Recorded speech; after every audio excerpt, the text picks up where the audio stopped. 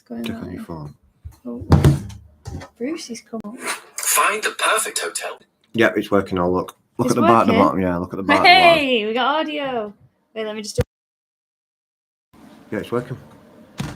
Right, so I can just start building. Yeah. Because I've got the full volume up and there's no sound. Is there no audio? Yeah, but this is working. Do we not have audio Unless again? this is last time. Yeah, that you might be watching the other one. We'll just sound wait now. Woo! Right, let's go. Thank you, Orange Man. Appreciate that. Oh, what a rigmarole. Flipping heck. Right, well, welcome into the live stream. Finally, we have sound, got audio. Oh, we were sweating then. That was not a good moment. Excellent. So, guys, we're just doing a little vlogmas, a little live stream. We're in the festive spirit. Wait, where is it? There we go. And we're building today. Let me get the box. Hang on. We're building this. So this is basically Chinese Lego, isn't it, Mike? Well, it's just Lego, yeah, but... Oh, just Lego? Yeah. But fake Lego? Well, no, because... Not fake. It's still Lego, but it's just not the brand Lego. Oh, right, okay. So it's still Lego, but it's not the brand Lego. So, yeah. And it's quite intricate. It's got, what has it got, a 6-speed gearbox? Yeah, apparently. Apparently so. So, yeah. Well, last time we did a live stream at Christmas, I said I was going to build a Lego Ducati bike. And within 2 hours, I think I put together 2 pieces. So we've got a little elf here, Mike, to help build it whilst I chew your ear off. Oh my God, I've got, you could have told me I had tea cake on my lip. I didn't look at you.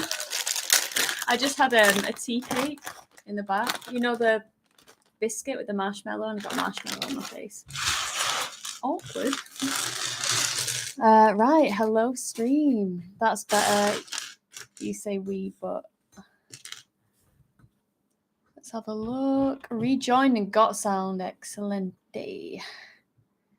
Better because you don't need a mortgage to buy it. Actually, it was quite expensive, this, weren't it? No. Was it not? No. I thought it was like 100 quid. No, it weren't that bad.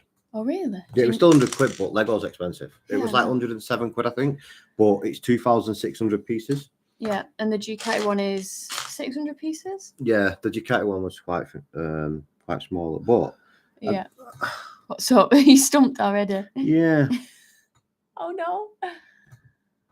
We've already got issues. Oh, you've got issues. Because I've opened all the bags that say number 1. Hi, Mark from Leeds.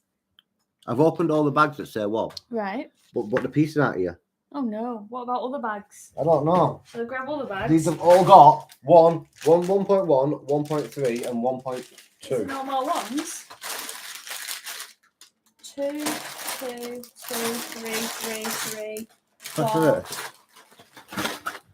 Right, sorry, let's get back indulged in the chat. There's lots going on. Right, we've got Andy Oliver. Name sticks out straight away. Absolutely awesome guy. Christopher Smart. Hi. Steve-O. Welcome in, Howie. Gosh, there's so many people.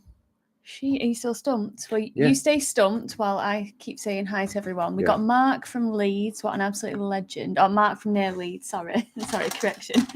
No one wants to admit they're from Leeds. Exactly. Like you just don't. Got to love AliExpress. Exactly. Is that Mike's Christmas present? No. No.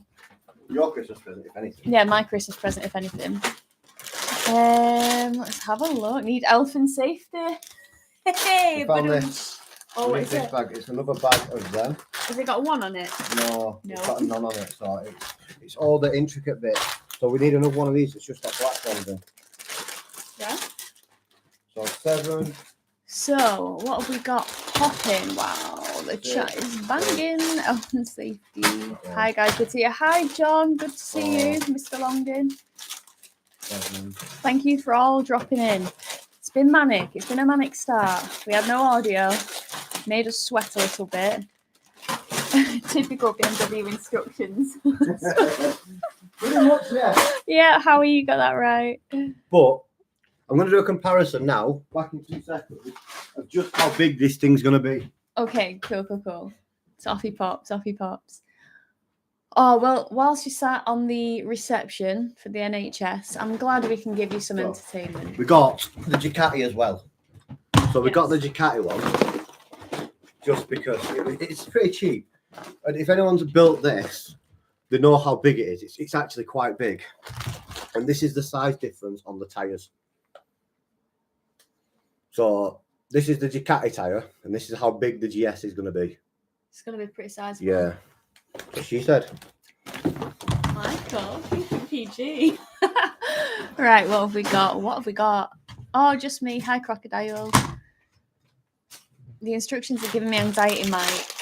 Same. Great. Same. He's a great beard too. Thank you. He is trying to grow it. He's trying to grow it. Love the man cave mug and the chopsy top, but no teapot. Oh, I know. I need to get something from Bruce and the Missing Flyer and English Biker Dan. So, and Richard. This is not a slight. This is literally this is just what I can't wear everything at once, and I ain't got some other stuff. So, but no, big love to those guys as well, of course. Let's see. Other than your GS, what has been the bike you'd swap the GS for? Hope you're both okay. Hope you're both okay. Yeah, Super Duke, 100%. I fell in love with that bike. I fell in love with it on another level. I didn't expect to, and now I really want to take advantage of the deal that's on, but I can't really justify it. But I know that offer won't be on forever, so that makes my heart hurt. And then I'm trying to think, do you just live once in YOLO, but then also the future, hopefully, touch wood, will be there, and I need to prepare for it. What we need is just a long-term loan off BMW. BMW? Off KTM for a Super Duke. Oh, a long-term loan of a GS. No, because then there'd be 2 GSs in the garage, and we don't have unlimited space, so that would... Yeah, not like Missing the Flyer with his lone GS. What an absolute legend. He's got the Tramontana. What's that? The green and gold one. I'm going to try not to slurp and choke. I'm a slurper. Just don't drink into the microphone. Okay. Mark from Leeds says he's buzzing for the shout out. Oh, bless you. Bless your soul. You don't have to be grateful. I'll shout you out any day. That's a really bad southern accent. Where do you buy these kits, guys? We just got these from Amazon. Yeah. Didn't we? Yeah. Amazon, we just search like GS Lego, Ducati Lego, and then it comes up, and then you just scroll for the cheapest one you can find and get. But this is actually it's exactly the same as Lego, but this is far better than the other one. What's the other one? The Lego one. Technic. No, this is Technics. Oh, this is Technics. But it's not Lego. This one's far better. This one's got a 6-speed working gearbox, and the panniers open apparently. Has it got telelever suspension? Pass. No, I think it has. Chopsy's got the same GS as well. What? Chopsy's got a GS? Oh yeah, sorry. He posted like I want to say like 6 hours ago or something, and he did a video. It was like GS Turkey or something. I saw the thumbnail and I really wanted to watch it, but we've just been busy setting up this because we needed to up our setup from last year because we did it. We built the Lego on the floor in here, and we got numb bums after 20 minutes. And then we went in Mike's office, which is a bit too small for a build of this size, so we just got this out here. And the Christmas tree is there, so it's all festive for Vlogmas, etc. Right, let's have a look. Dave Williams. Hi, Dave. Thanks for stopping in, man. Appreciate it. Mike builds one, Kate builds the other, and we see who can finish first.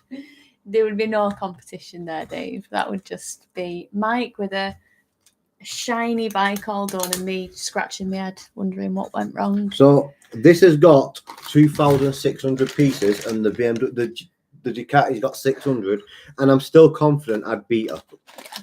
Howie's just said mix them both together and make a monster bike. Have you seen how hard these are to build? Yeah, Frankenstein kit. I don't even think you could make a hybrid. Oh, we've got Stubby in here. He says hi from Stubby and Gracie. Oh, good to see you guys. Stubby, are you coming to the Delph on Boxing Day? Oh, that's a thing? Yeah, I'm going to the Delph. I didn't invite you. Oh, that's fair enough.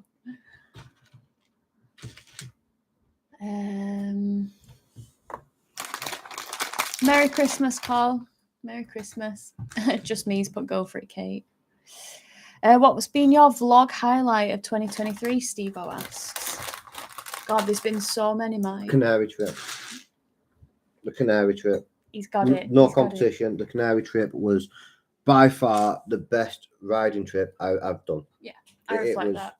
It was insane.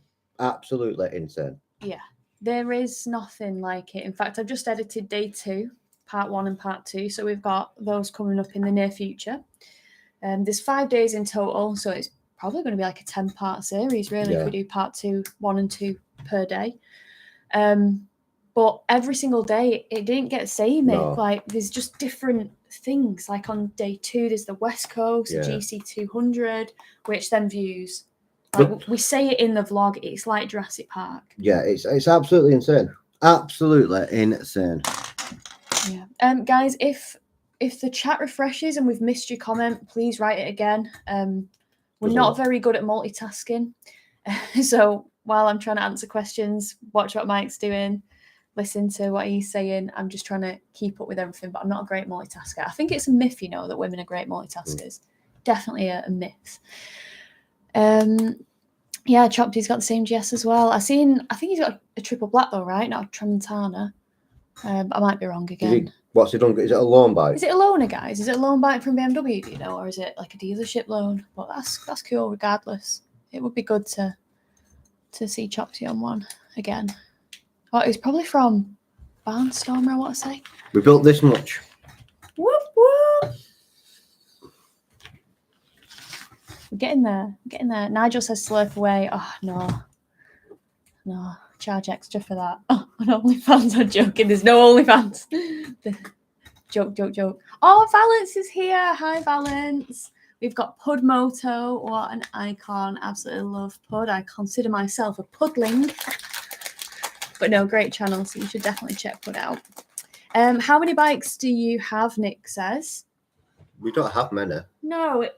Well, we've got a few turds. Yeah, but our bikes, we don't need bikes because we use that many loan bikes. Yes. And that's why a Super Duke's hard to justify. Yeah. Because we wouldn't want to get rid of the GS because we love the GS. It's the workhorse that doesn't really do any work. Yeah, it literally drives down to Milton Keynes and sits in dealerships. But it's hard to say, like, to get a bike when you get that many loan bikes. You don't have time to ride your own, and they just take space up in the garage. Literally, I feel like Beatrix, my GS is a bit like a garage. Well, our GS is a bit like a garage queen, isn't it? Doesn't really move. But to answer your question, there's the GS. I have a Gixxer 750, which is a track bike, but it's got a V5, but it doesn't have any road lights or anything like that. So just you can only ride it on the road if you insure it in the daytime. And honestly, I think I want to sell it early next year because I don't get the use out of it. And also, I've been really spoiled with the loan bikes that I get to take on track. They're all super high tech. They've all got, slipper clutch, for example, like such a little thing, but the Gixxer don't have it. And just little things that, I need all the help that I can to stay alive, right? I crashed in Almeria on track on an S1000R. Wasn't my finest moment, pretty embarrassing actually.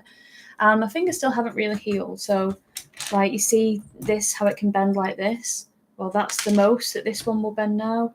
My middle finger here has a bump there, which is still painful. And that kind of crash brought me to a realization that I'm self-employed. And I'm in a very fortunate position where I can do what I love with Mike, my best friend and my partner. And it's just risky for me to go. Like, I crashed on a bike with all the electronics under the sun. Even that couldn't help me. So my own Gixxer, I don't want to take it on there and just. It's not that if you do injure yourself. Yeah. You're out of work. Not work. Like, I was lucky with this crash that I had a cast on this finger and a cast on this finger, and I just put my gloves on and I put my cast over my gloves to carry on riding because I can't not ride. Like, when you have sponsorship obligations, you don't want to let anybody down. The pressure's on a bit. full time, it wasn't the best moment. And it did make me realise that maybe the Gixxer should go. And obviously I'll go on track if I get an invite. But yeah, and I just can't be on track with Chopsy anymore because it's clearly a recipe for disaster. So yeah, right, let's try and catch up. Merry Christmas to both of you. Hi Lars, good to see you in here. Frohe Weihnachten. I can't roll. See, I've always been bad at languages. I can't do not very well. So Frohe Weihnachten to you, Lars. Appreciate all your comments and everything that you give us. You're a legend. I love my GS, but the new 1300 is not doing it for me. Anyway, hi from me in Litchfield. Darren, I feel like I need to ride it more, to be quite honest. I rode it on a miserable day. It does have many perks. I kind of like the agricultural industrial look of the 12 and the 1250s for sure. But it's just a very loud bike, and I don't know whether I can get past the loudness even with my earplugs in. But I need to ride it more to really see. It just doesn't look like a GS. Like it looks like they've tried to make it more KTM rather than the GS bulk. Yeah, I mean, when you're on it, it does feel like a GS. The tank is slimmer, and you definitely notice that. It's not as chunky as the big 1200 and 1250 for sure. But when you're on it, I still get GS vibes. But I think with the bars, the screen, the big TFT that you get, that is all very like GS-y. But I know what you mean from like standing and looking at it. It's a bit different. Will you be raffling it? Proceeds to your favourite charity? What, the GS or this GS? Because I'm not thinking about the the Gixxer. Probably not, simply because we have mortgages to pay. And people think you make money on YouTube. You literally don't. Yeah, it's people think you do make mega bucks on YouTube, but it really isn't the case. I mean, we're just very fortunate that we do live quite modestly. And you got channel sponsors. And I've got channel sponsors, but for example, like our whole house, I can hoover it from that plug socket behind us because it's that small. But if we live somewhere massive with lots of land, like I won't be able to do. Well, we won't be able to do this, would we? No, not at all. But one thing that does help, actually, guys, is because I decided to go full time with YouTube, and Mike does a lot for the channel, as I'm sure a lot of you regulars will see. Mike decided to start streaming, didn't you, Mike? Yeah. So Mike streams on Twitch, and his name is just Mike Pye, P-Y-E on there. So if we have any people that are like Twitch enjoyers or gamers or like streaming, please, what would you say, hit the follow button. Yeah. And if go and give me your Amazon Prime. Yeah, so if you have an Amazon Prime, you can actually sub to one streamer, which doesn't cost you anything, but the creator and the streamer get a little bit of a kickback. It's not massive, is it? It's like £2 or something. Yeah, £1.80. £1.80, but you know, every little helps when you're trying to do streaming full time. So you know, we're just grinding. Like Mike does many days where they're just 8-hour days streaming, like quite frequently as well. So I don't know how he does it, because this is a live stream, and literally within 2 hours, like my throat is dry. I've got a bit of a headache because I ain't drinking enough water. Mike just keeps the energy 100 for 8 hours. I just don't get how he does it. Well, yeah, if you do have Twitch and all that jazz, please follow him, subscribe to him. Right, shameless plug out the way. Now let's get back to the comments. Congratulations, Pud, on just hitting 1,000 subscribers on YouTube. That's great. Pud's TikTok is flying. Yeah, Pud is smashing it on TikTok. So well done for that, dude. I can't crack TikTok. I hate it, to be honest. I literally just use it as another platform, but yeah, I just can't crack it, to be honest. What do you think? 10, is it too young for my daughter Ava to ride pillion? 10 years old. I don't Depends really. how big they are and how competent they are. Because you could have a 10-year-old that's a complete idiot or a 10-year-old that's competent. Don't hold back, Mike. Say what you really feel. So if you think that they're gonna If you let think go and switched on fall off, enough, then you. But you and should be if the fine. feet can reach the pegs, get some of them reachy rounder things. Yeah, the love handles they're Yeah. called. So Oxford sell them actually. I think that's where you get them from. You clip it around here, and it's got like horse stirrups, but like made of rubber, and then like kids can grab onto them, so they're not gonna like whiz off the back, which is probably not what you want to happen. What was that look, Michael? Balance is telling you off. What look? Probably looked at me funny when I said something. Probably. I wouldn't put it past you. Let's be real. Nigel has said, do you have insurance for riding your bike for work? Yes. I mean, I'm quite fortunate to have an insurance sponsor, which is Bike Share Insurance. I think they've just renewed with me, so it'll be 3 years now on the go. And they know, I declare, like, obviously they know because I'm their ambassador, so they know that I do things for social media content, so obviously that's all declared. Miguel, hello. That looks like it will take a while. Good luck. I think you're right, Miguel. Yeah, I think you're right. 100%. I think by saying 4 or 5 hour live stream. Well, this isn't going to be done today. No, it's not. It's not a chance. I mean, just seeing the gearbox. And it's got a 6-speed gearbox on it. It's not looking promising, is it? Motor Mike. Motorbike Mike. Any big plans for 2024? And have you ever ridden any old British bikes? I haven't ridden any old British bikes. The only plans we've got for 2024 are we're going to Slovenia. Yeah. With Canary Motorcycle Tours, which are now a channel sponsor. Yes. So after our trip to Gran Canaria, we have managed to. Well, they asked us if we wanted to, have them as. How do we word it? To be a channel sponsor. Yeah, if they wanted, if we wanted to have them as a channel sponsor. That's the one. Honestly, brain's not braining. Honestly, this Canary Tours, if you're going in with a level head and you're planning on just going to ride bikes, it's not a race circuit. It's not fast. It's just going and riding bikes in good weather on phenomenal roads. It's just the best riding we've ever done. It really was. And you barely break 30 miles an hour. It's nuts. But it's just flippity floppity. Yeah, it's just never the best. Stoppity. Yeah, it's just wicked. So we've got Slovenia booked with them. I think around about July, August time. Yeah. Exact dates to be confirmed. But yeah, Slovenia should be good. Can't wait for that. That'd be great. May well be going to MotoGP, but again, not confirmed. So I don't want to count chickens there before the hatch. Oh, you're going to Spain at the end of January? Yeah, at the end of January, we've got a Suzuki launch for the GSX 8R. Are you allowed to speak about these? Yeah. They've not asked me to sign anything. Oh, right.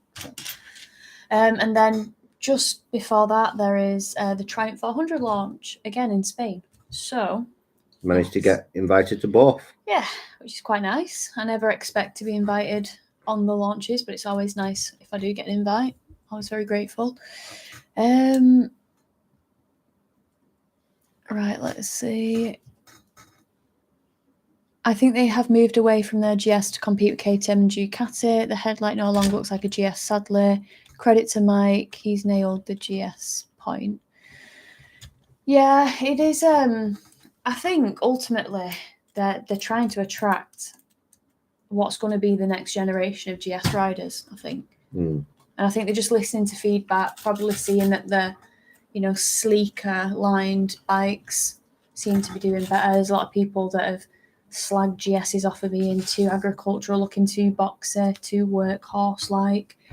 And maybe they're just trying to go in a different direction with it, which I understand because you kind of have to innovate or you get left behind. And there's a lot of people that don't like it at the minute, but give it a year, 2 years time, will forget that they ever had the grumbles that it doesn't look like the 1250 or the 1200. It's just everything moves on with time, doesn't it? Exploring with Eden Valley Adventures. Oh, wow. Eden Valley is beautiful. So that's amazing that you get to explore there. Nice to see both live. Yeah, appreciate that. We need to do more of these. We do. I have so much fun doing the lives. I really do. Would you guys like to see more live streams and stuff? Let us know. Let us know. And if you want to see any specific Lego being built, then tell us and we'll try and beg some manufacturers for it. Greetings, Kate and Mike from North Wales. A flooded bit you rode past a few weeks ago. Appreciate that. We've got David Ashpole here. Hi, Kate and Mike. Love you both. Keep doing your thing, dream team. I appreciate you. Thank you for all your support and your comments throughout the year, David. You are a legend. Darren Bisbee says he can have my Twitch. Appreciate that, Darren. Thank you so much. Absolutely legend. I am trying to grow on Twitch more. Yeah. And it's going phenomenal. It is. The trajectory of your growth is actually quite staggering. Yeah. But to be fair, like you do put the hours in, you keep the enthusiasm, which is pretty good. Oh, one sec. I've got something in my contact. Like a hair. Just got to blink through it. Love how Mike's straight to the point. Same as me, no filter. That's the thing, Orange Man. So, like with Mike, he is brutally honest. Sometimes it makes me cringe, but it is overall a very good thing, I think. Keeps everyone knowing where they stand, I guess. Sometimes some people just need to be told that they're a bit of an yes. Yeah. We'll not finish what I was going to say there. No, Michael. Keep it nice. John Terry, hello Mike, hello Kate, Merry Christmas. Just a flying visit. Have a good one, ride safe, everyone. Oh, thank you, John. Thanks for just stopping in briefly. I appreciate it. We appreciate it.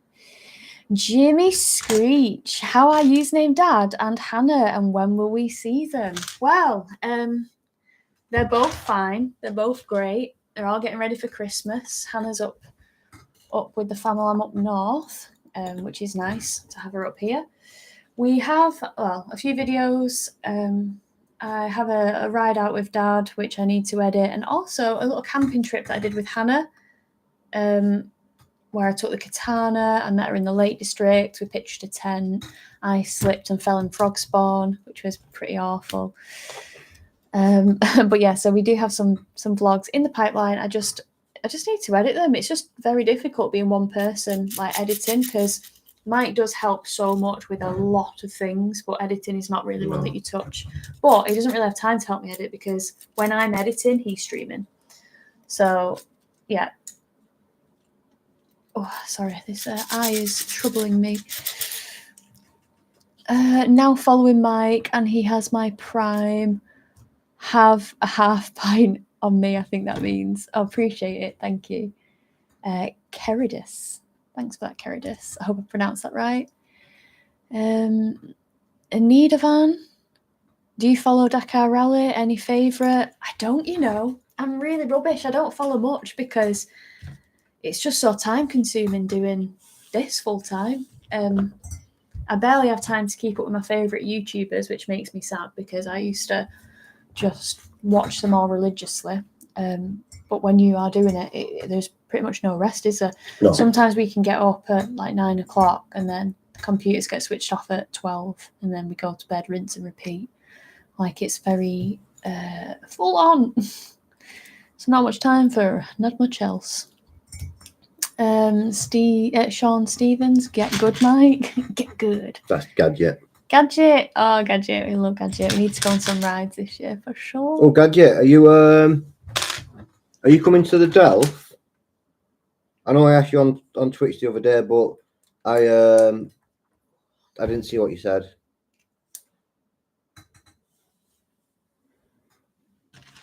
They're doing a classic bikers meet at the Delph, so I'm thinking of going up. Drunkato has put quit yapping, Mike, and build the bike. We're building as fast as we can. He's trying, man. He's trying. Valence, what was the highlight of 2023 for UK? We covered that, didn't we? Gran Canaria. Yeah. What else was there? Canary Motorcycle Tours. There are other things though that we. So honestly, So much happened. so much has happened that it's actually hard to think of everything. I really enjoyed Wales with Chopsy. Yeah. And Aaron from Knox with KTM. That was a wicked trip. Really like that. Did a nice trip with the girls, Lucia and Courtney. That was a real nice trip. Mike came along, got some amazing drone footage that we used in that video. That was a highlight. Definitely want to do more stuff like that for the channel in 2024. Because you guys seem to like that video. It did really well, didn't it? So yeah, but I'm sure as the live stream goes on, memories will hit me in the face different times. But it's almost like a bit of a bottleneck with everything that's gone on this year. It's like only certain things like making it through the bottleneck because it's just been very wild. Mercy Moto, what is your opinion of the CF Moto MT 800 or 800 MT, please? It was a very good bike for a very good price. The only thing I kind of struggled with at the time was in sport mode and kind of street mode. The throttle is quite choppy, so it was easy to ride it in rain. But I do believe that CF Moto have ironed that out. So definitely, if you're interested in it, on paper, in theory, price-wise, it looks great. And you should definitely test ride it if you can. And then you can make your own mind up, because my stature, I am a dweeb, I am a weed. I'm not the same as everybody else. So everyone has different experiences when it comes to what they like in bikes, what they appreciate, how they feel, how comfortable, how confident. You should always test ride a bike before you should never go off what a blogger says. Never. You should always test ride it to see if you like it. 100%, because at the end of the day, it's your bum that's going to be on that seat for the foreseeable. Yeah. Not ours, not anyone else's. So always test ride. Always. Nick says, how old are you? You should never ask a lady how old she is. Kate's 31. No, I'm not. Are you not? No. You're 32? Yes. Kate's 32. I mean, I admire the confidence that you said that with. Like, you were so sure of yourself, but you were wrong. Yeah, 32. How old are you, Mike? 36? 37. 1986 November. Yeah, you guys do the maths Yeah. for us. 1986 November. I think I'm 37. Oh, wait, yeah. Yeah, I'm 37. Yeah, because you're 5 years older than me. I'm 37. What do you think of the Triumph 1200 Scramble XC? I haven't ridden one. I was supposed to get one of the outgoing models, but it never happened because there was another journalist or influencer, I don't know who it was, that was struggling to return it. So I never got to go on it, which sucks because I was really looking forward to it. But I know now that they've revised it, haven't they? They've, I think, give it a lesser spec, but also lowered the price, I think. So I would be intrigued to ride the Scrambler XC for sure. It's actually quite difficult to get hold of motorcycles. Like, the manufacturers love to do stupid stuff like giving one influencer like 3 of the same motorcycle and not giving anyone else one. It's like, yeah. So like you can ask for a bike and they just, or like a manufacturer will decide that you're not getting a bike that year. It's crazy. Yeah, you can't really write it, can you? No. You just kind of got to flow with it, book in what you can when the opportunities arise. But yeah, it's not always as seamless as people think. There's a lot of like logistical planning and stuff. We've got 2 Royal Enfields in at the minute in the garage, which have been quite plain sailing. Yeah. So we're going to do a little bit of a trip on them, aren't we? Yeah, we're going to go and stop in a glamping pod in the near future. Yeah, so if any of you guys know any decent glamping pods around, where do you want to go? Because I want to go Lake Strip. I think you might go Wales, don't you? I'm not fussed. We'll see. Gadget has put MT10 SP Lego next. Probably not. Unless somebody has one that we can borrow and post back, yes. But if not, they're quite expensive, aren't they? It's not even that. It's tight. an MT10. Who cares about them? Michael. They're just a garbage bike. Don't hold back. Say what you really feel. Have you ever ridden one? No, but it's like the owners what have MT10s are all, I don't know, they make Ducati owners like sound good. Bloody hell, Mike. Merry Christmas, Paul. He's not holding you back, is there? Crikey O'Reilly. Oh, Pudmoto. I used to work as a designer at Lego, so loving these kind of live streams. That is so cool. What did you design? Anything crazy? Let us know. Why don't you do live streams with other content creators? Lamb Chop Rides, Missing and Fly, etc. Andy, I'd love to. I would love that. It's just not happened. But guys, if you're watching this and you want to do that, get in touch. Because yeah, I see like the Missing and Flyer, Bruce, Richie, Chopsy, when they all team up for the live streams, and you know when you're like a kid looking in like, oh, I would never expect to be invited to it because you just don't expect things like that. But they are like people that I look up to a lot on YouTube. So if that ever happened, that'd be amazing. I'll probably be like a little fangirl, like proper cringe. But yeah, if that happened, that would be amazing. Mark from Leeds, have you got any small CC, more off-road focused bikes that you'll have on loan for the next year to take onto the green lanes? Well, we plan on doing a bit of hopefully green laning, maybe on the Royal Enfield, the Himalayan. I know I want Mike to do a hot lap on one because he can actually make the bike look good. You can't do a hot lap on an Himalayan. I'm pretty sure you'd find a way. You could. But other than that, I don't really know if there is anything kind of in the pipeline. No. But you never know. You never know what email is going to drop in your inbox, you know, saying, hey, Kate, fancy riding this or whatnot. So it's open, really. But nothing specifically planned. I like my road riding. I love road riding. I like road riding followed by track and then off-roading after that. That's my hierarchy of desire. Say it as it is the best way. No mistakes in understanding what's been said. Yeah, very true. Never afraid to say what he thinks.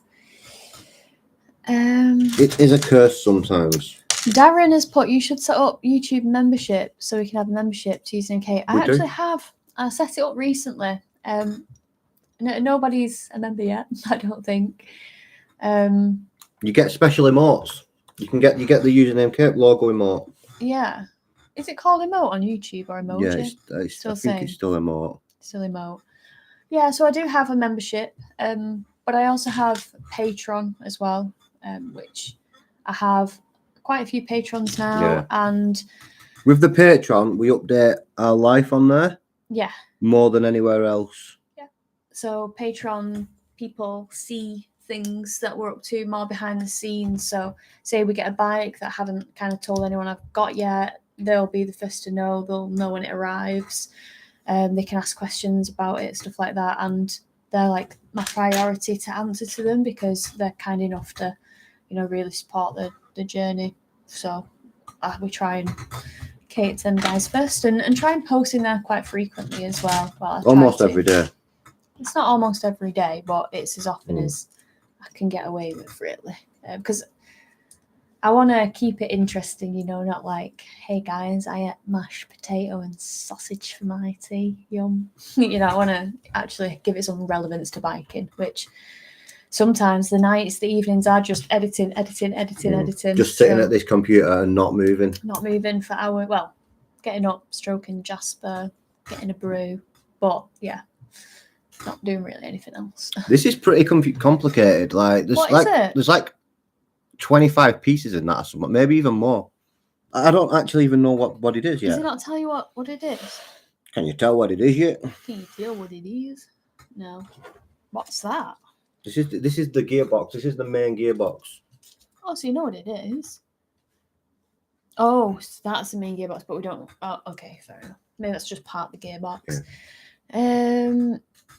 Ava loved the pillion question and answer after the girly squeal. She's looking for love handles. Yeah, the love handles are very good. I think they're called love handles, Are they? which is a bit strange, but You can get, there's other brands out there. There's not just yeah. Oxford. There is plenty of other brands out there. Yeah, I think you can even get them on Amazon, to be honest. I'm pretty sure. But they do a good job.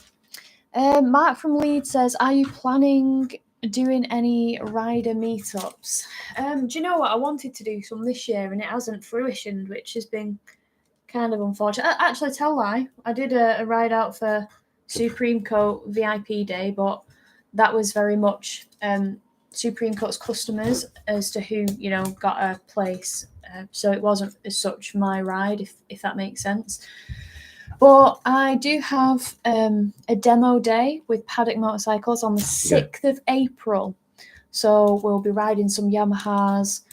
So earmark that in your diary. It's around like Congleton area, I think, like near the dealership. So there's some cracking roads around there. So yeah, I will definitely be there in attendance for that day. Whether there's going to be just like a username Kate meetup, it would be really nice. But I think... Would people turn up?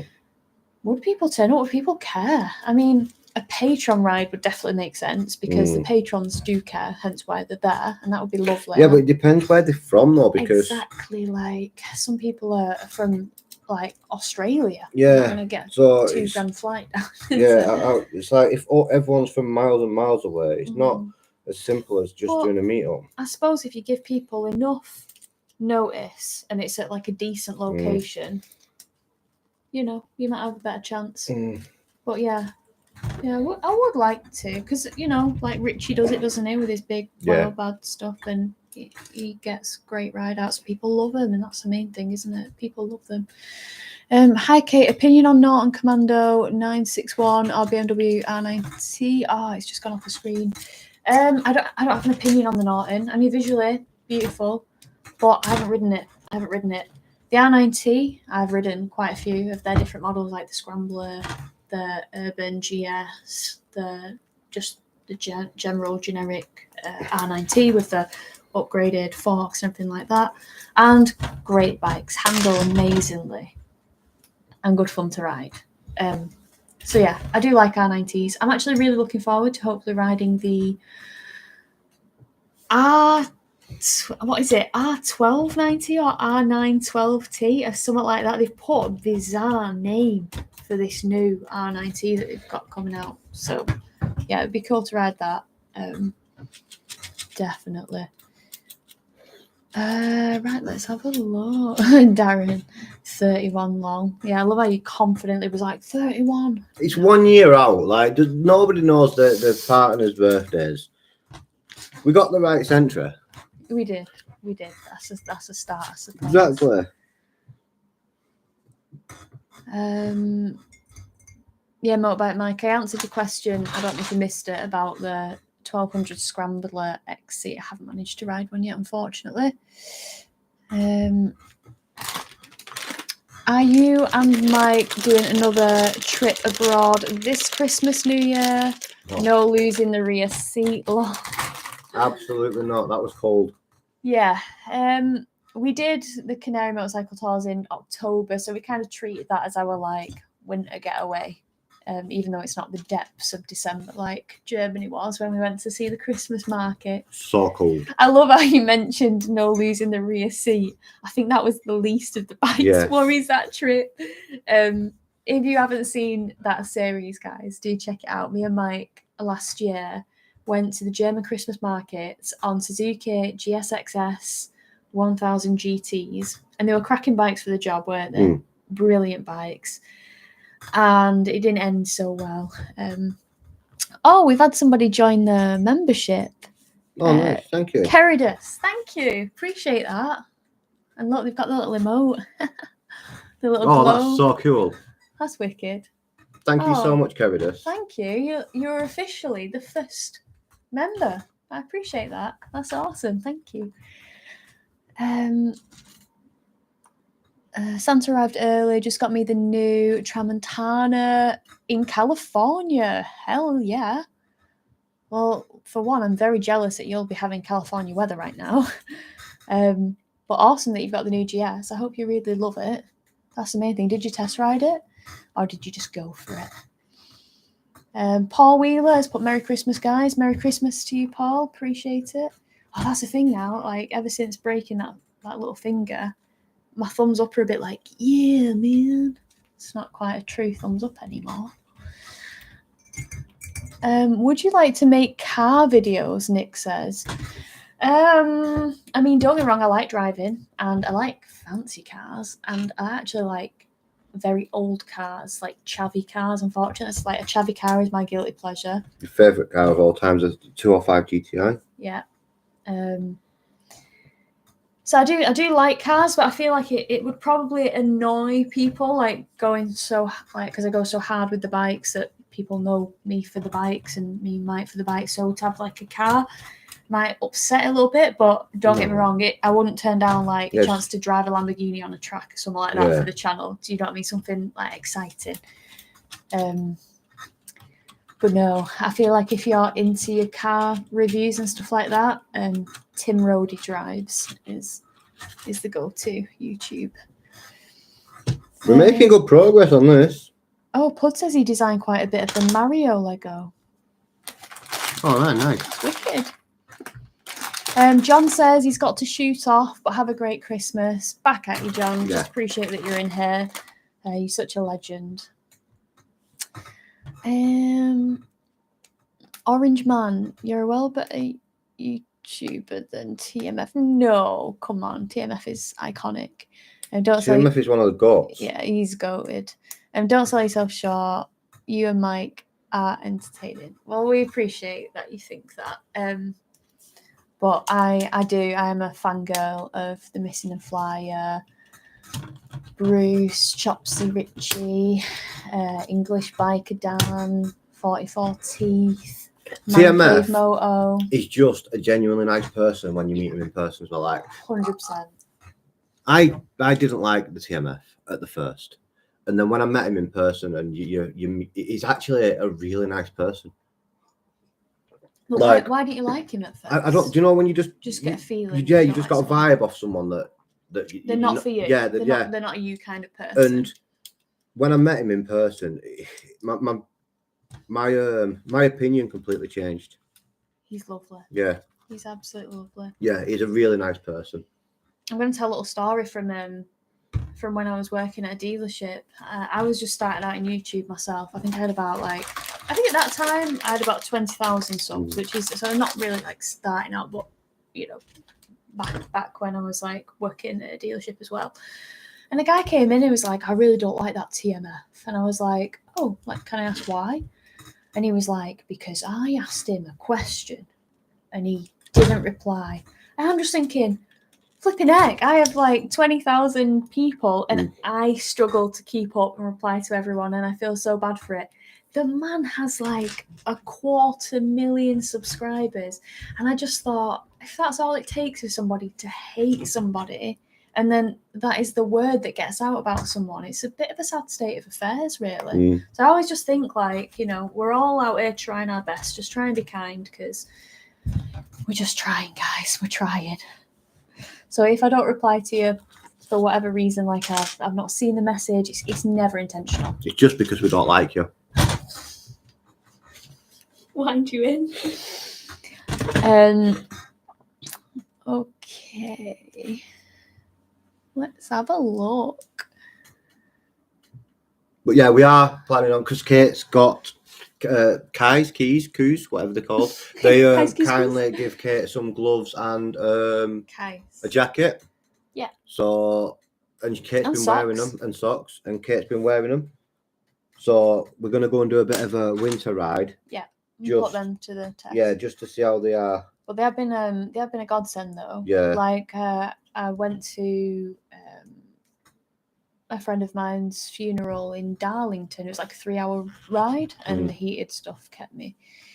Toasty. Orange Man, what the heck? You don't have to do that. He's dropped us bloody $10. Thank you so much. Have a drink for your Xmas, you pair of legends. Appreciate your work. Oh, man, thank you. You really don't have to do that. Like, keep your money, guys, for your own booziness at Christmas. But I do appreciate it. It's very kind. We've purposely turned ads off because we just want to not be interrupted by it and just chat. We just want to chat. Like, you get spammed enough with ads on the actual YouTube video, so we can have a moment where we're ad free. We're ad free. I'm a patron and recommend it for username Kate. Steve, oh, thank you so much. That's dead kind of you. Dead kind of you Dead like. kind if you like. Is there anything else you'd like to specifically see on there? That's Like, right kind that. what? That's right That's kind right, that. right kind is that, Steve? Let us know, and I'll try and be more. I'll try and do more of the stuff that you guys are interested in.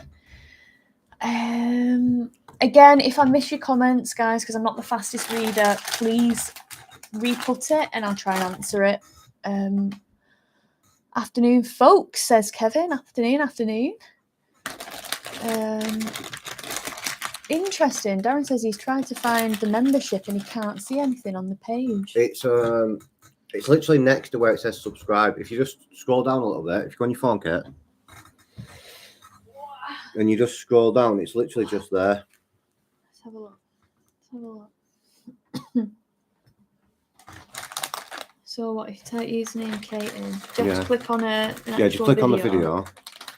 Okay. And then it literally just says where is it? Oh no, I'll have creator access, won't I? Oh yeah. So it probably won't show. Yeah. That sucks. Merry Christmas, Kenneth. Hope you have a great new Christmas and New Year. Santa brings you all the things that you want. Oh, Reaper's become a member. Reaper smells.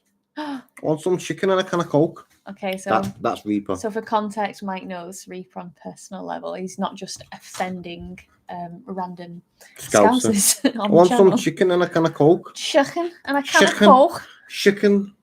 Oh my god, that's my best Scouse impression. Love the Himalayan review. Did your recent off-road experience put you off? Absolutely not, Mystery Biker. Like, no sense, no feeling. We'll just keep going, keep trying. I mean, the KTM off-road school was, not school, but when we went on the 790 Adventures in Wales, that was after that. Like, that's just, I don't think people realise, though, how hard that road is. Yeah, I can't believe how much crap I got for that. Yeah, it's not a normal road. No. Like, it's very steep. And it was actually quite nice to have the mountain bikers comment. Yeah. Like, whoa, we've been up that road. Yeah. We know that is wild. Because I think people very much underestimate the steepness of it. Yeah. Like, I can do shale. Oh, what's going on with my hair? I can do shale and stuff like that. Like, that's not difficult on like, off-roady bikes with tyres. But that was out of my level for sure. But it doesn't mean it's put me off because you did it. It was just a challenge. You did it with help. Yeah, with the guidance. Yeah. Sorry, I've got a bit of an itchy head with this. Quite itchy. Knits. Knits. I ain't got knits. Knitting aura. Knitting aura. Behave yourself. Yeah, you got quite a lot of grief on that video, didn't you? Do you want to explain why you got so much grief? Because people are crybabies. Crybabies. So people didn't like the tough love approach. No. But also, these people that see this haven't been with Mike for 10 years like I have. So if anybody knows how to take what he says, it's me. Like, so we're all good. He was actually very helpful. So don't worry, put your pitchforks away. Right, let's have a look. What have we got? I missed that. I love all your vlogs. Thank you, Kenneth. Oh, Kenneth, we've got another. We don't need to remember my name. That's not needed. Well, you got my age wrong, so I can out your middle name, can't I? Wow. My middle name's Kenneth. See, I love it how you just say it. So well, I might as well, because I'm going to get mocked for it regardless. So I can't hold it against you now, can I? Oh, we've got Bill Van Ram. Merry Christmas. If you two were given the chance to do track days at a drag strip, what would be the bikes of choice? A drag strip, maybe something like a turbo booster. Yeah. What would you do? I'd stay at home. It's not. I don't want to go fast in a straight line. It's not for you, is it, Mike? How long's the drag strip? Would it not be good to hit 200 mile an hour though? Yeah. Just to say done it. I've nearly done it. I know you've nearly done it, but on a close track, obviously. Yeah, on a close track, yeah. Say I less. Say nearly, less. I nearly did 200 mile an hour, but the bike wouldn't go any faster. Well, a lot of them are restricted to 186. So. Going fast in a straight line is not hard. Well, speak for yourself. When I was on Hayabusa at Bruntingthorpe, I could feel my fingers peeling away from the bars, like with the wind underneath them. I was like, oh. That was a while ago, that, Kate. 2018, that. Yeah. Yeah. I think that was the first time I ever like hit 165 on that track. Was it? Yeah, 2018. And then hit similar again at Silverstone on the Ducatis. But it takes, when you're going that fast for a little dweeb, it's actually hard to hang on. It's windy. It's very windy, trust me. Right, what have we got? Oh yeah, so Bill, Merry Christmas to you. Thank you for stopping by. Absolute icon. Andy Wilkinson, Mike, have you ever thought of playing Scrooge down the local pantomime? Wow! I've got Christmas hat on. Do you know what? You could actually make a good living doing that. He's got the right mentality, hasn't he? I've got a Christmas hat on. I'm festive. Oh, Shauna's here. She says Merry Christmas from Lancaster. Merry Christmas to you too, chick. Thank you for stopping by. Reaper G. Merry Christmas, my guy. I'm going to try and do the Scouse accent. Merry Christmas, guys. Appreciate it. Oh, we've got P. We've got a Fox Taker. Kate, mate. You have a lovely singing voice. How about a Patreon karaoke night? Ooh, Local to you guys. Listen, I won't want to scar you all with my screeching. But it's good to see you in here, Pete. Thank you so much for tuning in. You're an absolute legend. I appreciate being here. Pete's good people. Pete is good people. We like Pete a lot. Valen says Mike is taking too long building that bike. Do you know how hard this is, Valence? Look at it. It's got a prop shaft. To be fair, you're actually smashing it. It's got gears. I don't know what this one does yet, but it does something. It's woo.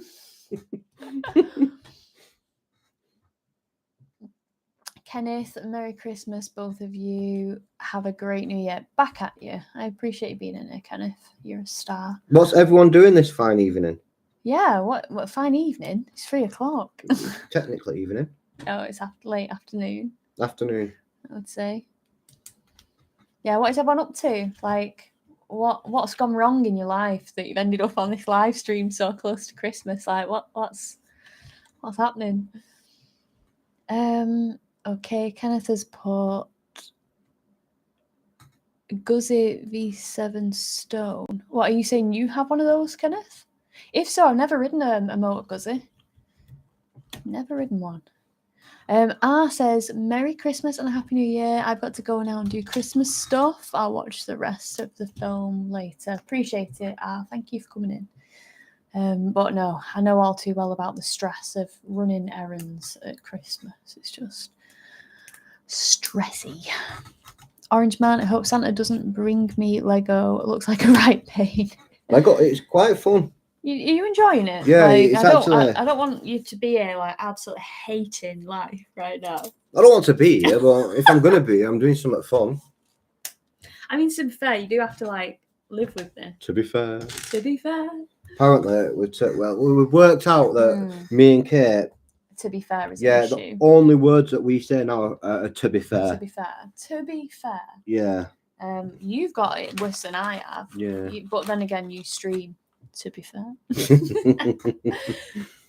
What's going on? So what are people saying? Sean Oric, R49cc moped still popular in your area? I've just bought a 1978 Vespa Piaggio Ciao. I can never pronounce that word. Ciao. So fun to ride.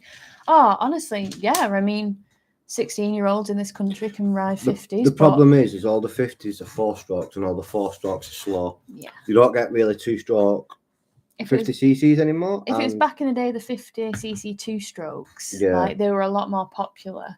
But now I feel like 125 scooters are kind of replace the 50s, really. Yeah, because the 125s are the same power as the old 250 as the 50 2-strokes. 2-strokes, yeah. Yeah, for sure. Guys, we keep flickering in and out of focus. Is it annoying you all, or is it bearable? Let us know. I don't want it to be annoying. What else have we got? We've got another one from Kenneth. He's put, when are you going to do Honda ADV 350 or 750 review? I'd love to. I think it looks mint. We don't actually have access to Hondas. I do. Not a lot, not easy though. Not as easy as all the others. You don't have the same relationship with Honda as you do all the others. I definitely did build on that relationship when I did the North Coast 500 with Honda. So I think if I did like need a Honda, they'd be really happy to send me one. So yeah. We just don't have like we've got really good working relationship with like Suzuki and stuff like that, and BMW, not BMW, with Ducati and what's the other one down that way? KTM, yeah, and KTM. We got good work with Triumph and stuff, but it's hard to get bikes a lot of the time. It is. But then again, you know, with manufacturers, they have PR companies that represent them, and there's always changes going on internally with those guys. So it can fluctuate with how easy it is to get bikes off certain companies. It does change quite a lot throughout the year, just because people move around a lot. It's just the nature of it, isn't it? Like we'll literally message a PR company and be like, "Can we have a bike?" And they're like, "Yeah, you can have one in next year." And then you'll see them in person, like, "Oh, why have you not had any bikes?" It's like, because you told us we can't have any till next year. Yeah. Let's have a look. What are we seeing? Can you book Mike an MT10 for April Yamaha Day? Ah, yeah, you could actually. No, thank you. I'd rather walk. I'm such a bitch. Hi Kate, any plans to do any merchandise? Would love some stickers. That is from Katie McIntyre. We did post stickers out to all the patrons recently. What I asked for them. Yeah, we did. If people covered postage, if you just DM us, we could send some. If people just put £1 in our PayPal, we could just send stickers out. That's not a problem. But we'd have to cover postage, because if there's a lot of people doing it, it could be coming to the hundreds of pounds. Yeah, that's true. We're poor. Yeah, Katie, if you want to drop me a DM on any form of social media where you want the stickers sending to, then I'm sure we can sort that out for you. No problem. Orange Man said, Top Gear's on TV and username Kate's on the side. What a great day. Dave Williams, heated gears, great when it works, isn't it? Heating's cheating. So I blame Dave, right? Because, you know, when the fuse went, he was like, oh, heating's cheating. I'm like, well, I'm going to be nice and warm with my heating jackets on. And then literally the fuse went, and I was like, you jinx it, Dave. I've got a bone to pick with you. Yeah, I've also got a bone to pick with you, Dave. I had to drive to Cadwell to pick her up. Yeah, you did. Because but to be fair, there was a lot of ice on the road. Yeah. It like the Tracer 7 GT that I borrowed from Paddock Motorcycles got iced in the car park. There was no way. Like, I got a lift down to Cadwell with some of the gang that we were with, and the wheels were like kicking out on the country lanes, and it was like, oh, I'm so glad I've left the bike, because I don't want to be responsible for it sliding down the road. Especially not the first bike that we had from Paddock Motorcycles. Like, imagine having to be like, sorry guys, this is all shredded now because I was an idiot and made bad decisions. Yeah, we are doing videos this year for Paddock Motorcycles. And so we're going to be getting Yamahas off them. Yeah. And for KD Motorcycles. So we're going to get the KTMs and so there's going to be Kawasaki's and Yamahas on the channel this year. Yeah, and hopefully some more Ducatis, because of Ducati Manchester connection. Yeah, but we've not spotted them yet. Well, I have, and I'm very close to, you know, solidifying getting some bikes from them, so that's good. And then obviously BMWs we get from HJ. Yeah, if they carry on next year. They want to. Have you spoken to them? They sent me an email. I need to arrange a little catch up with them. Yeah. So yeah, hopefully BMWs still for 2024. It's going to be a very, very busy year for us. Crazy busy. put this over here because I didn't want to put it there and then you knock the table Yeah. and this go all over the computer. So I actually do work quite a bit with Kate in the background. People don't Mhm. actually see it. Yeah. But it does happen. Like, I'm always in the background. Mm-hmm. This is cool. The pieces are the same length as the picture, so you know which ones to use. That's quite clever, actually. What, even then, though? No, not that. No, that's don't don't show them what I just said. Don't show them what I just said. We don't need to know that. That wasn't the brightest. It's this one here, where my thumb is. This one here, the same as this. This side. Even this one the same. Listen, sometimes I don't engage brain before my mouth moves. That's fine. That's normal. Even this one. What? So mean. Fitting heated grips on my street triple and headed out for a fancy birthday burger tonight. Is it your birthday, Luke? If it is, happy birthday. And yeah, I feel like heated grips should be standard on all bikes destined for the UK. Otherwise, it's just cruel. I don't know. Heated. I think people should just have heated gloves now. Yeah, but with heated glove comes batteries. No, because you plug it into your bike. Yeah, but then it comes out. It's the same as a heated grip. The heated grips are plugged into the bike. The heated gloves can be plugged into the bike. Yeah, at least then you don't get burnt inside out and cold outside hand. Yeah, true. You got me there. Watching the stream is way more entertaining than the uni assignments I'm putting off. Shauna, no, you've got to. I mean, I can't say anything about procrastinating, can I? Because I'm the queen procrastinator. But you've got to get it done, babe. You've got to just got to crack on. Honestly, there's nothing better though than when it's all done, out the way, you can relax. But it's a bit grim having so many uni assignments before Christmas. Like, I want that to be relaxing time, not worrying about what I need to do for uni. Heart goes out to you. Jimmy says, I was going out for a ride and then your live stream happened. Oh, sorry, Jimmy. Sorry for that. What were you going to go out on? And where were you going to go? Anywhere nice? Just a nice bimble around country lanes? Rob Gass, hi, Merry Christmas. You both. Merry Christmas. And he's put your boyfriend, how long? I mean, I'm going to not go with what my mind instantly thinks. I'm going to go with how long we've been together, would you say? No, he wants to know how long. Tell the man. Way below average. 10 years. 10 years. On the 25th of November, just gone. So, yeah, bank robbers got less. Oh, I'm not keeping you prisoner, Kate. You can leave. It's fine. No, I cling on like a little winnet. Swinging away. When you married... No. Yeah, I don't really think that's on our cards. No. I'm not really bothered about that. We've got a house, we've got a cat. Like, marriage doesn't mean anything. Yeah. To us, anyway. To us, obviously. It or to me. To me. Yeah, I'm not bothered either. No. I'm not bothered. I know it means a lot for a lot of people, but it's just... Yeah, like if it's your dream to have like a dream wedding and like don't listen to us. Like, you do you. But for us, we're not fussed. No, not in the slightest. Not noticed the focus problem. That's good then. Do you like American bikes? Says Nick. What's an American bike? Yeah, what is actually built in America nowadays? What's an American bike? I wonder if it means like an American heritage bike, like Harley Davidson is like clearly. I don't know. I don't know my manufacturer whereabouts all that well. I have subscribed to Patreon.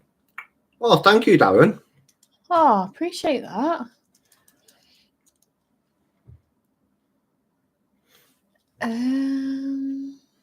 We're getting there with it though. Kenneth says the Guzzi is different but really good as I'm 72 now. God. Somebody asked which one, the Guzzi V7 or the Royal Enfield, the Interceptor. Okay. Someone asked it on a channel, but it's that's like saying, do you like this Ford Fiesta or this Ferrari? It's like one's like 10 grand and one's 5 grand. It's like It's not a comparable bike. Yeah. It's like apples and oranges, really, isn't it? Yeah. I've never ridden a Moto Guzzi, but they look smart. Kenny P. That's gadget.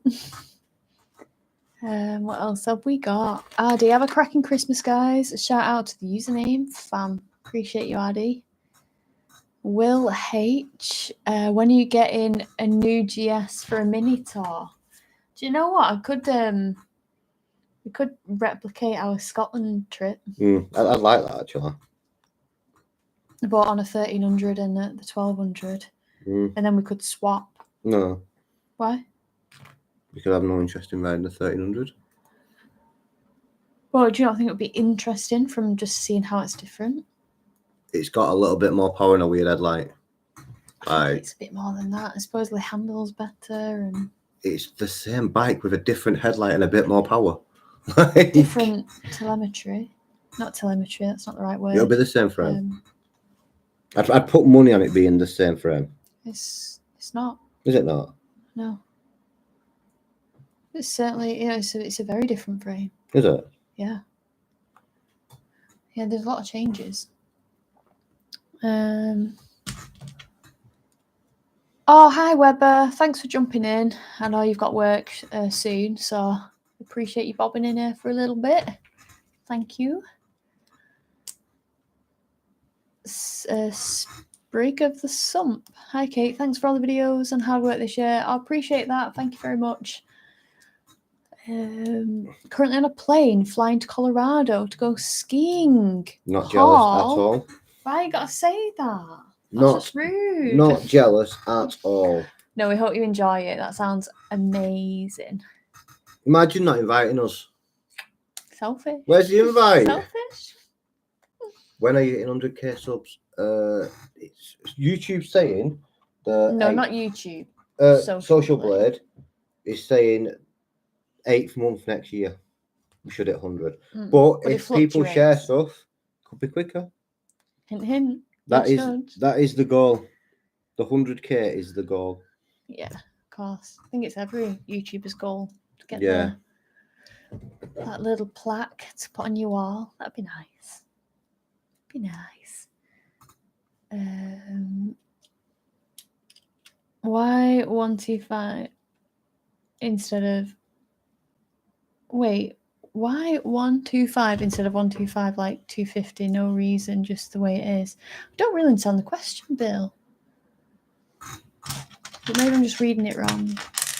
Tony Brown, Merry Christmas to you both. Had the pleasure of meeting you both in MC Hub in Darwin one day. Oh, wicked. Yeah, we love MC Hub. It's a nice place to go. So, yeah, good place. Any trips to Ireland, says Drunkato? No. We'd like to. We'd like to go to Ireland, to be honest. Orange Man says, Mike, how long have you been growing that beard for? A couple of months now, isn't it? Yeah, and he hopes I've got you some nice beard oils for Christmas. No. I got him socks. We got socks. I think I'm lying. We don't do Christmas presents. We don't. We're of an age where if we want something, we just get it if we need it. Yeah. Like we don't. So we kind of just get things, and then when Christmas comes, it's like, oh well, we kind of got what we needed. Yeah, we don't need. Not bothered about token presents. No, like we're very much so like if Kate gets something, I don't care. Kate's got something, kind of feel like it's. No, you don't need something. No, I don't need something because Kate's got something. I know a lot of relationships are like, oh well, if you're getting this, I'm getting this, and it's just not the case with us. No. Not really bothered, are we? No. Just laid back Larry's. Yeah. Darren, I've subscribed to Patreon. I think you read that one out before. Thanks, Darren. Appreciate that. Part of the team. Sat outside the hairdressers waiting for wifey. Oh, that's dedication. No, not Harleys. They are poo. What's an American bike then? What would be classed as an American bike? Let us know. Let us know. Yeah. Drunkato or William Justice says almost everything is built in China now. That is very true. Yeah. Darren's put I love my 1200 GS and my V8 Range Rover. Darren, bloody ball in here. I've never like driven a Range Rover before. They're very big. Very big. I can't win with this man. Drunkato knows you. Yeah, gone from trellis frame to a solid one. That's in Oh, there. on the bike. Yeah. That's from Darren. Oh, right. I just thought it'd be the same bike, with it being BMW, you know. Wait, Drunk's put... Wait, who... 49 in November? Who's 49 in November? I'm confused. It doesn't take much. Epic Adam Motor Vlogs. Good afternoon, ladies and gents. How is everyone doing? Hi, Epic Adam. Hope you're good.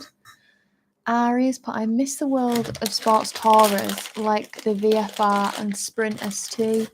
Think there'll be a resurgence as the market is flooded with traily off-roader type tourers now taking their spot. I don't know. There's a few. GSXS 1000 GT. The 1300, K1300. What was it? Yeah, The they don't make the Kawasaki's. K1300 no more. Do they not? No, that's a long discontinued Oh, right. model. I thought it still That did. was a very popular model. That. But like, there's quite a few bikes what look similar. I'm trying to think.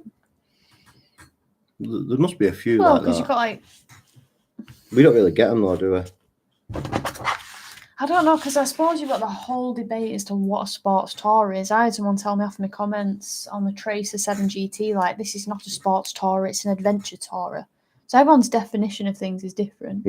I wouldn't say a Tracer is an adventure tourer. Because for me, an adventure tourer is usually got like a bigger front wheel, like a sump guard, you know, just longer travel on the suspension. I wouldn't really have the Tracer 7 as an adventure tourer. No. Each to their own.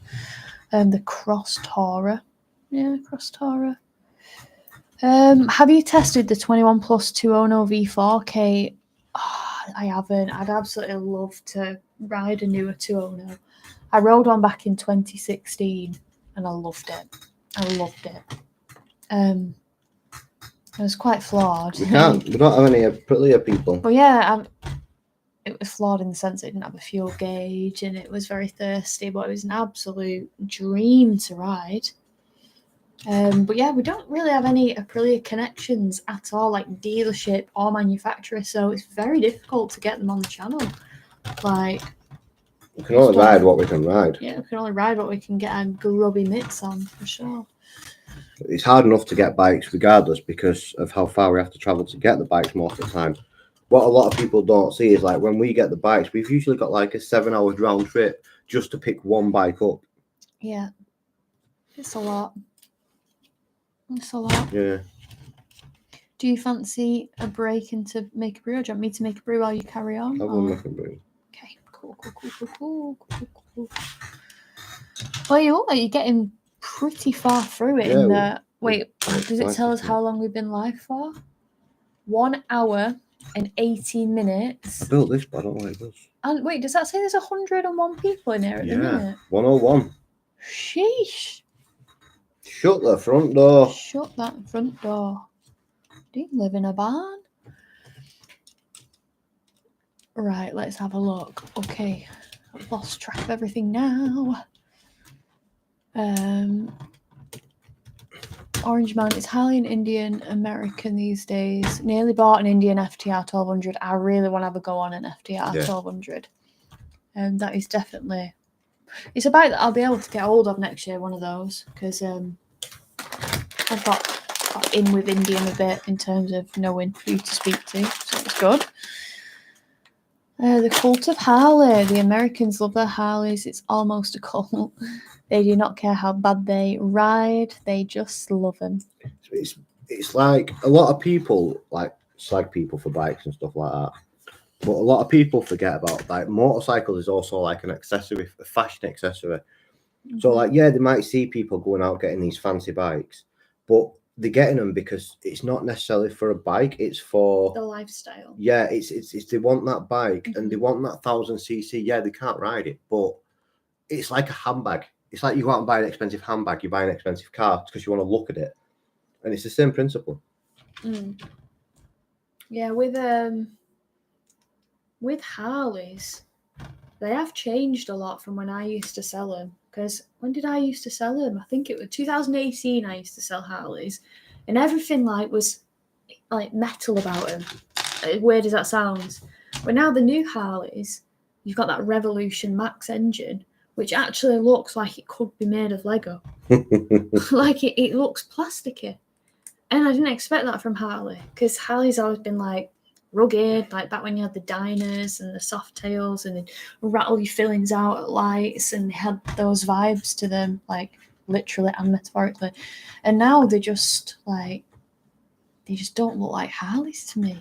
But again, it's like the whole GS thing, the R1300GS, how BMW have gone for a smoother, more generic look with it. I feel like the Harleys have gone that way as well. So yeah, if I was to own a Harley, we would definitely have a 48. We like 48s. All metal, tiny tank, but awesome. Again, no, it's just a fashion accessory. To be honest though, it is a good feeling though when you ride a 48 with your feet forward and you've got your bars and you've got a nice exhaust on and blah, blah, blah, blah, blah. It's a nice feeling. So it's not just, I guess, looking at it, because the ride is pretty cool. Not comfortable, but you feel cool when you ride it. Richard Clayton says R1250 RS, one of the sports Taurus. Yeah, that is a true sports Tourer for sure. You have ridden a few 750-ish bikes this year. What would you recommend on road, touring, no off-road? Do you mean the 750 stuff, the Honda and the GSX-8S and stuff like that? I like both them bikes, to be honest. And both of them aren't bad. Did you ride any of them bikes? I rode the GSX-8S. When did you ride that? I can't remember. I know I rode it. Yeah. I rode the 890. I rode My eyes lit up when you said that, because the KTM 890. I love it. I rode I love it. that Tracer we had. Tracer. I don't ride a lot of the bikes. It sounds daft, but when you've got access to ride all the bikes, you don't ride them. It kind of loses its novelty. Well, it does for you, it wouldn't for me. Speak for yourself.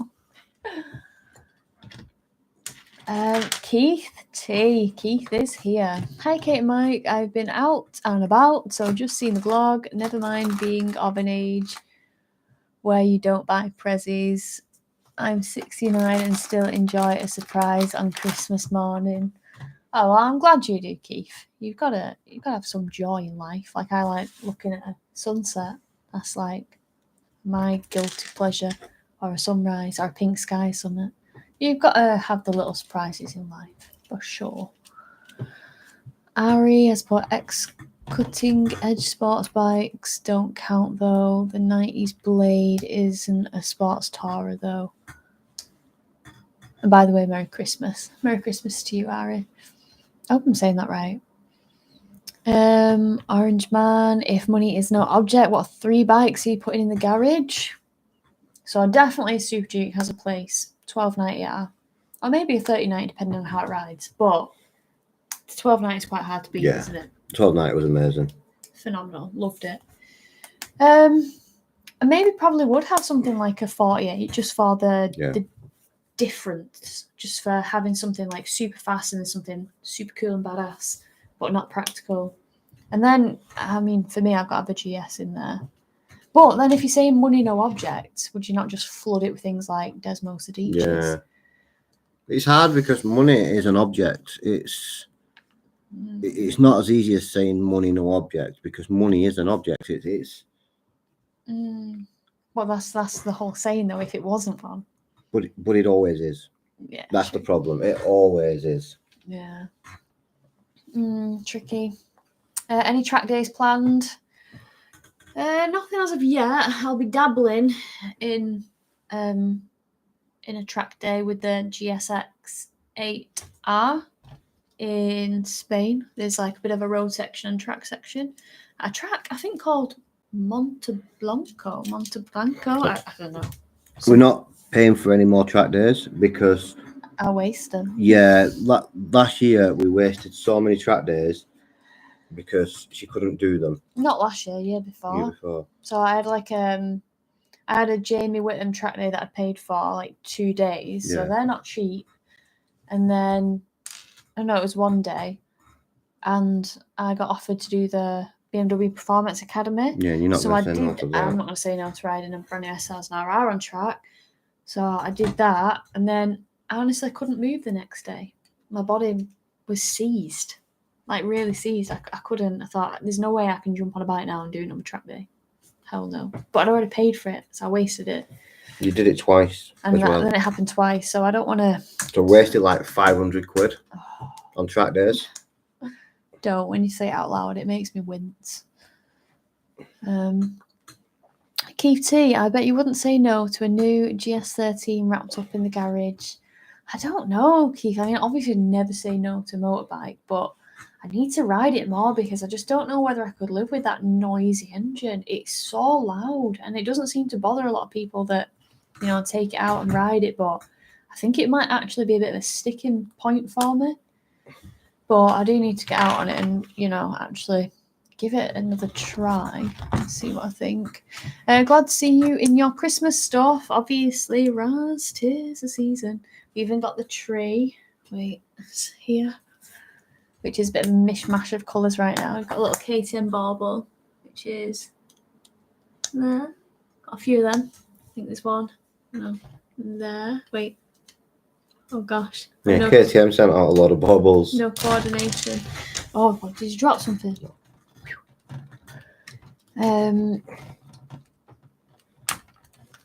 Still waiting for wifey. Darren, you could be there a long time. It takes a long time to get hair done. Is she getting a colour, a cut? Could be there hours, my friend. Bunker down. Go get yourself a coffee. And just be ready for the wait. Where are the Christmas cakes? I've actually got some in the kitchen. Just so you know. I'm not going to be scoffing them on stream because that'd be awful. Let's have a look. Aprilia Futura, ugliest bike ever. I've never even heard of it. Have you? Aprilia Futura. Never heard of it. That's a new one on me. I'll have to look that one up after the stream. Just like me and my Fireblade. Amanda Rowe. Hi, Amanda. Hi, Kate and Mike. Merry Christmas and a happy and safe 2024 from Amanda and Dave from Milton Keynes. Love the hats. Oh, thank you for dropping in, guys. Really appreciate it. That's kind of you. 1000% Mike is spot on about accessories. I can't remember what we're talking about with accessories, can you? We've got the memory of a goldfish, honestly. It might have been about the gloves.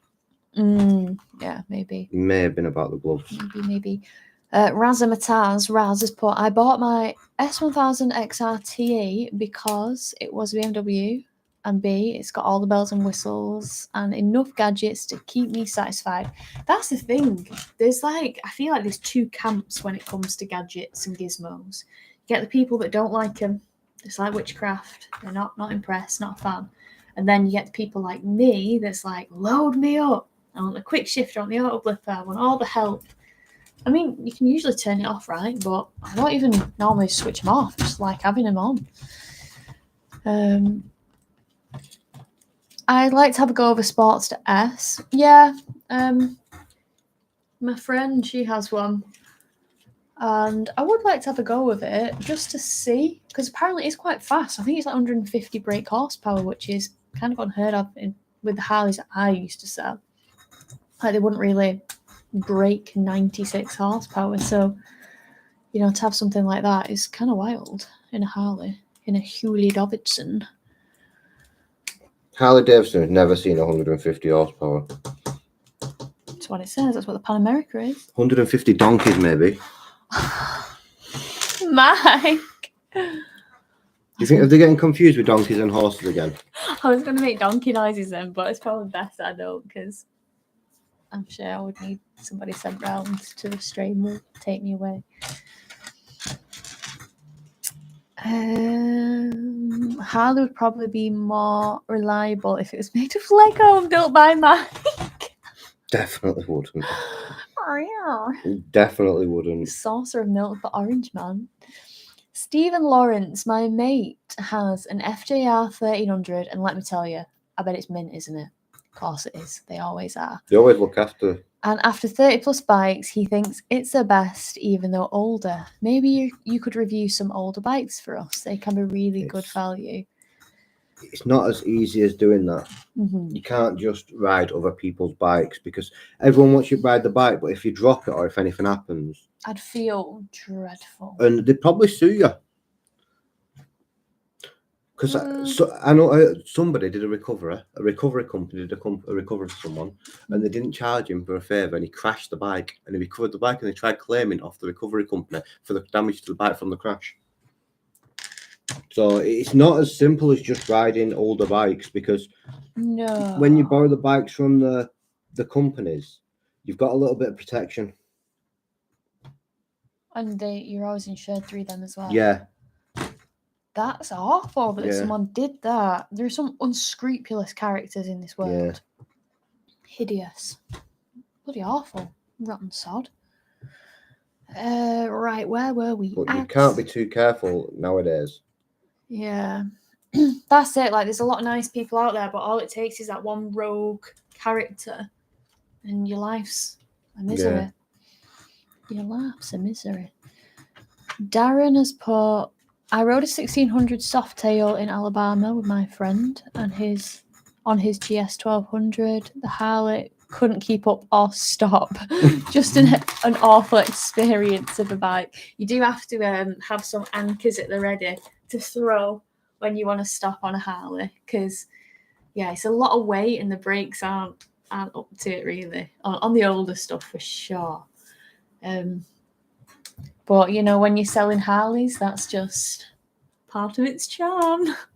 But you do have to be aware of that, because it's all down to expectation, isn't it? If you come off Harleys and that's all you've ever had and ridden, then you won't know the kind of crazy performance that's out there. So you have like diehard Harley loyalists who haven't ever experienced the phenomenal tech, suspension, brakes, power, everything like that, because they just want Harley. So I guess it does just depend what you're used to and what you've ridden in life as to whether you get a good or bad experience out of things. It all contributes, doesn't it, really? Oh, we've got movement. It's moving. Yeah, so if we do this might change gear.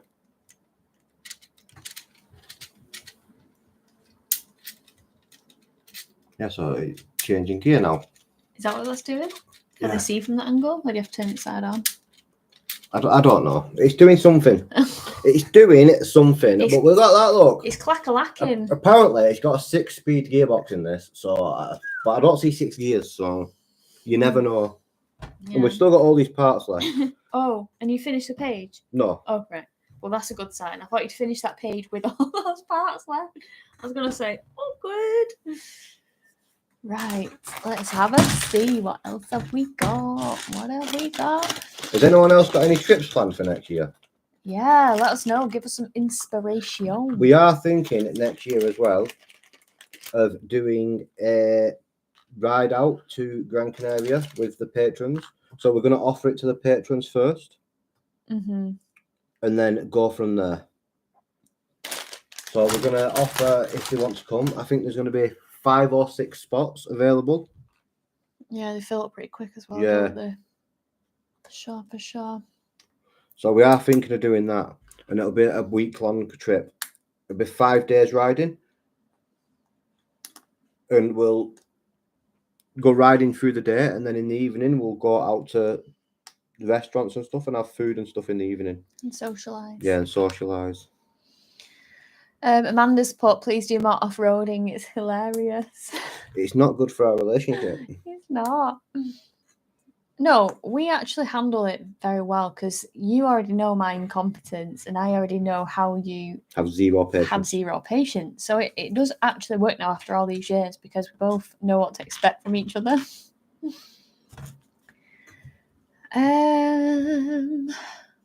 Mike, the expert on handbags. You'd think so, wouldn't you? He goes on about them enough. John Cato's put 3090 review when? Well, they're in dealerships, but apparently we can only ride them in March. When's the walk around going? I'm still editing it. Oh, It's so a long. She's currently job. editing the 1390 as we speak. Yeah, so I haven't ridden it obviously, but did a walk round where there's a few videos went live obviously when the press pictures came out about the bike. But we got one in at there's one in at KD Motorcycle, so they rang me, said, "Do you want to do like a walk round of it?" I'm like, yeah, sure. So went there, got the stuff, but there's so much stuff to talk about, and they also had a 1290 Super Duke R in there as well. So we put them side by side, we did a bit of a comparison. So there's a lot of footage to go through, and I'm trying to get there as fast as I can. So I'm gonna have to bear with. I can never say your name. Arachnophilia. Where's that? Under Will's comment, right near the top spider profile. Arachnophilia. Yeah. Merry Xmas all. Love the Himi review. Can't wait to take mine adventure riding. Yeah, I can't wait to do a bit more on the Himi. And it's nice to do some on this 411 whilst we've got it before the new 452 comes out. So we can actually compare and see how it's different.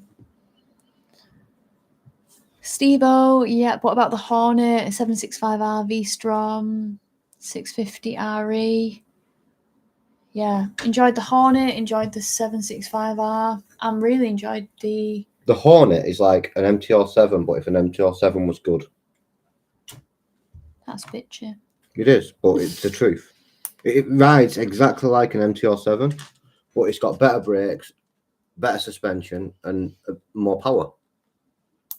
Like the MTR7s are great bikes, but all they've got going is that the engines are good. Like there's nothing else good. People aren't thinking, "Oh, I'm going to buy an MTR7 because the suspension's good." Or I'm going to buy an MTR7 because the brakes are good.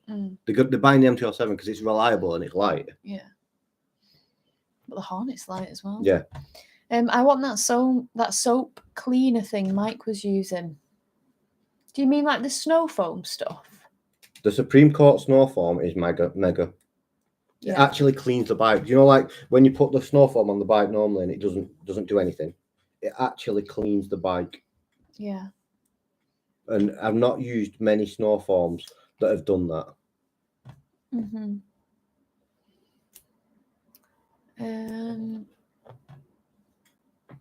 Hungover not well.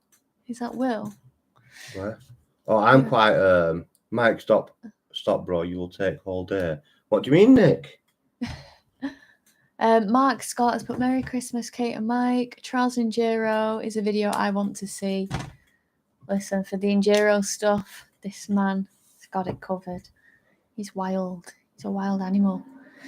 Me, I'm not so good, but I give it a go. I always try.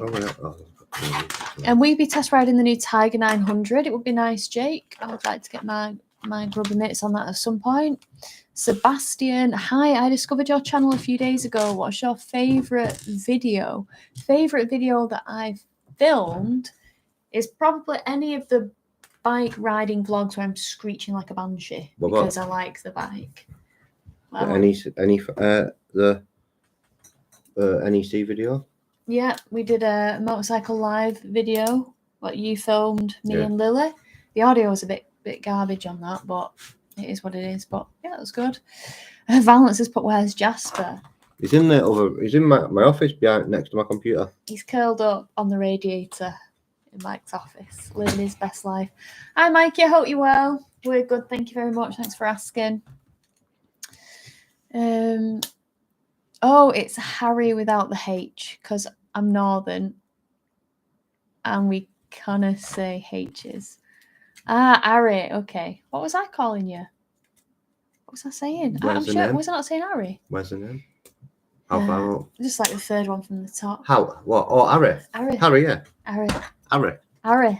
Sarah Harry. Sarah Harry. Tis Harry. Oh, how we spot Harley. Yesterday's engineering at tomorrow's prices. That's savage. Never heard that before.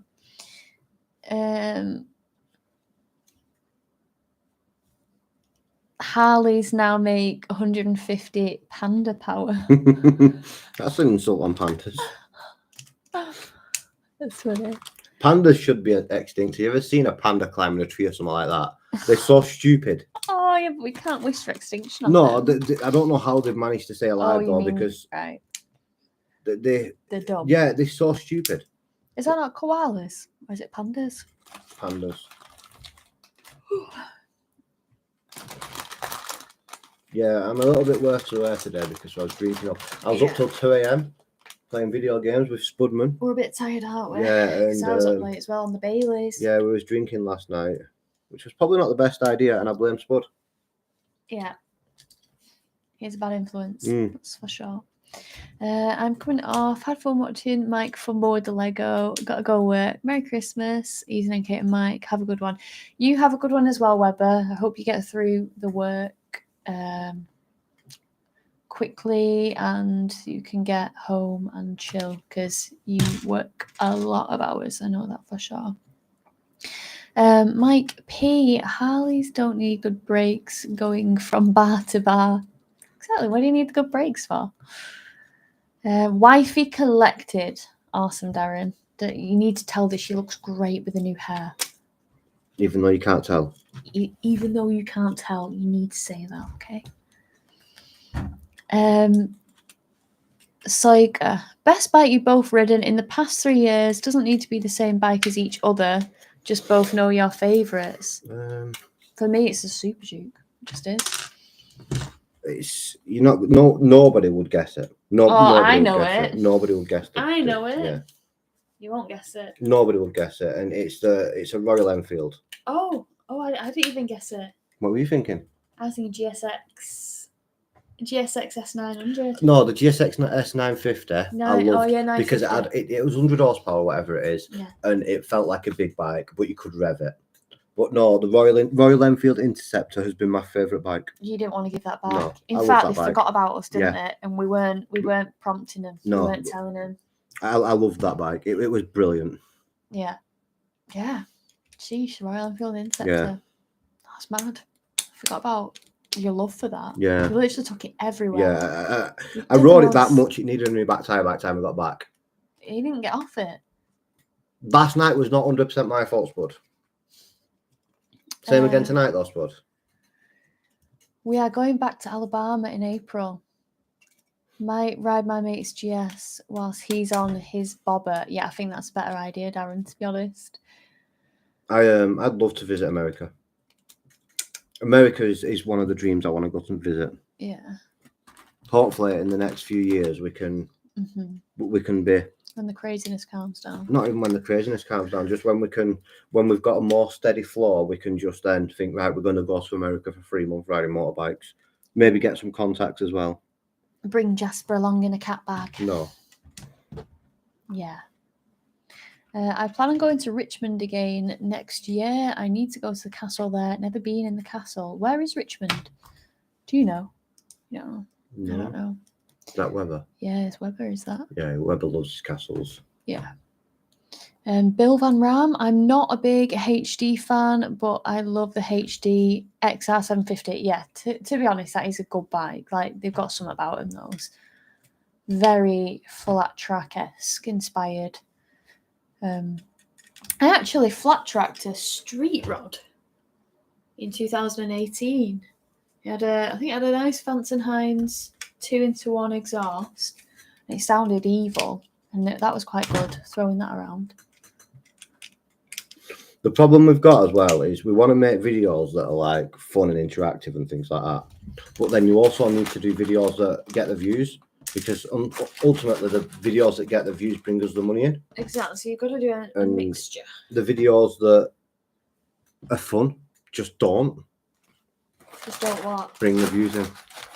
You say that, but the camping one did. Yeah, but that's very rare. Yeah. Because the YouTube algorithm is so hard.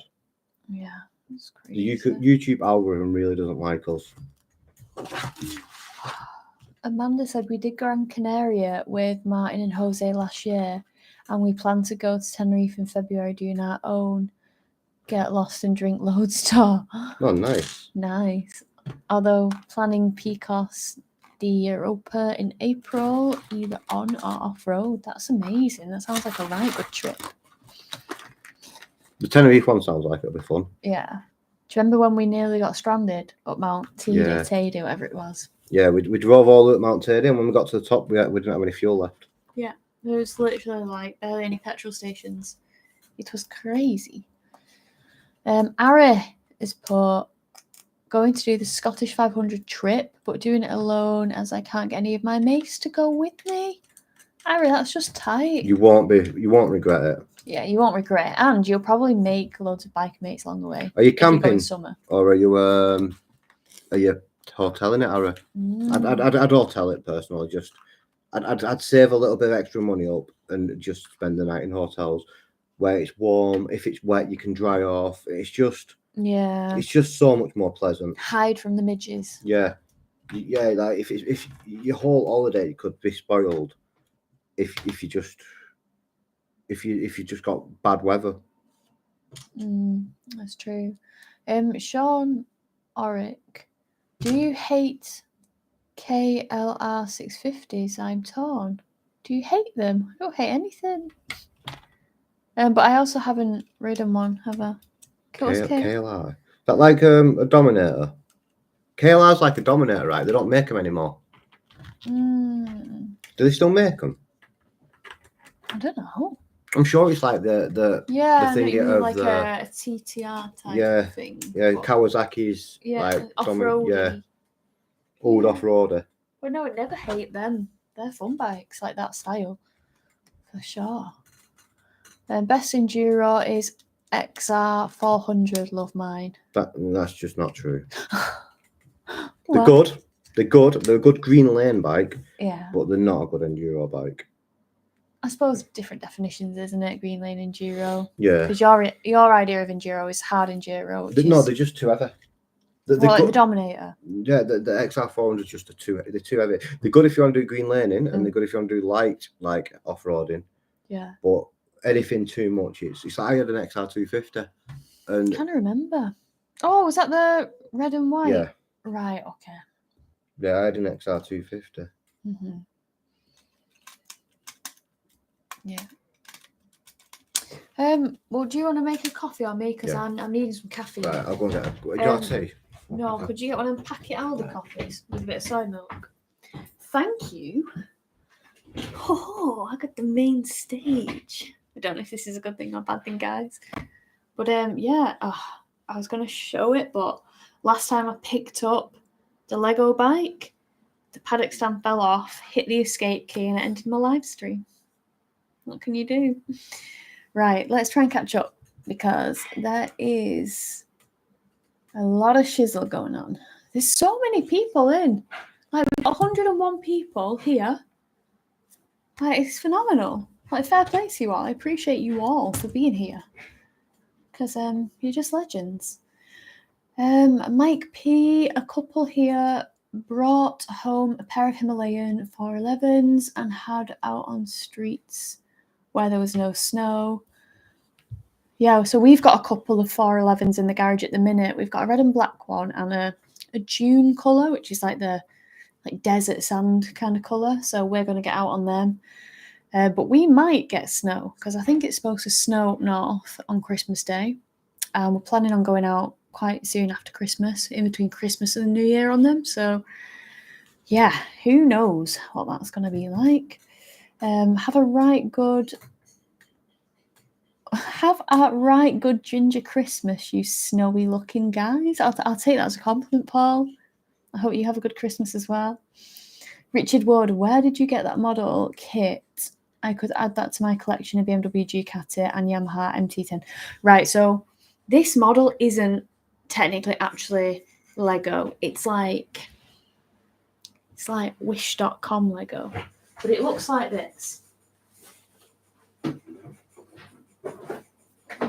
It looks like this. So if you just type into Amazon, Lego R1250GS, the box looks like this. I think it's about £106, and that's what it looks like.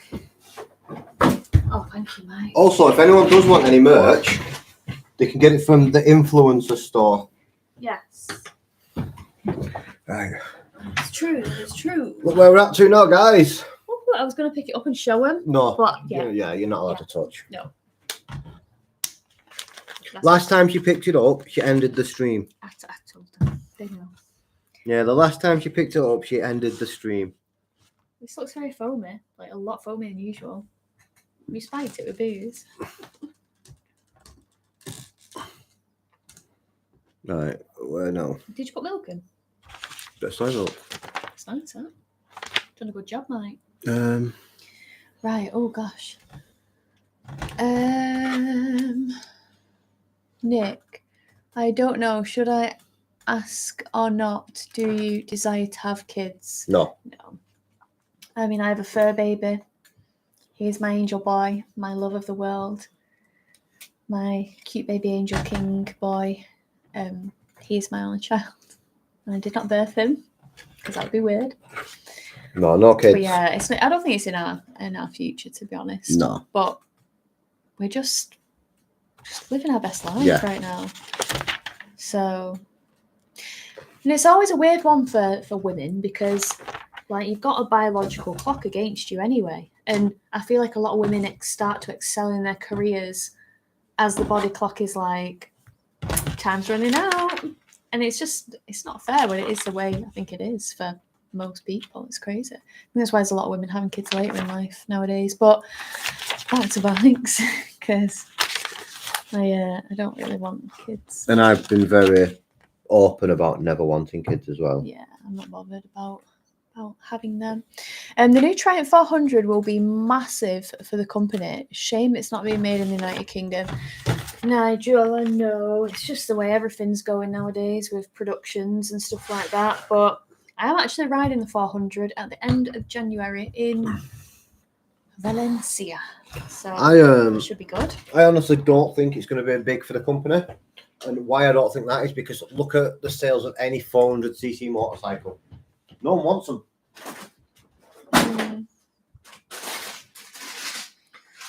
But do you not think there is something to be said and some kind of appeal for a very low seat height, cheap commuter? What, like a smart pillion? Yeah. Yeah, what didn't sell? Yeah, that's true. They don't do very well, do they? But there seems to be a lot of hype surrounding them and a lot of excitement. But will it translate to sales? Yeah.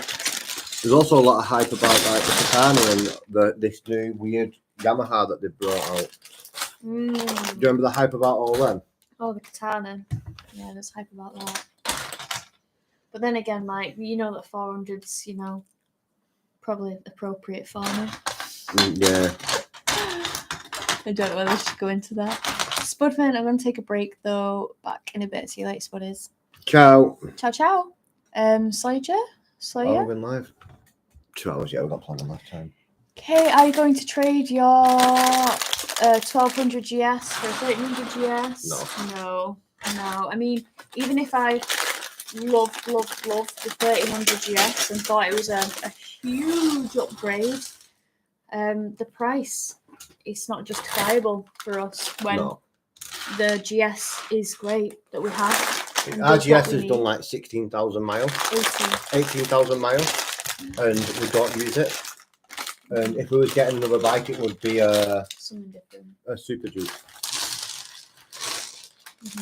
Like if we was going to get another bike, it would 100% be a Super Duke. Music to my ears, Mike. Let's get it done. And we're not getting a Super Duke, so. No. Oh, we're on to building the engine, I think now. Stop. Yeah.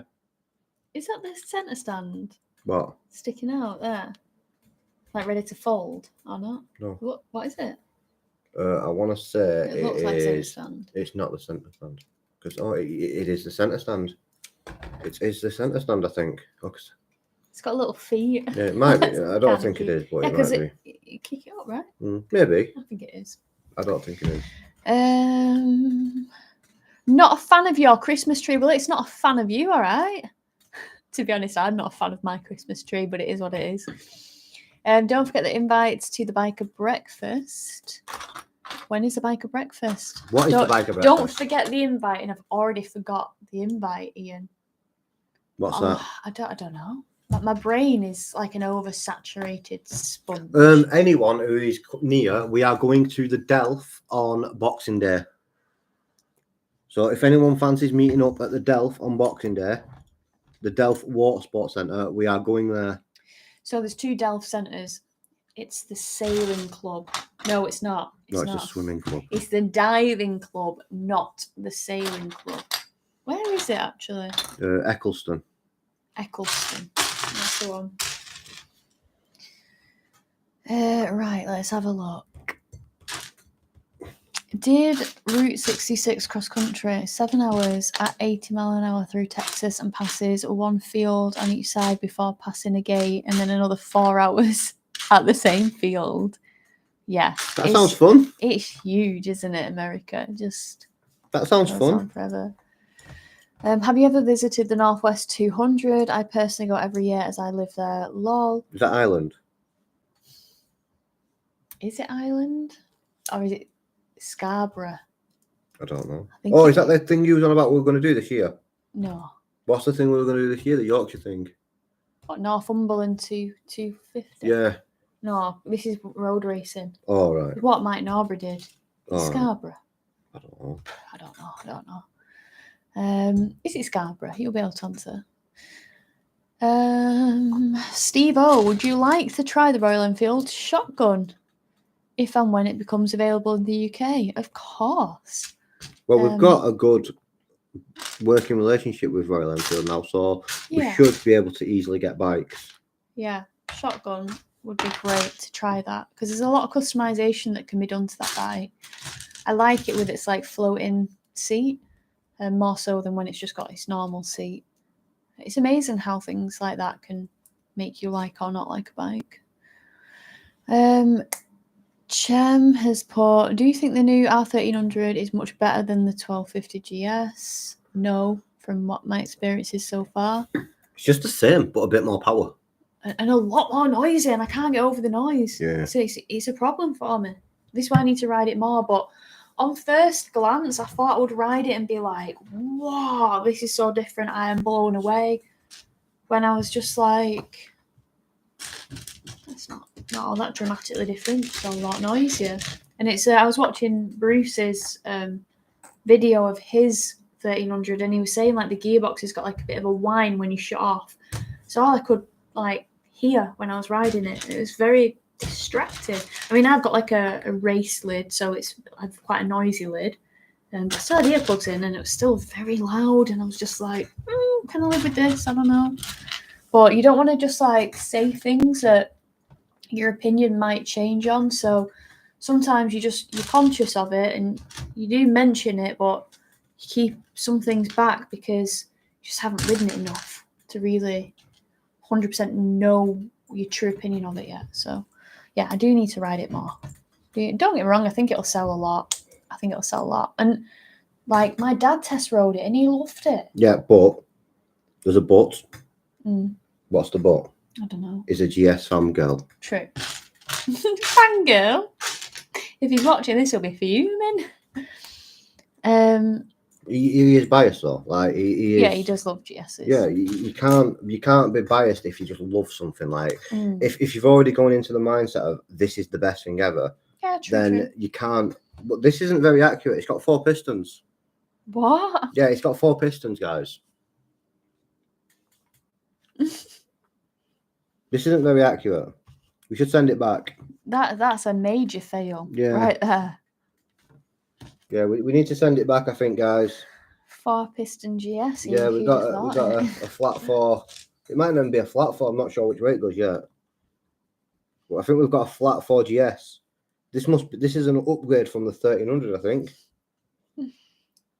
Yeah, this is what you can expect to see in 2025, guys. Yeah. You saw it here first. Yeah, 1300 GS flat 4.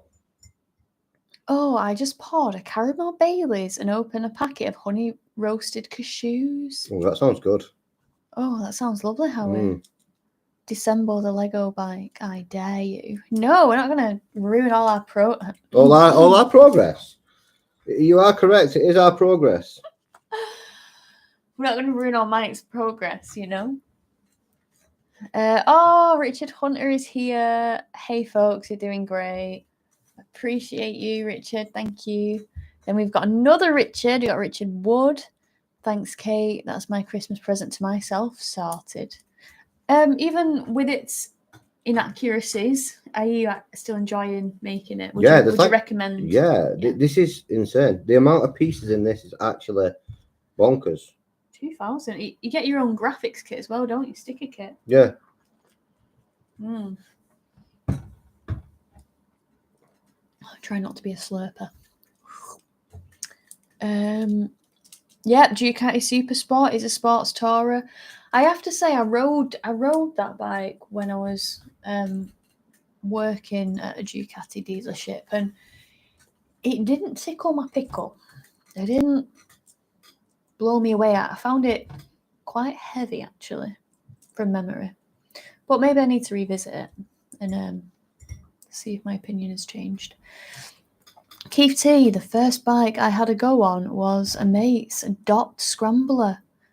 Dot was built in Manchester, weren't it? I have no idea. Yeah, that's way before my time. Yeah, Manchester brand that. Because when I used to go into work, there was a big Dot Motorcycles factory, like sign on it. Obviously not functioning anymore. But when I shouted out how to stop, they said work it out. What was the first bike you and Mike had a go on? What was the first bike you had a go on, Mike? Can you remember? Like first bike, it was some weird bike that had rubber solid tires and it had like a petrol engine, and I used to ride it around the garages behind our house over and over again. And then I got like scooters and C90s because I used to razz them around the fields near where we live. I think my first thing that I ever rode was some 50cc moped at the CBT place. Really? Yeah. I had a sheltered life, didn't I, Mike? I weren't ragging around fields like you. And then my first 125 that I ever rode was a Yamaha TW 125 with an orange tank and a big chunky booty and a big fat rear tyre. And then I got a 50cc moped, which was a Boatian, which was blue with flame graphics on, so I was cool. And it would start without the key, safe. And the seat wouldn't lock or shut even, so whenever I went over a speed bump, it'd go boom, boom. It was just a hot mess, really. But yeah, that was the first one. Then you got an SV650. Yeah, I did. A black one, Carby, the curvy one. And then that got smashed up big time in 2011. And then I got an XJ6 Yamaha because I needed a bike for a trip.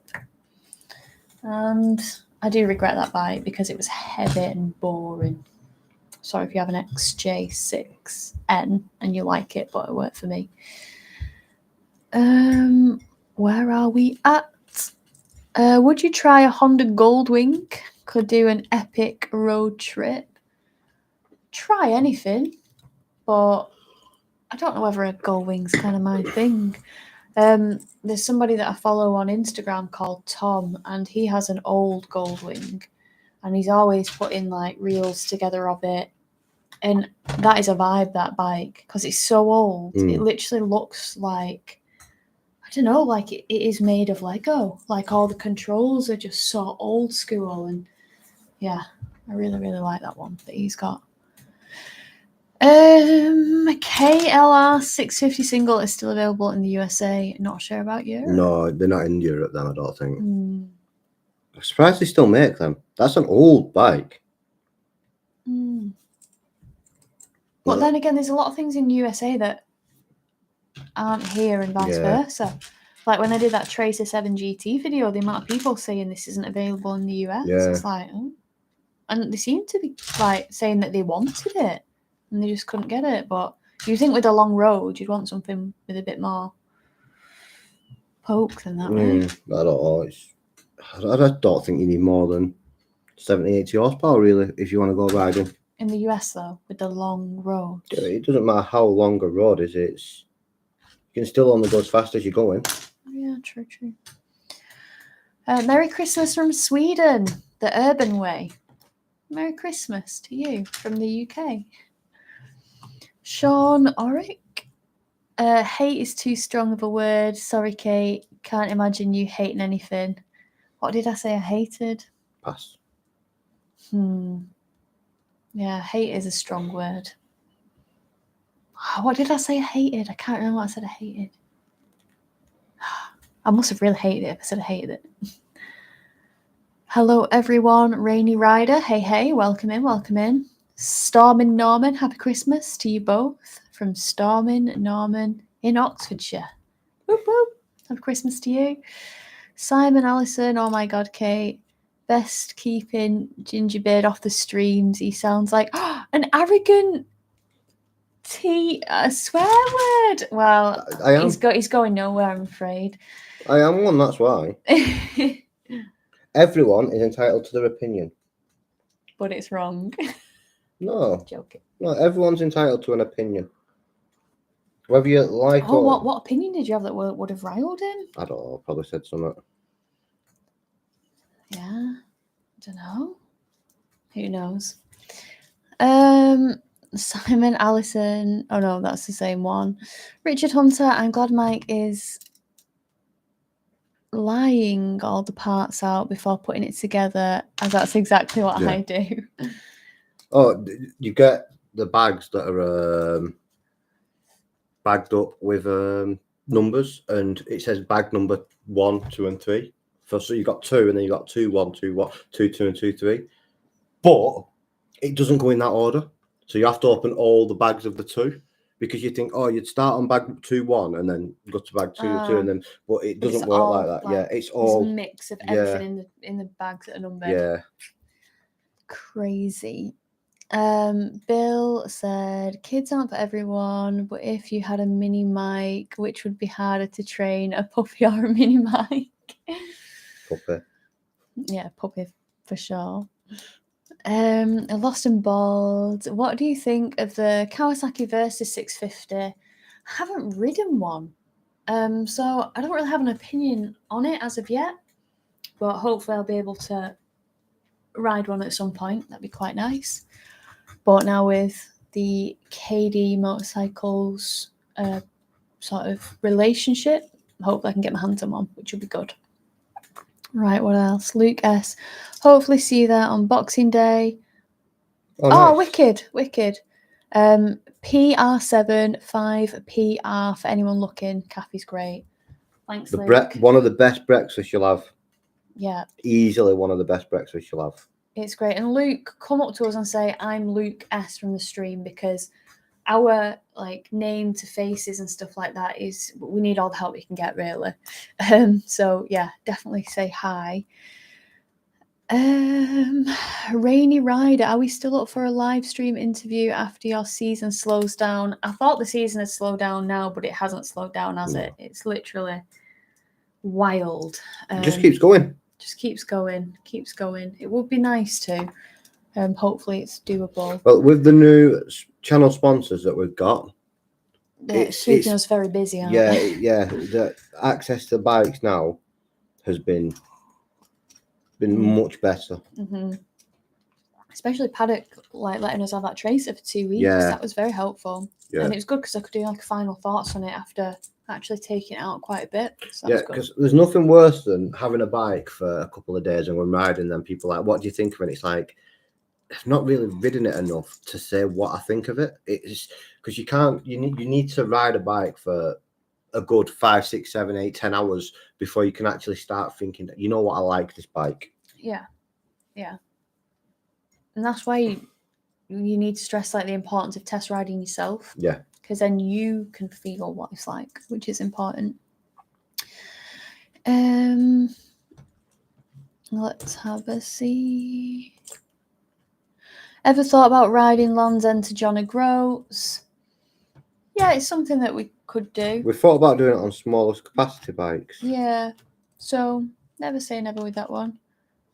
But we had a taste of it, didn't we, in Scotland to Edinburgh on the scooters. Oh wow! So that video's not back yet, has it? No, I need to No. edit it. There's so much footage to go through. It's We- gonna be a killer. We went up and visited our friend Spudman, who lives in Edinburgh. So we rode up from Manchester to Edinburgh on 125cc scooters. And I am not the smallest person. No. So when you're going down the A75 and you see 50, 45, 40, and you're like, oh no, this is bad. And you're down for a while, you think, this is not good. Yeah, just dropping Yeah. your speed. You're like basically parked in the hard shoulder. Yeah, it was pretty crazy to be Yeah. honest. It's crazy. Kate, how many countries have you travelled? That's quite a big question. On the bikes, because we've done a lot of like Germany, Austria, Switzerland, Italy, France. I've ridden a lot in Spain. You've ridden a bit in Portugal, haven't you? Have I ridden in Portugal? Yeah. No, no. well, you didn't ride. You went I on didn't, I the was sidecar. yeah, That was ace. which was brilliant. Which And was if you are looking to travel around Porto, Yeah. you should definitely check them out. What were they called? I don't know. I can't think of the name of the sidecar company. But Kate did a video on it. I did a video on it. So Yeah. if you type username Kate Portugal, if you're going to Porto, I mention it all in there. It was John, but his real name is something like, I'm really bad with names. It's like JAO something S. I don't know. Yours there, something. Yeah, but we just call him John. That's what he introduced himself as.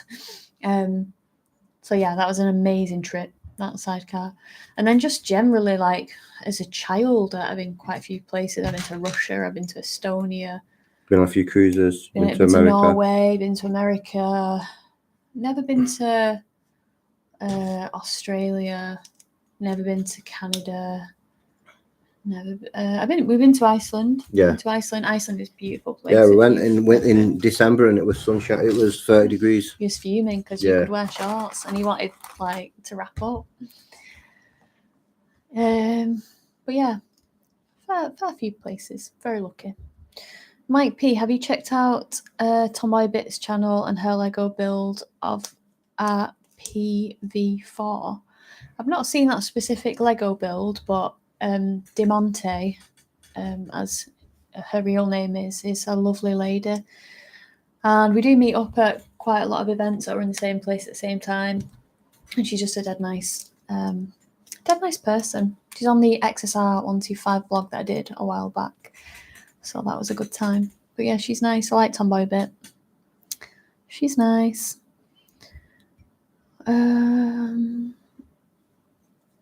Reno R or RNO R. Hi you two, many thanks for your presents. Appreciate it. And what you do, have a Merry Christmas and a fine end of year. Thank you very much. Back at you. Lars has put, oh no, I missed this. Been on almost 2 hours, need to rewind. Don't worry, we're going to be here for a while because, I mean, where are we at, Mike? Are we on the engine? Yeah, we're still currently building the engine, which is very, very intricate. Intricate. That's the one. Oh, Darren, thank you very much for that. You shouldn't have. He's got us a drink. Oh, dude, thank you so much. Appreciate it, Darren. Thank you. You're a legend.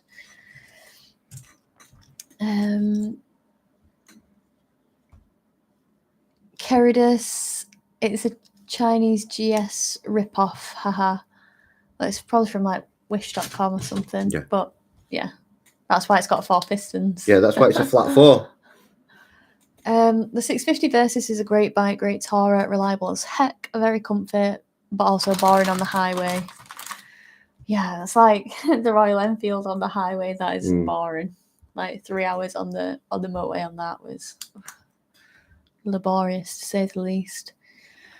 Mike, have you ever thought about riding London to John O'Groats? We covered that. Nigel's laughing for some reason. Keith T, Mike, arrogant. People should meet him. He's a sound guy. Go on, Keith. Ugh. I come across arrogant because I speak my mind. Yeah. Like, when I think it was probably because somebody said, this is like the best bike, and you said, no, it's not. Yeah. Or the Enduro bike. Oh, But no, that's you, your oh, opinion, no, you know? yeah, you're not allowed to call up the bike that somebody owns.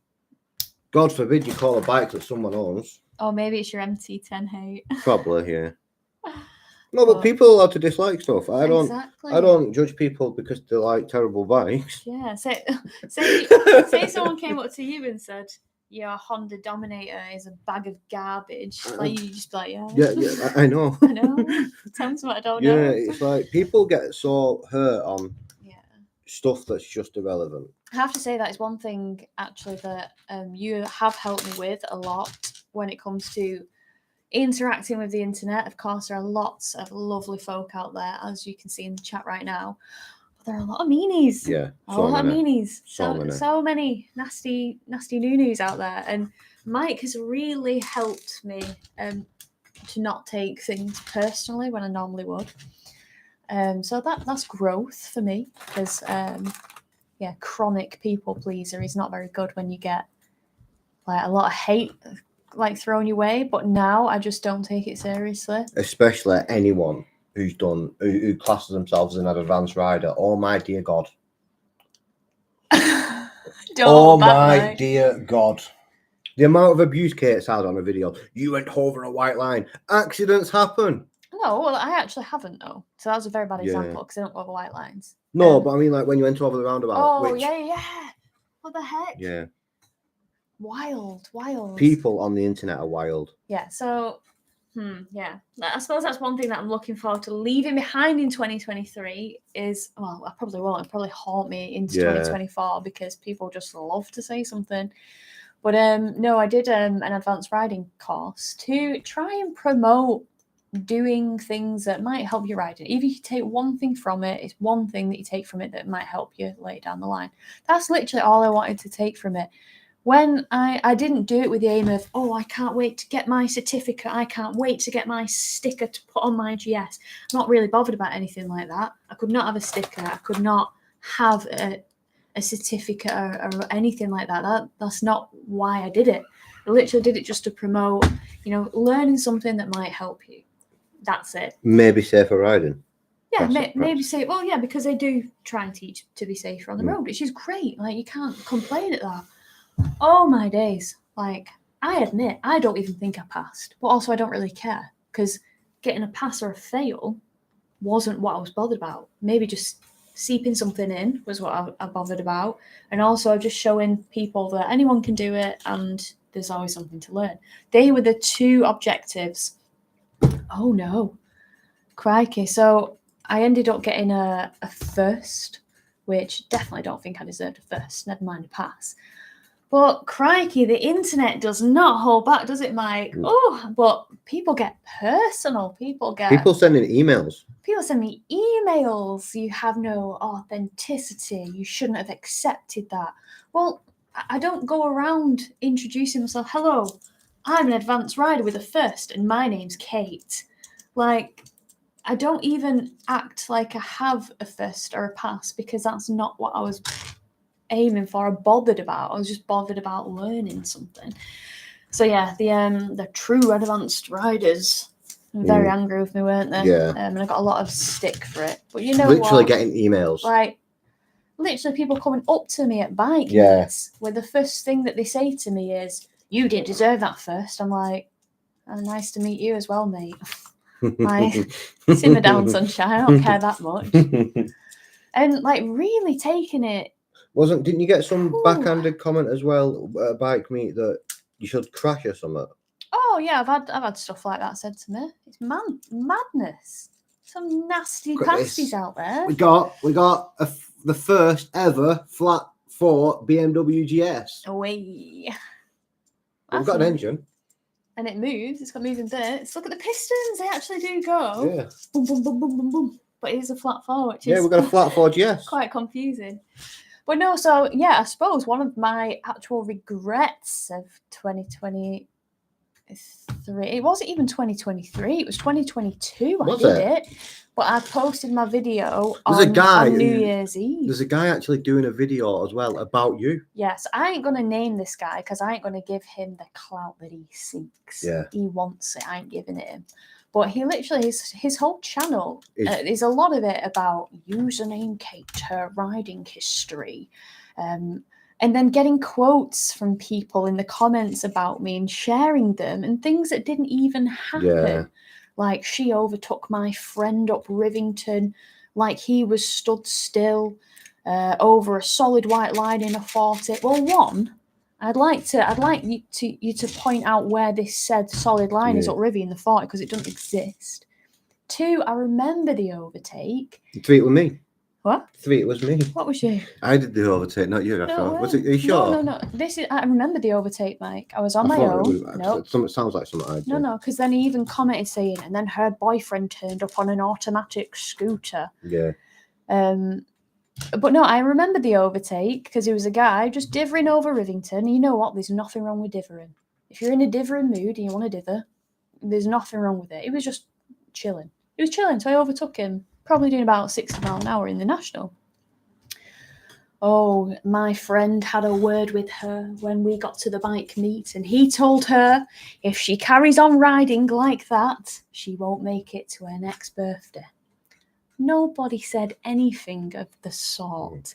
But somebody's obviously dreamt this in their heads, put their own narrative on it, commented, and then he's promoting this as fact, which is very unhinged behaviour.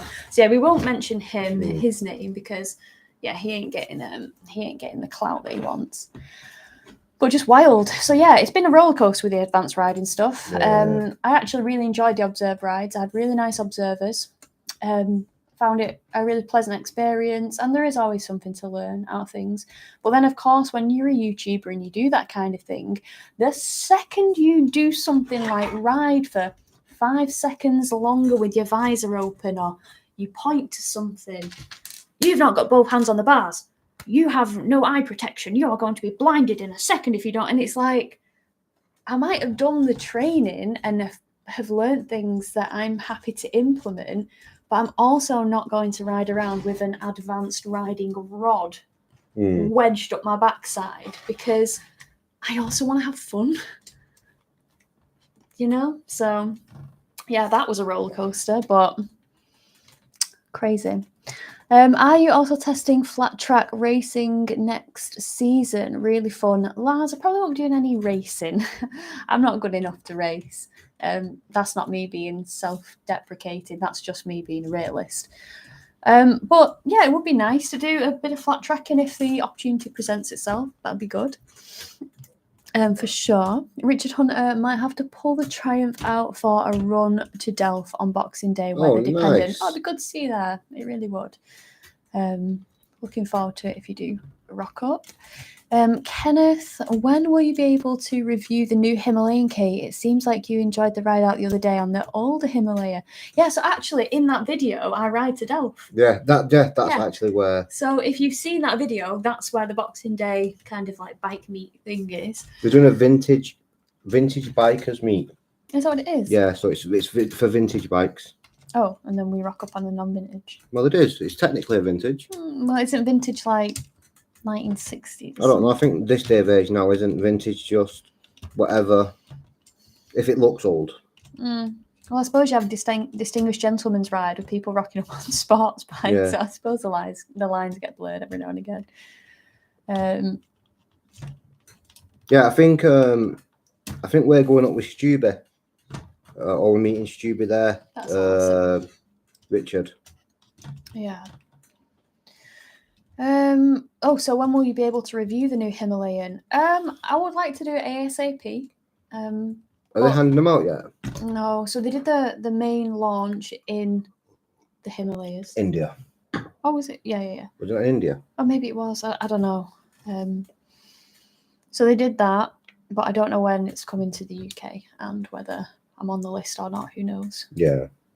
But we'll see. And if not, I'll just get one when I can. I'd be grateful. So. Wait, why Plus, is it's quite a hype bike, so I feel like it's one of those bikes that you could get right away, or you could get a few months down the line, and people are still going to care about it. So that's good. It's not going to fizzle out anytime soon. Orange Man, I got a feeling next year is going to be a good one for you guys. I really hope so. Lots of progress. Hopefully, more dealers will give you more access the more you grow. That's the plan. That's what we're working towards. We're on that trajectory. We do have a goal. I would like to hit 100,000 subscribers by August. That is what I would like. If it's early, that'd be even better, but we just have to see. Because Lord knows we put the hours in this year. Like, I think people think it's a bit of a dilly-dally job where you don't really do much. You just do the odd ride a bike and go to all these amazing places, and that is phenomenal to get invited to cool places, but the amount of work that does follow, you've earned that kind of experience, because it's a lot of time in front of the computer, isn't it? And it's not just that, then it's the editing, it's the scheduling, it's the designing the thumbnail, what's going to capture attention, it's making a title that's going to capture attention, that's going to be SEO friendly so the algorithm picks it up, promoting it afterwards. Then what extra content can you get from that long form content? Can you get little shorts to repurpose on other social media platforms? And when it's like 2-man team, 1-man team when it comes to editing, it's a lot. And it's not a complaint, because we're so grateful for it. We're so grateful for it. But also, it is a lot. And like, yeah, it's our reality, constantly getting up, and it's always weather dependent, you know, because we've got cameras. We live in the UK, so we've got a time when we can go out and can do these trips. You've got to schedule it with getting deliveries, making the most out of the time period that you have the bike for, because you don't have all the bikes for the same amount of time. Then it's prioritizing which ones you want to go out first. And when you do 2 videos a week, that's a lot, but you've got 4 videos that you want to go out in that one space because they're all important, but you can't. So one of them 4 is going to be 2 weeks down the line for a viewer, which is annoying if you want them to watch it, but you have to schedule it. So yeah, there's a lot of things that kind of go into it. But if you guys have any questions about things like that, please fire them off at us, because we love talking about like the actual realities of being YouTubers, being streamers. If you've got any Twitch-related questions. And for the people that are new here, I'm going to do another plug for Mike again, because, you know, people are joining all the time. Mike is a Twitch streamer. He goes under Mike. Oh, it's not Mike_Pie anymore. It's just Mike Pie, isn't it? I don't know. Yeah, it's just Mike Pie, Pye. And he streams a game called Tarkov, which is a first-person shooter. And yeah, if you are into gaming or you have Twitch, please consider following him. And if you have Amazon Prime, you can also subscribe or sub to him for free. It doesn't cost you anything, but it just helps Mike out a little bit. So the dream is for us both to really excel in our areas of like content creation, you with the streaming, me with the YouTube, and just providing entertainment and information for people. So that's the goal. Yes. So if any of you guys are Twitch watchers, Twitch stream enjoyers, all that jazz, then Mike Pie, Pye. Right, let's read some more questions. Darren said, wifey home and eating pork pies. Oh, that sounds great. And he said her hair's lovely. I hope you've told her that. That's very important. Question for Mike. Would you do something like the North Coast 500 on an Enfield Interceptor? Yes. No hesitation. I'd ride it anywhere. You loved it, didn't you? Wait, do you need me to do something for you? I don't think it says bite through the plastic in the instructions. No, I just spelled it wrong. Okay. Without sounding arrogant or egotistical, I can ride anything. You can, to be fair. No, I'm not trying to be bingy when I say that. Like, yeah, I'm not trying to be like big-headed when I say that, but motorcycle riding is just, it comes very easy for me. There's no thinking about it. Yeah, I used to do a lot of off-roading. Like, to be fair, the man can say it because he's taken part in some of the world's hardest enduro events. And like he's done it. He's Yeah, lived it. and it's. What are you thinking? I'm just trying to work stuff out. And without sounding too egotistical Or arrogant. or arrogant, it really doesn't matter what I ride. Like I said, the Interceptor was the most fun bike that I've ridden. Like, I'd rather get out on the fun bike than something that's the same as every single thing out on the road. Because when you look at it, every bike is just the same. Like, it's actually nuts. What, in the sense that it's just Like, two wheels? no, and you get MT10, GSXS 1000, CB 1000, anything in that category. They're just the same bike with a different colour. Do you know? Like, they've got slight changes, but they're all the same. Like, an Interceptor's fun. The Rocket 3, fun. Like, the Super Duke, it's just bonkers. Yeah. Like, it's in its own class. I can imagine the whatever the Ducati one is. The V4 V4 Street Fighter. That would be bonkers, which would make it good. Yeah, 200 brake horsepower, that bad boy. We're both full-time content, so we are actually both using MK. Yeah, 100%. Yeah. So when like I get the loan bikes and stuff like that, it's important that Mike get us on him, because Mike helps me so much logistically that it is good if we can swap bikes, because then it helps us double our content and be more efficient when we're out, because we can just swap bikes and I've got another bike to film on. People don't see the pictures, like all the pictures that get took a care of, I'm done. Yeah. A lot of the video in The drone. is me. The drone footage. The drone footage is all me. The delivering and collecting of bikes is all me. The loading the bikes. Yeah, it's the unloading the bikes, the prepping the bikes for track and stuff like that. The changing the tires, you're doing it all. But people don't see that, which is why I started streaming, just as a little bit of an extra income. Yeah. Yeah. And the streaming is going absolutely phenomenal. It is good to see, to be honest. It's very good to see. I'm proud. Oh no, sorry. You hate that, don't you? Right. Let's have a look. Let's have a look what we got. So we've answered that one. Sorry, go on. But yeah, there's so much what goes into full time, because it's hard, because you can't, if you do have a job, you can't just be like, right, Kate's been invited to this, I need to go and do this. Do you know? Or you might not be able to get the holiday off with your employer. Yeah, so it's kind of hard to have a stable kind of job when I need you a lot for the things that people don't really see. Yeah. But consequently, you've started streaming so that you're in control of your own schedule, your own destiny, your own consistency. Once you've not had to have a boss, it's very hard to go back to having a boss. It is. I mean, technically, you're my bloody boss. Yeah. Because you have to whip me into shape with my procrastination. She's the worst.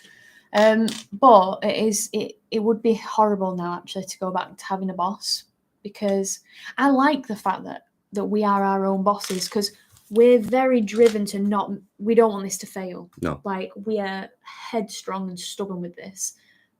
It's in our control, in our hands a lot of it is. And we will do what we can do to make this our reality, like, constantly. Like, being able to do things on our own terms. And obviously you get the things that come with it, like you don't get sick pay, which is obviously the worry. But we're also very smart. We're conservative. Yeah. Like, we don't spend a lot. We don't need.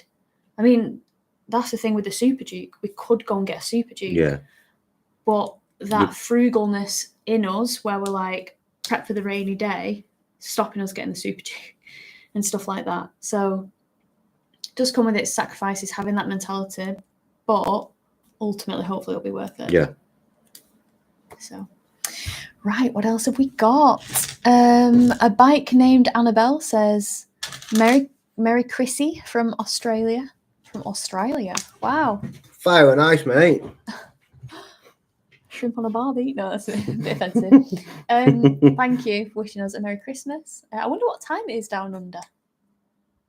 Like, because it's, oh my goodness, it's 4:30 now. We've been live for 2.5 hours. Is that it? What do you mean, is that it? How long do you think we've been live for? A lot longer. Longer? Yeah. Oh, gosh. I need to let my air breathe my head in this hat. There we go. I'm gone. Right. Okay. Orange Man. I remember seeing you guys on Grom's camping stopped at Bala. Well, Cliff was on the Grom. We were on Sinsakuma's. We weren't posh enough for a Grom. Yeah, we were in front of you parked up. I remember Mike moaning he had a sore ass. Not sure the Grom was the reason. It definitely was because of the very small motorcycle. That's so cool. If anyone ever sees us out, please come and say hi. Yeah, we please come and say. Even if we're speaking to someone, just interrupt us. Yeah, just say hi. And if they complain, we'll tell them off. Mike P, it's fun when you get together with other girls. It would be fun if you could interview Simon at Mint Customs. I don't really know of Mint Customs, to be honest, Mike. That'll be something that I need to look into. Stuart Hep, I think Mike's a top guy, and especially when he helped UK on the off-road section. What a guy. Thank you, Stuart. I got so much grief for that. You got so much grief. That's my opinion as well, because obviously I've been with Mike 10 years. I understand how Mike works and how Mike helps. And to be quite truthful, you had a lot of patience that day, to be honest, for you.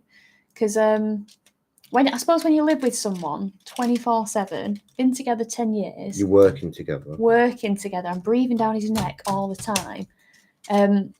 Mike can tell someone very calmly what to do, but I think I just annoyed the life out of him. So he did actually display a lot of patience on that day, and yeah, see, without Mike, I would have just wanted to go back. I wouldn't have done it. But then what would I have achieved? But I actually achieved something because I made it down. I mean, it was painful, but I got there. I could have gone there, turned the bike around, rode it back up to the top, and then said, right, we'll go home. And then Kate would have been annoyed because she didn't get it done.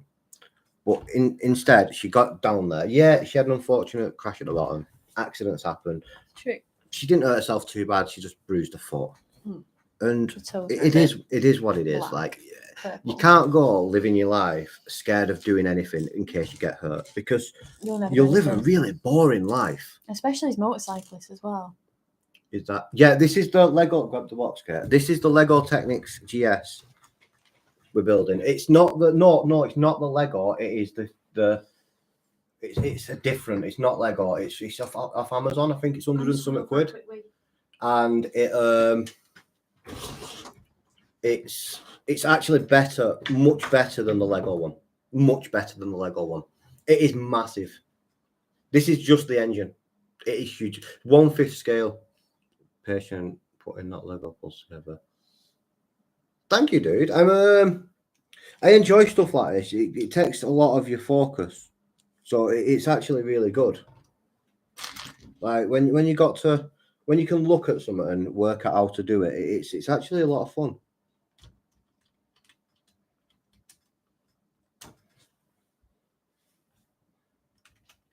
Oh, we've got gears. I think we've got gears, guys. Guys, we've got a gear stick. Oh, we got gears, guys. Guys, we got gears. Look at this.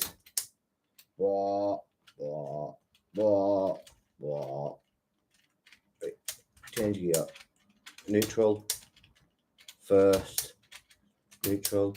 Second. Neutral. I don't think it's got 6-speed. I think they lied. Right. Have you managed to offend anyone yet, Mike? Probably. Oh, that's cool. Almost don't need me because this looks pretty good here. Yeah. Good setup. You could have done this, Kate. I know. I can't multitask, talk to people and do it as well. Right, we've got the gear stick on. Look. Wait. Look. Oh. That's pretty cool, to be fair. You've got moving parts. Yeah, we've got moving motion parts. in the ocean. Right. Crack on. Crack on. Let's have a look.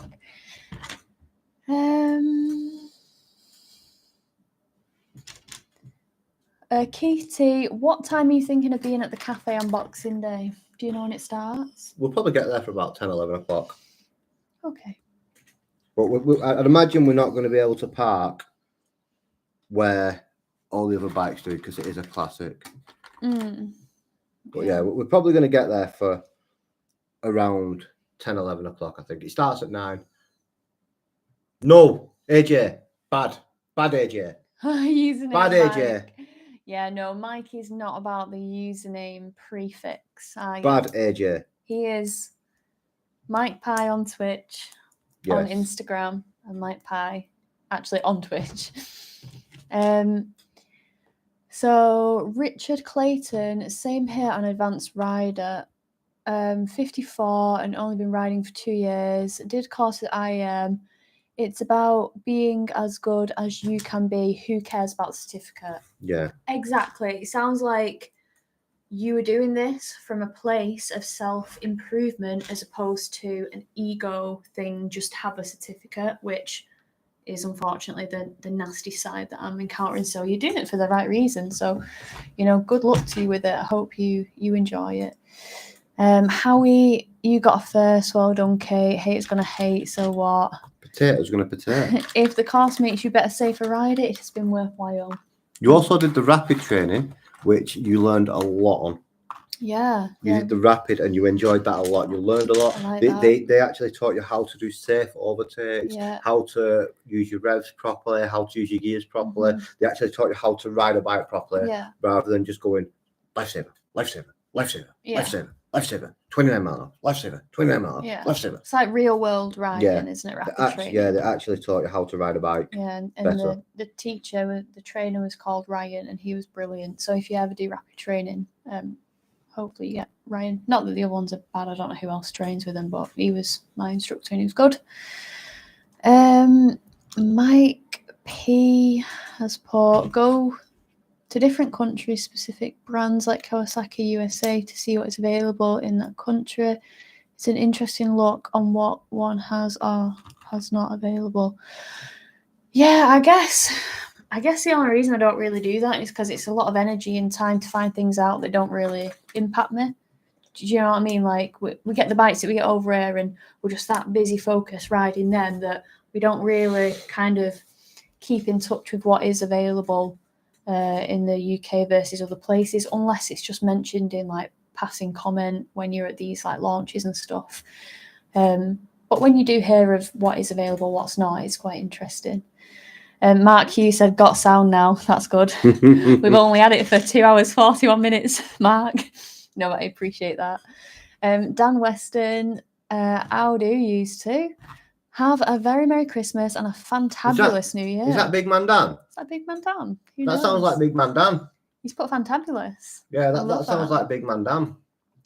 Nick's, but how long will this stream go? We were thinking like 4 or 5 hours, Nick. Yeah, we'll probably go for 5. Yeah. Because we might even get it done today. Do you reckon? We might finish this today. That's a strong shout. That, have you seen how much is left? Yeah, but it's all different. That's all big stuff. Yeah, this is all the intricate stuff. Yeah. Okay. Who knows? Right, where are we? Did Big Man Dan speak? Dan Weston. I don't know what Big Man Dan's. That's how he comes. That's how he says he's Dan. Big Man Dan off Twitch. He comes in stream a lot. Oh, that's nice. Mike Jakes, hey guys, happy Christmas. Happy Christmas to you too. Back at you with the hand sign. Ari's put, it's vintage if it identifies as vintage. That's fine then. He's with the wokeness. All right, Ari. It's fine then, we're good. Yeah. We're all good. Everyone's welcome. It's 2023. A bike can be whatever it wants to be, you bigots. Iconic. Darren has put, we've answered the what does Mike do for a job now then, because you jumped to that one, didn't you? Cool. Dan's put, Mike, you're making me wee himself. Cracking on with your Lego. Adam McAllister, how are you, dude? Are you all geared up for a merry username Christmas? We just take every day as it comes, Adam. We take every day as it comes. We've got a few things under the tree. A lot of it is for other people as well as ourselves, or from other people. So yeah, we're all geared up. We've got the Baileys in, so that's the most important thing, right? Howie, what are you getting for Christmas, Kate? I don't really ask for anything. I never ask for anything for Christmas. We don't really do it. We yeah, don't our really. thing is bikes. Yeah. So because we've got bikes and we have access to bikes and we don't really we don't want much. We don't need anything really. No. I mean, I'm at full capacity with my other hobby, which is Yeah. plants. I think we've got 42 in the No house. more plants. 42 house plants. 40. He hates them. He hates them, but I love them. I love the greenery. But it is too much at the minute. Oh, that's mint. By the way, anyone wants any username Kate merch? Influencer store. I also got this from the influencer store, and I got this from the influencer store. Got a Lamb Chop Rides Hood t-shirt and a Man Cave Motor Cup. So if you want to support your favourite peoples, that is how you can do it. Username Kate. Subliminal. Use no K. Or maybe it could be like ASMR. What is it? ASMR. Where they're like Username Kate. It's so weird that. So having said that, people say that I should do audiobooks because my voice can put people to sleep. Yeah, definitely. I agree. I'm not with the audiobooks, with the putting you to sleep. Oh, you're so mean. Will H. Are you going to more bike nights and meetups? Loved the video this summer. Hopefully, yeah. It just depends on how on top of our priorities we are this year as to whether we have time to go to these things. But we would love to because we do like going mingling and stuff. It's quite nice. It's just hard with bike meets. It's hard to get content for them. So it's all good and well going to a bike meet, but that could be a night where we could be making a video for YouTube. Yeah. So we have to try and make a video for all of the engagements that we do. And it's not even, it's about having a backup because I got ill it weren't last year, it was 2022, was it? In June, I got very ill with labyrinthitis for 2 months, 2 whole months of feeling drunk, everything spinning, not being able to walk straight, never mind ride a bike. And I carried on doing 2 videos a week for 2 months. And the only reason people would have known that I wasn't very well was because of the stuff I was posting on the posts on Facebook and stuff like that. My content carried on, but it carried on at the cost of depleting my emergency content because YouTube's a fickle thing. If you want to make a go of it and you keep pumping stuff out and then all of a sudden you stop for 2 months, you're going to be punished by the algorithm. Unfortunately, it's the way it is. So I just needed to keep putting out there. And yeah, we had to get a bit more thinking outside the box with that one. Yeah. How can I repurpose all content by keeping it fun? Talking about this jigsaw, well, I did a launch control on it. So try and include a snippet there so it's at least not just me talking about a bike. So yeah, it was quite a tricky one, but so going back to the whole point of the bike meets and stuff is that time could be used for getting a final thoughts, likes and dislikes, extra videos that supplement what I've already filmed, like the walk rounds and the piss ride impressions. So yeah, it's hard work to prioritise these things, but we will try. We managed to. Went to a few. I really want to go to the one in over in Wakefield Way next year. Squires. Oh yeah. I really want to go to Squires. I've heard it's not very good now though. Really? From Wardy, I think. And he goes there a lot. No, this doesn't line up. That's not ideal. Oh no, what's gone wrong? I don't know, but it says it should line up and it doesn't. What's out of kilter? This doesn't line up, which is not ideal. Uh-oh. Right, let's keep looking. Chicken wings. Chicken macaroni. Mike, is that a Legos Technics GS? No, it's a wish.com Lego Technic GS. Yeah. It's a flat 4, so that instantly tells you that all you need to know really. It's this.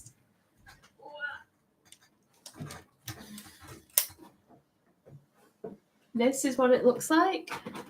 Oh no, there we go.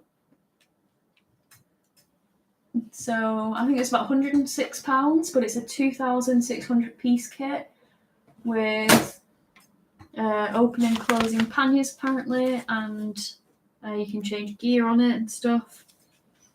So, but it is not a boxer twin, it is a flat 4 because it's got 4 pistons. Very strange. Right, let's have a look.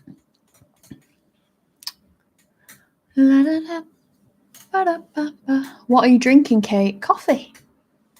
Coffee. Well, I did have some coffee. It's a bit cold now, but it's still here.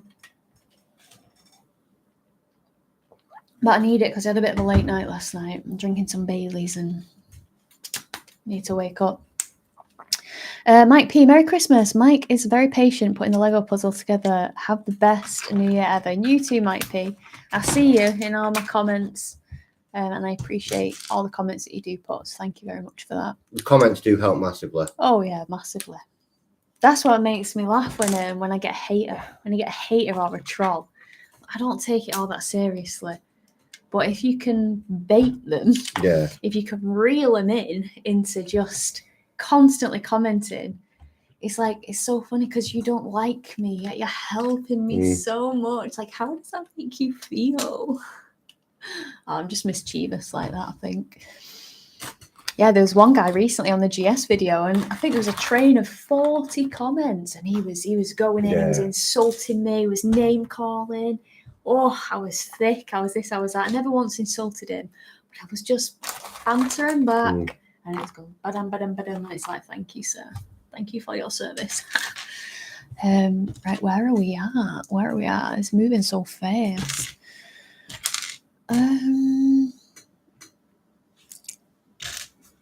Andy Oliver, what time are you on till? I'm off out. Sorry, guys. Family meal. Well, to be honest, Andy, we're here for like 5 hours or so. We wouldn't expect anyone to sit here for 5 hours. We were just happy that you guys dip in and dip out and say hi and ask questions and stuff. That's all we can really ask for. So, yeah, we definitely not expect anyone to commit 5 hours of their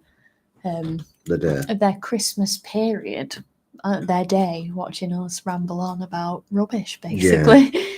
Whilst trying to build a flat 4. A flat 4 GS. Flat 4. Orange Man goes back to the Bala thing with the Grom. I didn't know it was you guys at Bala at the time. It was only later on when I spotted myself on one of your videos that I realised I've had the Benelli TNT. So yeah, small bikes are a proper laugh.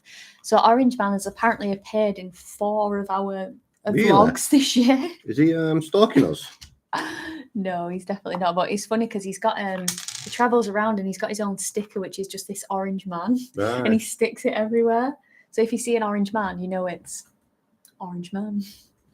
He's been in 4 videos. Yeah, 4 videos he's ended up in. That's crazy. It's awesome, isn't it?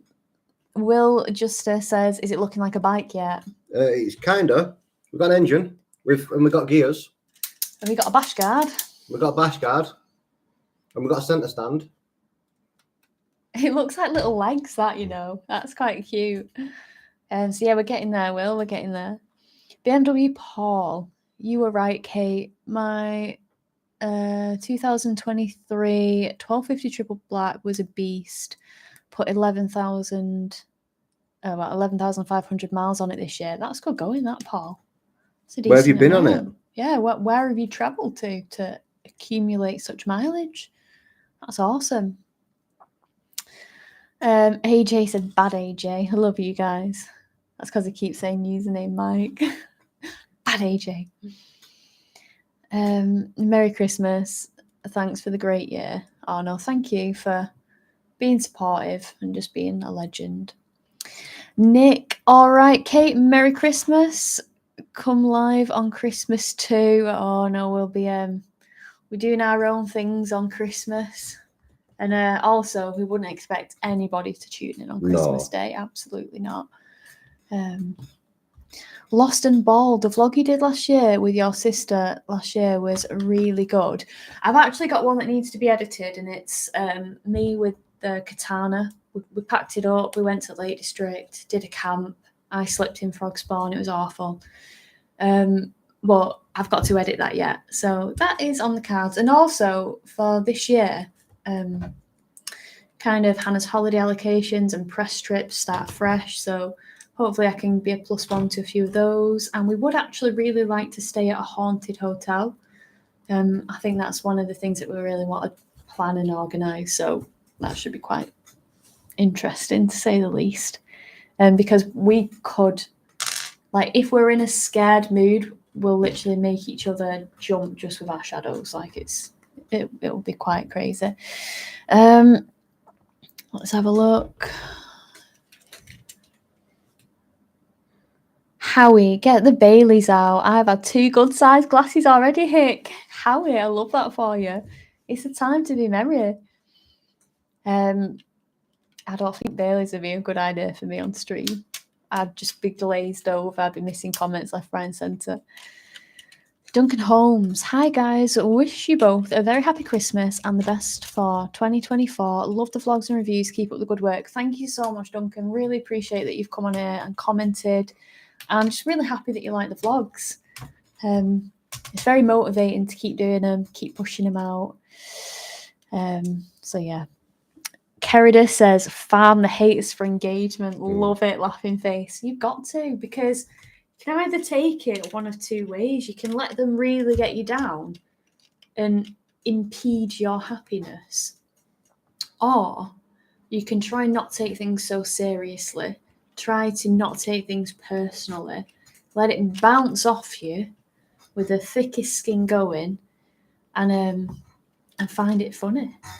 So yeah, I mean, I did try to have that with the advanced riding stuff, but to be honest, that was a bit of an onslaught.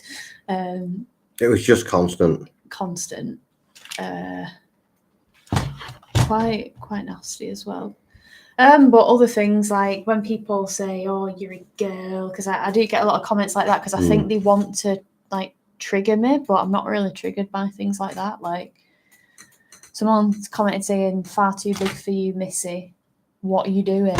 And I just put my job. Yeah. Job, lol. This is my job. Here's a job, yeah. So it is what it is, really. People be crazy. Amanda Rowe, will we see you guys at the ABR Festival again this June? Yes. We had a hoot last year. The music was fantastic and the beer was cheap. We loved it. We loved the ABR Festival. In fact, see, that's the thing, when people mention it, it triggers the highlights for the year. It was one of the highlights. Yeah, ABR was something else. The festival was amazing. It helped that we had wonderful weather. It was like, 30 degrees sometimes? Yeah. We'll definitely be there again. Definitely be there again. Like you say, the beer's cheap, but we wouldn't know because we brought our own Aldi cider, didn't we? Yeah, because we're tight. Because we're tight Northerners. And we just had the best time. We've already got our tickets for next year. Yeah, we've got tickets. We'll be there. Yeah, we're there next year. Awesome. It was an amazing festival. Anyone who hasn't been to the ABR they need to go. It's actually, it's ridiculous. Even if you don't want to ride the trails or take part in the riding, just the vibes are amazing. The toilets. Yeah. You could eat dinner off that floor. I mean, I won't advise it, but honestly, it was. They're on it. It's the best weekend you'll have. Yeah, worth what they charge for it. Just because there's so much to do, so much to see. There's inspiring people there. There's, people doing talks. Kate's there. Is that a highlight? Yeah, Kate's there. You get to meet the famous username Kate. You're hanging.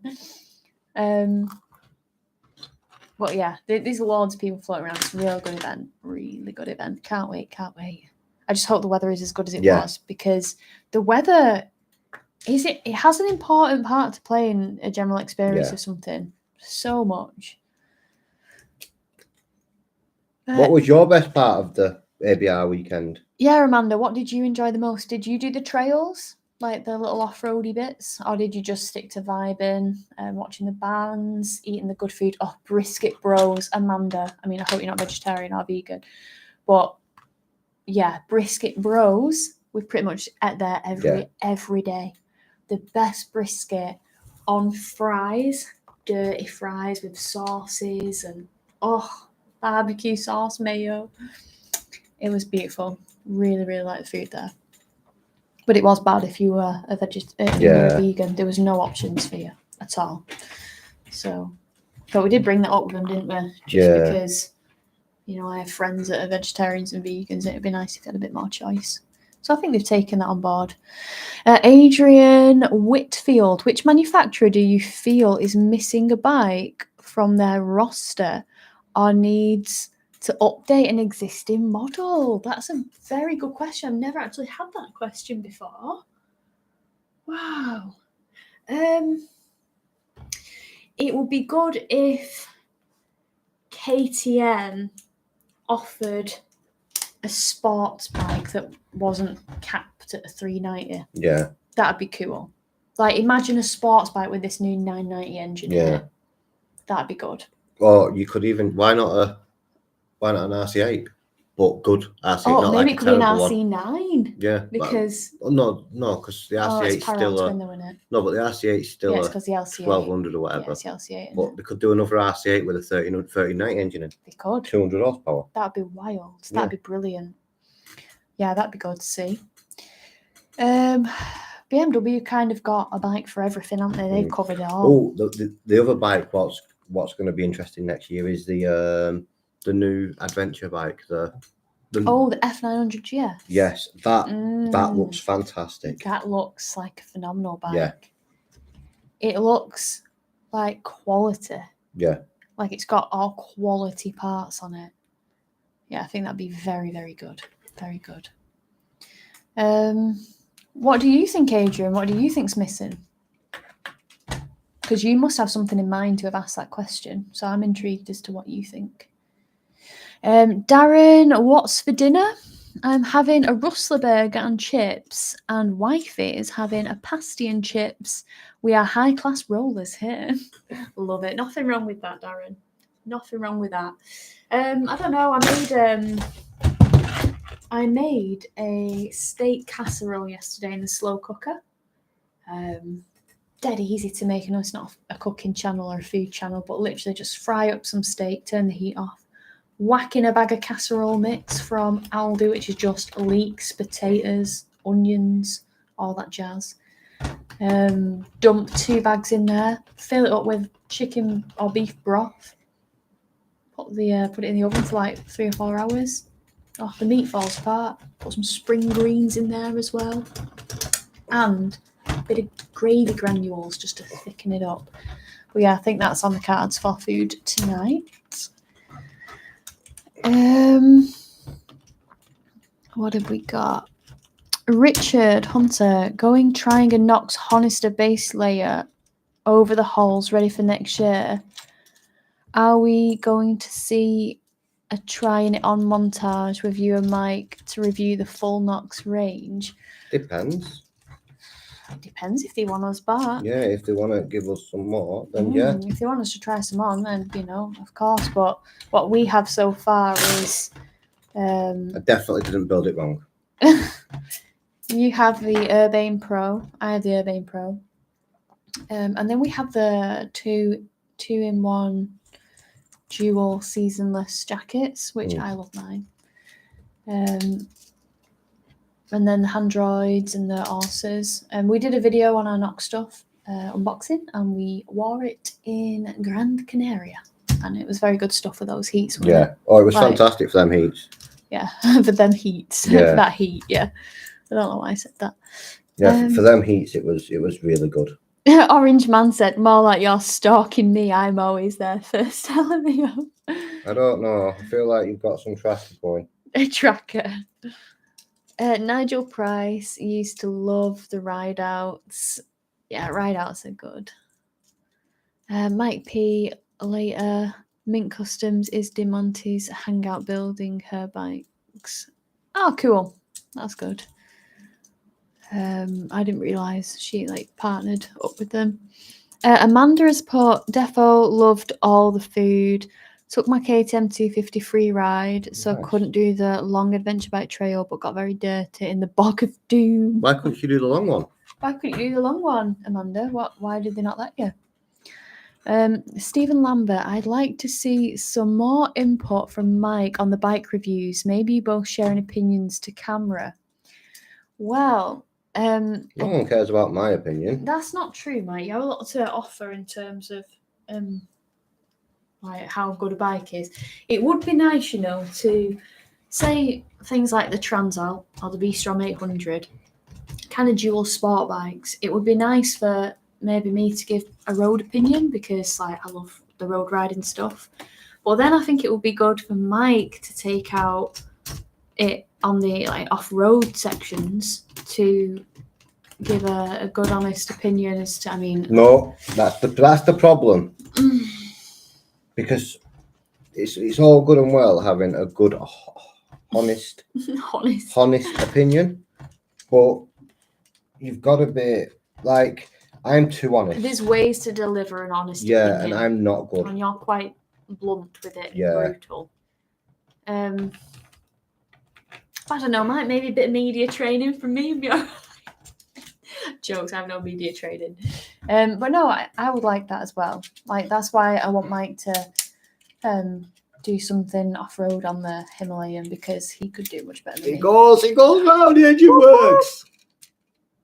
So it's not like it's not janky, you've done it right. Oh no, I just put this piece in upside down. Ah, okay, cool. So I just had to take it out and turn it around, that's it. What's this bit? I'm gonna guess it's gonna be this is gonna be where the middle of the bike is, so that's probably gonna be where it pivots on for this. No, the back end comes off this. No. This is the front. Oh, okay. Oh, so right. So let's crack on. I'm sure it'll all come to fruition very soon, hopefully. Yeah, I just seen that I had to bolt something onto these, and I'm like, this has to go on the front, and I'm like, oh no, yeah, this is the front. This is actually the front, I think. I don't know. So we've got Mad Mick here. He said, Kate, I'm at work till 6 p.m. Glad you're still on. And hello, Mike. And he waved. From one mic to another. Stevie EP Lee. Merry Christmas, Kate. How's the greatest Bolton bike chick with a swanky helmet and dark visor? Have a lovely day, both of you. Love your vlogs. When you sing, haha, season's greeted. Oh, well, thank you so much, Stevie, for all your comments on all the videos. I do see them, and I'm very grateful for them. Yeah, hopefully there'll be more swanky visor wearing, some more good runs and reviews in 2024. Fingers crossed. Does these live streams help you know your subscribers? Well, yeah, it does, because like we get to interact and we get to speak and, you know, engage with you guys, where sometimes when it's a video, I mean, we do try and answer comments where we can, but it can get quite overwhelming, can't it, with how many comments there are. And sometimes we can't reply to everybody as much as we do try. So this is nice, like, because we will try and answer as many as we can, and if we miss them, like, encourage you guys to repost them, so hopefully we can catch the question. So yeah, I like live streams for that reason. It's nice for you to... It's nice to chat to everyone. Yeah, just live, you know, just chat live, and it's good. We like it. We like it a lot. We like it a lot. And Mad Mick, Kate, would you like to review a Norton V4 SV? I don't think they bloody trust me, one of those, Mad Mick. Wait, we might have a Norton person, right? Yeah. I might have established a Norton connection at the bike show. Yeah. Fingers crossed. So whether they'll let me loose with the very, very spenny big dog bike, who knows? Who knows? And Bike Like Mike, he's doing this until he's done, right? Yes. Yes. Well, no pressure, Mike. We've been live for 3 hours and 8 minutes. Darren says, Mike has tattoos. Do you? No, I think I'm one of the rare creatures in life that has no tattoos. Because it seems everyone has them, doesn't it? I only have one tattoo. I've just got that one. It's a hyper-realistic Hulk. Yeah, Hulk. If you can see him, like, That's his face. That's his arm. That's his boob. This is his boob. His booby. It's because the camera's backwards. Is it? Yeah. So No, look. the camera's not backwards. Look. Oh yeah. Yeah. So it is backwards. Why? Because it's reading it the right Oh way. yeah. Okay. Yeah, you win. Sorry about that. Yeah, I don't have any tattoos. I wasn't allowed any, and just kind of. Then when I thought I quite fancy one, and I drew one, and I really liked it, and then I thought if I have it on me, and then I don't want it there anymore, I can't do anything about it. It's on me forever. So, yeah, I didn't get any. Do you have any tattoos? Yeah, Darren, how many have you got? Are you covered or are you bare-skinned? Whitey. Mike's honest bike reviews. Now that would make great viewing. Thumbs up, laughing face. Do it, do it, do it. It's hard because Kate's passionate about bikes and I'm not. Yeah. Like, I ride motorbikes because I'm with Kate. No other reason. If I wasn't with Kate, I wouldn't ride bikes. And it's so annoying because you have that mentality and you're just so freaking good. You drive me insane. I'm the passionate one. Why can't I have the skill? Motor Mike, what's your opinion on the KTM subscription? Any subscriptions, ass. Yeah. Any subscription form for stuff like that that's already on the bike is stupid. So, for me, it's a tricky one really, because what if you actually are quite tech averse and you don't really want everything? Yeah, but it's already there. So it just they shouldn't have to pay for something that's already there. They should. Yeah. You've got heated grips. You have to. The heated grips are on the bike. What you have to pay to turn them on? No, they've already put them on the bike. Yeah. Yeah. So, but that's the thing, that companies incurred that cost of putting everything on it. Yeah, that's what I mean. So then it would have, if they didn't have the subscription, the bike would have to retail higher.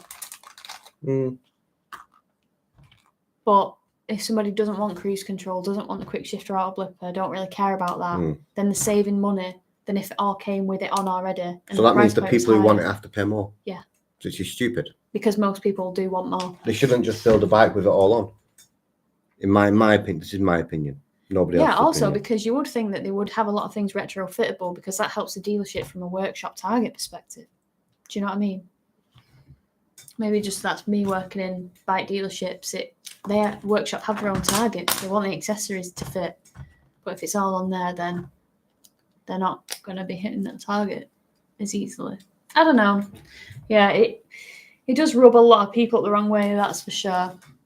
But me, I would like everything on. So I suppose it is a bit of a kick when you've done 1,200 kilometers or whatever it is, whatever the cutoff is, and then all of a sudden all your fancy tech's gone. Yeah. And then you've got to pay like thousands to activate it. We have a look, see if there's another 2-bag. 2-bag? Yes, please. Yeah. Cool. Because we're missing some bodywork. Uh-oh. I've already used that. That's not. 3, 3, 3, 4. Right, see if there's any big bodywork pieces. What's that one? What? 7. Let's put that in. Yeah, 7. We're missing some bodywork pieces. 7. Oh, they're just not right. 7. 4. What are we looking for? Just pass them the 4 ones because we're on 3 now, aren't we? Are we on 2? I don't actually know what we're on. 4, 6. One, Got a 2. rim. 1, 2, 4. 7. What's kind of giving bodywork? 5, Yeah, it's not 6, telling us what. Oh, wait. 4. No. 7, 7. 6. 5. We're missing some bodywork pieces. Oh no. So we need one that looks like this, but has holes coming out the side. But none of these have holes coming out the side. Wait a minute. What was that you just picked up, that one? Yeah, it doesn't have holes coming out the side. Do you not have to put the holes in? No, we can't just fabricate some plastic, can we? Oh no, I meant like clip things in. No. Ones. Wait 1 second, I'll just fabricate some plastic real Yeah, quick. just get the drill out. Yeah.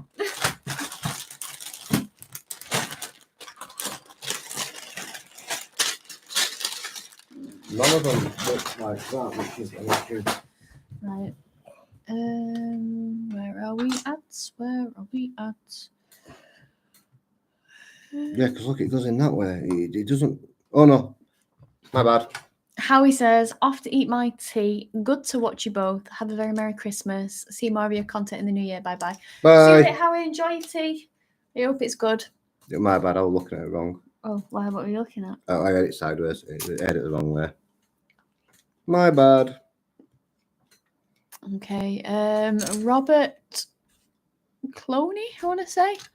Love watching your channel. Are you doing anything with the new TRK 702?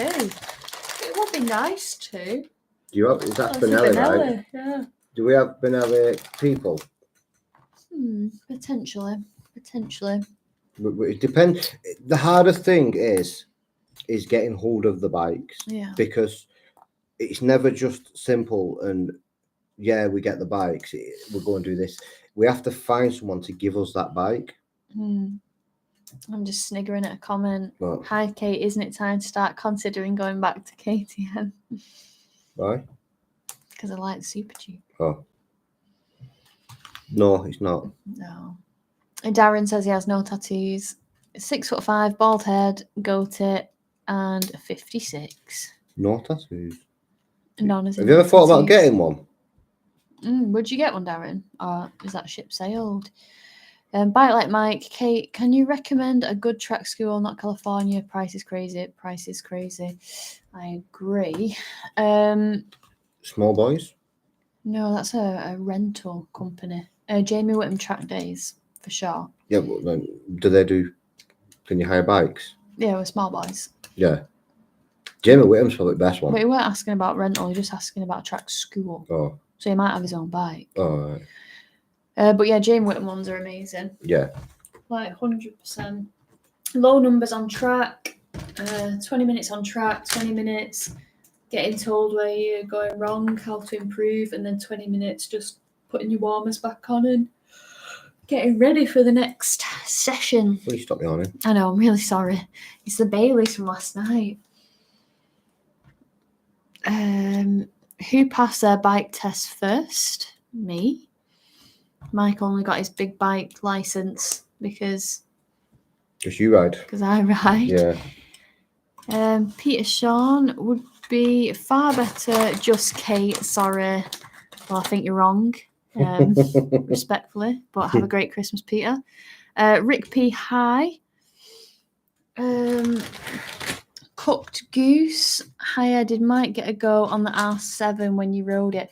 No, Mike didn't actually do that day with me. I went to, where was it? Peterborough for that R7 like day thing. So yeah, Mike didn't get to ride it. Darren, many times, but like Kate, thought I might get bored. Yeah, it's just too big of a commitment. Bike like Mike. I'm not crashing my own bike. Yeah. That's the smart move, Mike. That's a smart move. Also, great name. Yeah. Rick P, which do you prefer more between the Transalp and the 800DE? Personally, the 800DE. I just enjoyed it more as a bike than the Transalp, unfortunately. The Transalp was great on the road. Yeah. But the DE was just more comfortable. And that it felt, even though it's less power than the Transalp, it felt more because of how accessible the torque is. And you've really got to have the Transalp kind of revving to see any kind of, haste out of it really on the road. Darren, it was either going to be the Hulk or Eddie from Iron Maiden, but I couldn't decide, so I never got one. Yeah, Mike has the Hulk on his arm. Yeah, you can't go wrong with a Hulk. Look how cool he is. And it was a cover-up because I'm an idiot. What did you have there, Mike? Do you want to share that? It doesn't matter. Doesn't matter? I was stupid, young, and 16. To be fair, who's allowing 16-year-olds to get tattoos? Yeah. 16-year-olds shouldn't be allowed to do anything. Yeah, that's true. Like you think you're such an adult at 16, Yeah, but your you brain know. is like literally underdeveloped and you're Yeah. basically a fetus. Like I was such a fetus back then, what the heck? Darren has said, no, Pete is wrong. Having Mike adds that extra dimension and adds his view. Thank you, dude. I agree, Darren. Thank you for that input. Yeah, people seem to forget that this is username Kate. Yeah. Like, this isn't username Kate. This is username Kate. It's like a brand / business. Yeah. Like I maybe say the face of it because I'm the one that does the bike reviews and stuff. But when we go on adventures, it's us. It's you doing the everything. Everything. The thumbnail pictures, going out riding, the drone stuff. Sorting all the stuff out, the batteries, ferrying all your ass around, carrying everything. Yeah. Because people don't realise, like, when we go, we don't just have a bag with our clothes. No. We've got drone, tripod, cameras, proper camera, drone, camera, all the charging stuff. When we went to Gran Canaria, we had to take a laptop. We got, what was it, like 8 terabytes of data from 1 week's worth of filming. 8 terabytes. I've got to edit. Yeah. Oh, it's so much. Mr. Me, Merry Christmas from Canada. Ooh, Merry Christmas. We like Canada. Yeah. What's the weather like over there? Have you got like idyllic snowfall and maple syrup pancakes and bears and bears? Yeah, just want some nice bears. That was kind of just all the stereotype. Do you have any nice bears? No, but I think I do. Do you not associate bears with Canada? Is that just me? I don't actually know any bears in Canada because I'm going to sound pretty dumb if it's not. Orange Man, why people hating on Mike? Do they not know you're a team? Oh, exactly. Orange Man knows. He knows the score. Motor Mike, will you do videos of the TT next year? The only way that would probably happen is if I got like an invite to ride like a bike over the mountain or something, and I could make something of it. But the TT is so widely covered, a lot more professionally than I can ever cover it, with helicopters and all sorts. And I don't know, it's not that. People don't just want to see zoom zoom zoom zoom zoom zoom zoom zoom zoom zoom zoom zoom zoom. Yeah, so this is the TT. Film from me. Yeah, like, you know, it's tricky because for the amount it costs to get over there and justify what I can get out of it as a content creator, it's one of them things that, you know, I have been to the TT quite a lot of times in my life, so I've experienced it from like just a general riding point of view and just going there as a spectator, living the best life, going riding around the island and stuff. But from a content creator perspective, it's the cost versus what I can get out of it. And you know, that is unfortunately one of the sad realities of how you do have to think, because it is a job, and you have to work out whether something's going to be beneficial to you. So yeah, but I have been, and I go there because I love riding the mountain. I love it. It's addictive. Absolutely love it. Just do circles and just go back on the mountain and then wait because it's closed, because sometimes it's going too fast for their ability, and then wait, and then it opens again, and then go again, and then probably wait again, and rinse, repeat. Like, that's what I love about the Isle of Man, personally. So probably not. If you can get, if somebody will like pay to go out there, and somebody would like get you, not even pay to go out there, just let you have a ride on the back of the bike or whatever, then yeah, it'll be worth it, because you'll be able to get a video, because you could do the paddocks, you could do the pitch, you could do actually going around the course with your microphone on. Yeah. But if that never happened, I don't think you could ever do it. I can't justify it. It's so expensive. Gosh, I went on my own one year, 2019, because you couldn't come because you were working, you couldn't get it off. Yeah. And it was like, what, 300 odd quid just for me to go over with one bike. Crazy.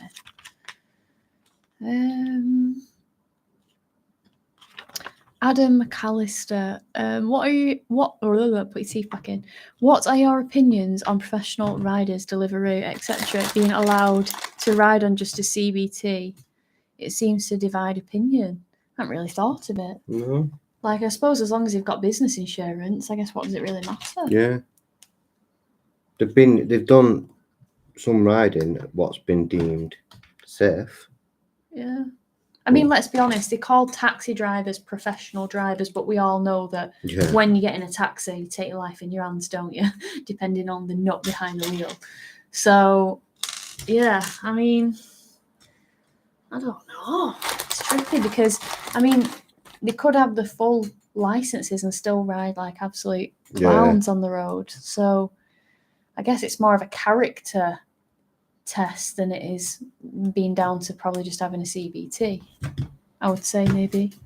I don't know. Does it divide opinions because they all like ride like crazy people and they think that they ride like crazy people because they're only on a CBT and they've not had any more training? Because I do think it is just a general mentality of the person thing that probably rather than a lack of training. Maybe. I might be wrong. I'm no expert. I don't know. But I didn't even know it divided opinion, so oh, thank you, Darren. Appreciate that. Not wrong with being a team. Clearly works well. Cooked Goose. Speaking of adventures, did you get a chance to go back to Germany this year? Riding in the snow last year was crazy. We didn't go back. We had our winter holiday in October, and it was in Gran Canaria, so it's a polar opposite of Germany. It was 30 degrees, very hot. We just wanted to, take it a little bit easier. I would say be more friendly on the body because it's when you're cold, you're quite tense. But Gran Canaria is not friendly on the body because you are just constantly like this. So much riding. Very physically demanding, lots of riding. But we rode the full 5 days. Yeah. We didn't have a break. Like normally you get a rest day, but because we're there to film content, a rest day, unfortunately, for the 5 days that we're there is a wasted opportunity to film for the day. So we were just like, yeah, let's get going. So we didn't have a break. And yeah, let's just say I was grateful that we were in the 4-star hotel. Yeah. Because that bed was blissful and I had great night sleeps every night. If anyone does go Gran Canaria, I would recommend the 4-star. Yeah, if you do book on with Canary Motorcycle Tours, they have 2 options, a 2-star hotel and a 4-star hotel. Definitely pay the small difference extra for the 4-star hotel. You won't regret it. I think some of the 2-star hotel people had to share with some 10-legged friends or whatever cockroaches have. So yeah, definitely the 4-star is beautiful. I wonder why that piece wasn't there. What we think? Carry on. No, I just didn't put a bit on.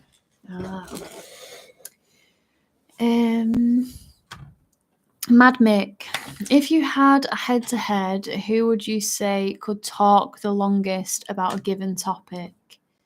Oh, it completely depends on the topic. Because if you want to talk about Tarkov and gaming and streaming and Twitch, I wouldn't be able to talk very long on that. I have no idea I try and understand what you do, but it's quite complicated for my brain to comprehend. I suppose it just depends entirely on the topic. Like you want to talk about Kate can. I mean, I'm doing it now, aren't I? I'm just rambling. Mad Mick, Kate can. I've just answered it, Kate.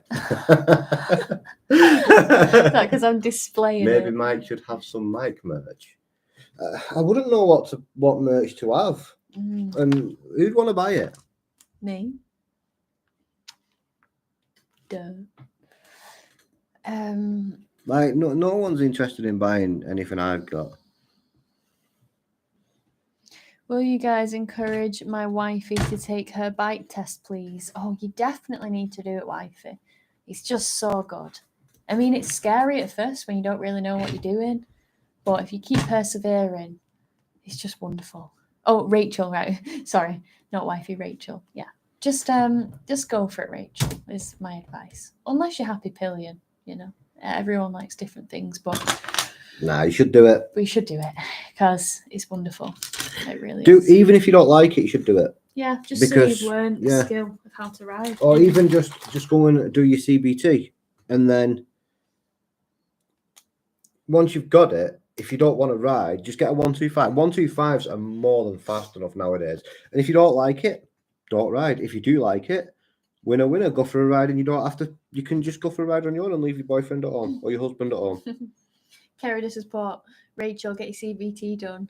You'll be hooked and love the freedom riding bike makes you feel. Yeah. So true. Darren's put delivery professional, lol, funny. Yeah, I don't know if they can be classed as that, to be honest.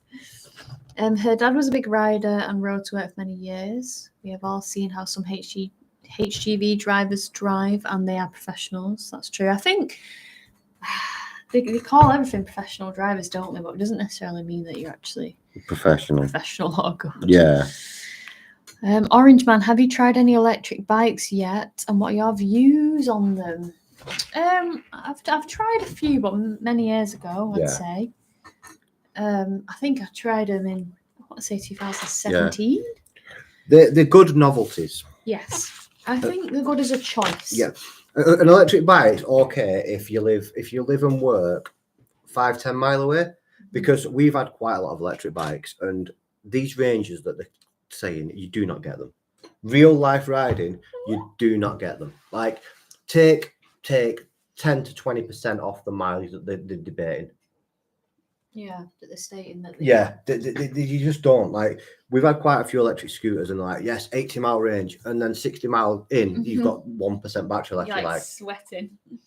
And that's real life riding. That's not just going on a downward slope for 55 mile with the wind behind you, slipstreaming a car. Yeah.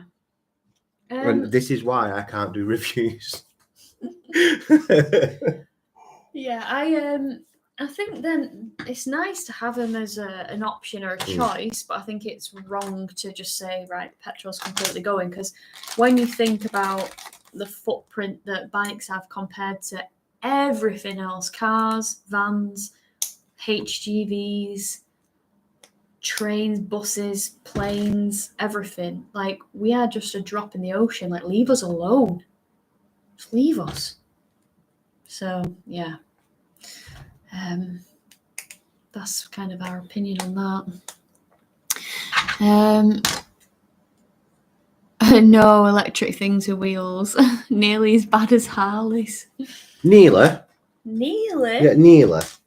Oh. There. Everything's got its own purpose. Yeah. Everything's got its own purpose. There's no bad bikes out there. If you like a bike, you like a bike.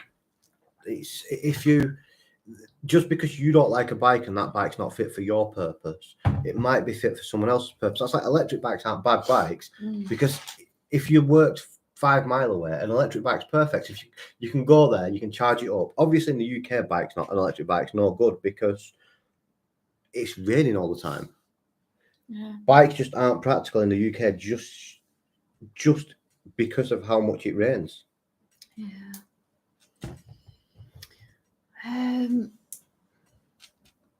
As a garage owner, I can't stand anything electric, Mike. I'm with you, mate. I just think they're a scam. I definitely think like there are agendas at play with the whole electric situation, but I suppose this is username Kate, not conspiracy Kate. But yeah, I don't know. It's good to have it as a choice, but I don't know. You just don't get the smells. You don't get the sounds. You don't get the feeling. You just sit on it and go. It's all about the mileage. Teapot One summed it up perfectly when he did.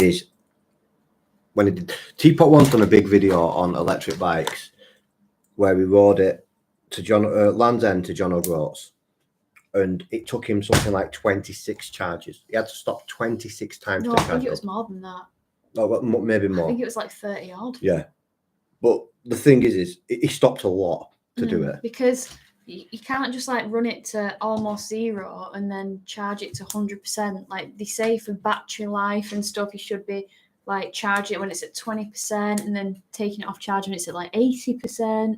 So then that's not really a true representation of range when they say, oh, 0 to 100 percent. This is how many miles you'll get. Well, no, because now you're telling me that to keep the battery life, above this efficiency, I can't charge it from like 1% to 100. It's got to be like this. That it's just, I don't know, a bit of a faff, really. Batteries aren't there yet.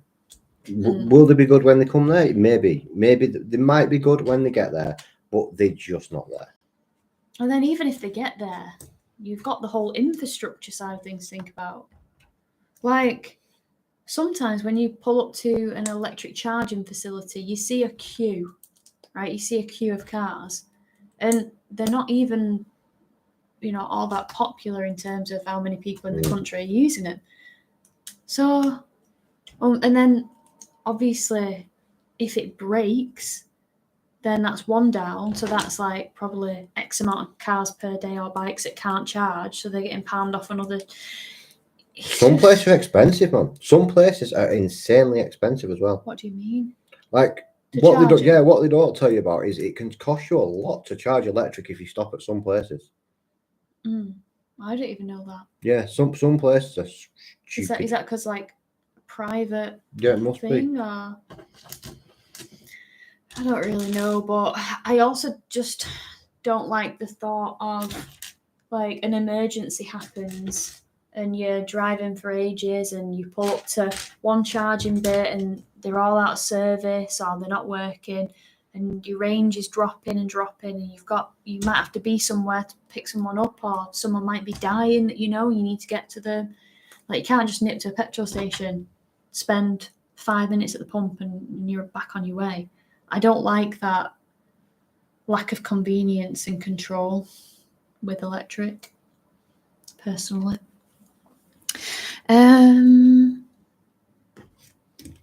So Adrian Whitfield has put, the Kawasaki Hybrid was at the motorcycle show. Pricing will improve on it, but as a package is a long way from being a real option. And then we've got a Soiga. I hope I'm pronouncing that right. What are your thoughts on Kawasaki's new hybrid motorcycles? They both tie in. I didn't really look at it. I haven't really researched it. I haven't really read any articles on it. So I don't know anything about it, if I'm being truthful. I'm not a scuba. Bike Like Mike says synthetic fuel, hydrogen, I think will be the way forward. Electric is not practical enough. Yeah, I agree on that front. I wonder if we'll ever see hydrogen bikes. Who knows, Cook Goose, who knows? A Bike Like Mike, Mark Travels is doing around the world on a Zero. Quite interesting. Bugger that. Yeah, that would be interesting. That's like Teapot 1 on steroids, the electric trip. So that would be quite interesting for sure. I actually think that'd make good tea time viewing, just to follow that journey. But I can imagine it would be very cumbersome. Depends if the gov can control it or not. Yeah, that's a point. Mad Mick, until you can get mileage, i.e. the battery tech is not worth the price tag. Only electric bike for me is my e-mountain bike. Best thing I ever did for the weekend blast up the peaks. I think electric mountain bikes are a good thing, to be honest, because you could have somebody who's really unfit, really overweight, doesn't want to ride a mountain bike. If this will get them out, then it's better than, even though people think it's like cheating because you've got a battery, surely them being out on something is better than not at all. Would you agree? And also, like, I get out of breath very quick. I walk around the block and I'm going, so yeah, I think that would be. Why have I built this? I don't understand why I built this. But then there's no more mention of this. Not even on the next page. Oh wait, there's mention of it down here. Because you need a new piece to connect to it. Oh wait, I'm confused. So it goes that way. Oh, so that goes in that one. Like that, I'm guessing. Ignore me. I'm being stupid. We're being stupid, but we've done it. We've done it. We don't. Nothing. What is that? What's this been all blackened? Why have we got a? Whoa. Yeah, that's that. Yeah, that's the back end. Tailpiece. Oh, look at the pillion pegs. Yeah. Where? Oh no, they're not pillion pegs. They're high up. Oh no, that'll be for the racking. Oh, the panniers. Yeah, for sure. Because there's big panniers to go on, isn't there? Yeah, that's true. Right, so that's that built. You're smashing through this, Mike. That's that built. Smashing through it.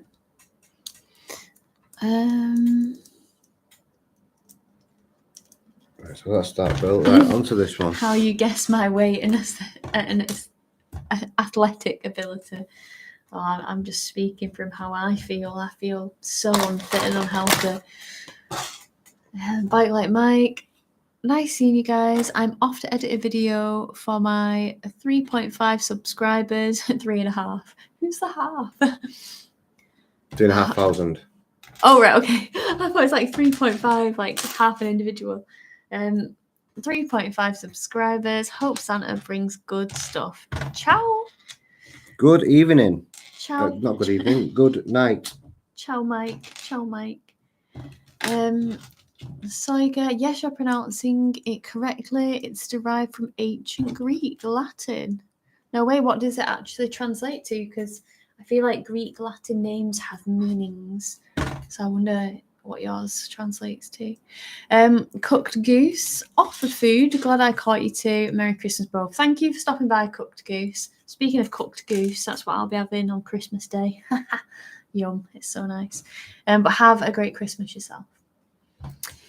Bike like Mike. No, it's literally 0.5. Haha, so I was right.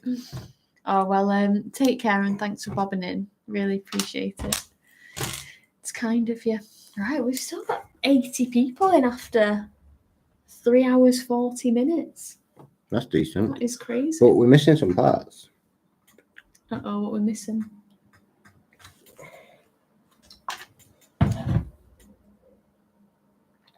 We're missing Where are we up to on here? we're missing some of these. Mad Mate, keep up the good work. Off to lock up the factory. Merry Christmas to you both. Merry Christmas, Mad Mate. Thank you for bobbing in and for having us chatting all this time. Really appreciate it. Orange Man, parts are in Kate's pocket. She stashed them when you did a brew. I think she might have done. I'm not just that mean. looking to see if I've used the wrong parts on something. I don't think I have. I hope not. Because that's going to be problematic if you have. Are you still on bag 3? Yeah. I don't think I could have used the parts on the wrong ones. That's the problem.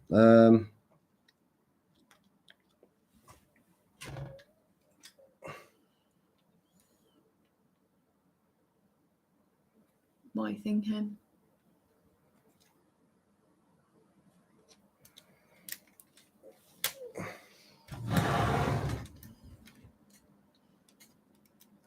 That can't have been that one.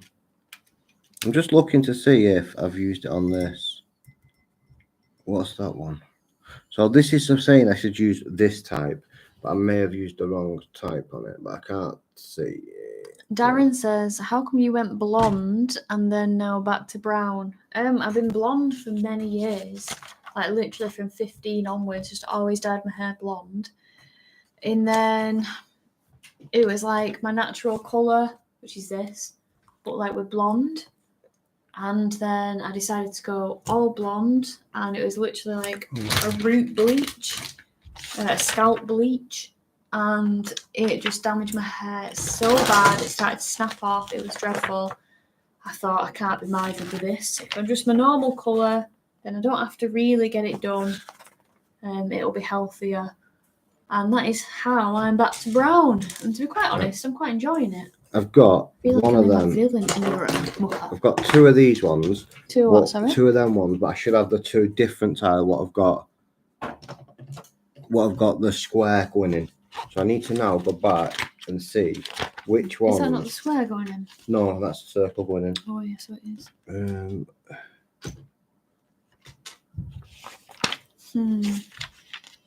One on that. So when? What about them? There's square going in. No. It looks exactly like that. Yeah, I see.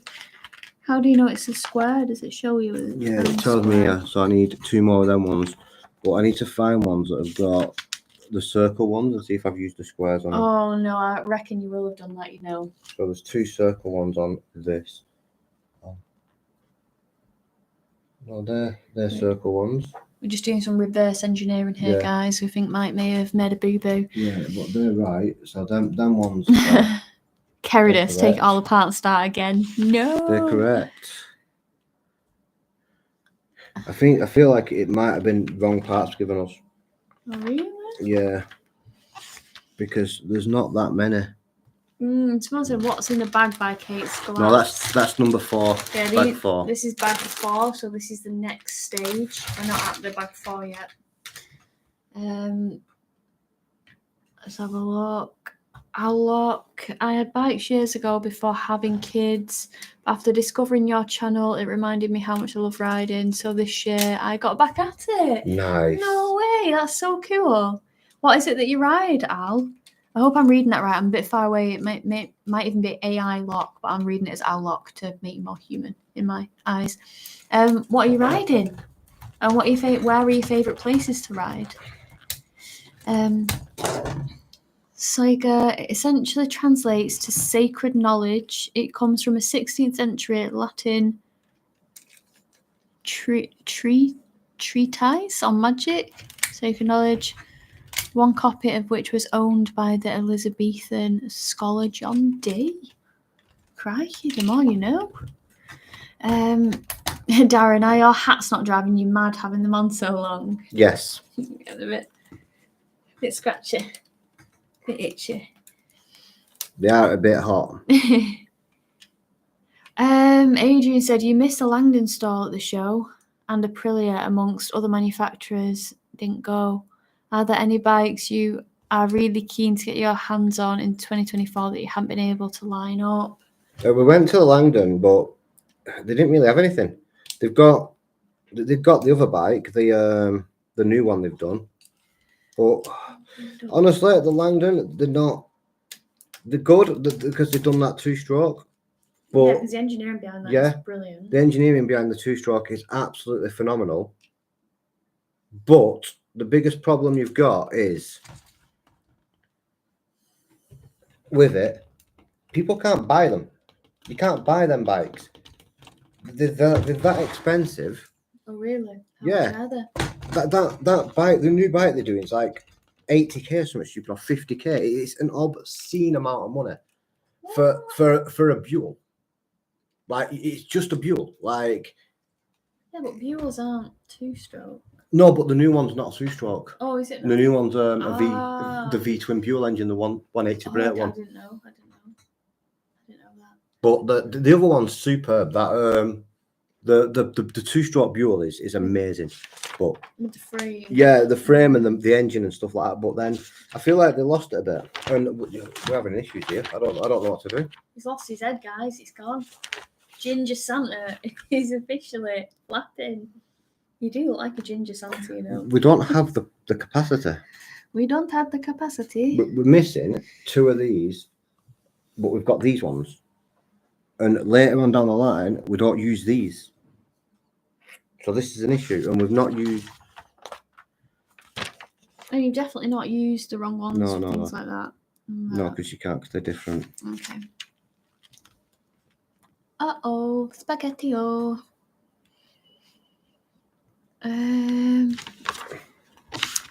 So yeah, Adrian,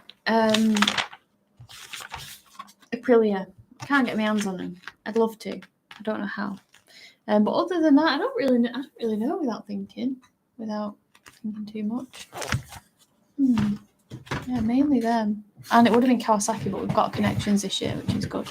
Yeah, there should be quite a few Kawasaki. Daniel Bishop, hello. I've just joined the live stream. How's things? What are you doing over Christmas? Well, we're just going to be chilling with your friends online, right? Yeah.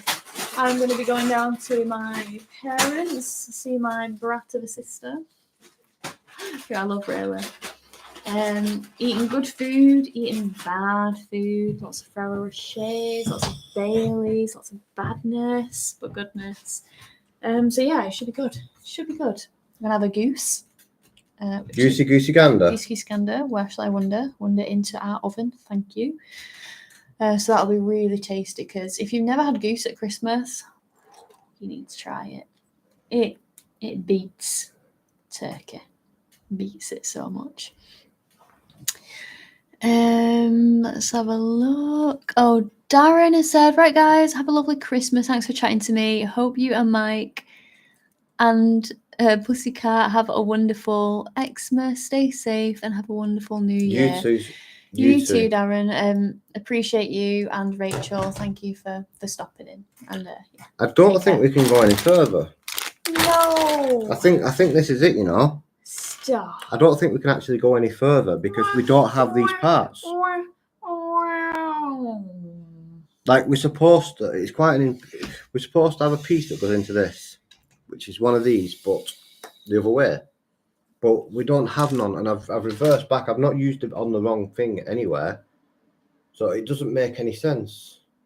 Are you sure? Pretty sure. Pretty sure. He's not 100% sure. Maybe you're gonna start stripping it. I've gone back through all. Strip the engine. Strip the engine. Strip the engine. Oh, so tight. We've gone all the way back to because it tells you when to start the bags. Okay, so I'll only 125 for now, but hopefully a 390 Duke soon. Oh, there's nothing wrong with that, Al. There's a lot of fun to be had on 125s. Don't let anybody tell you any different.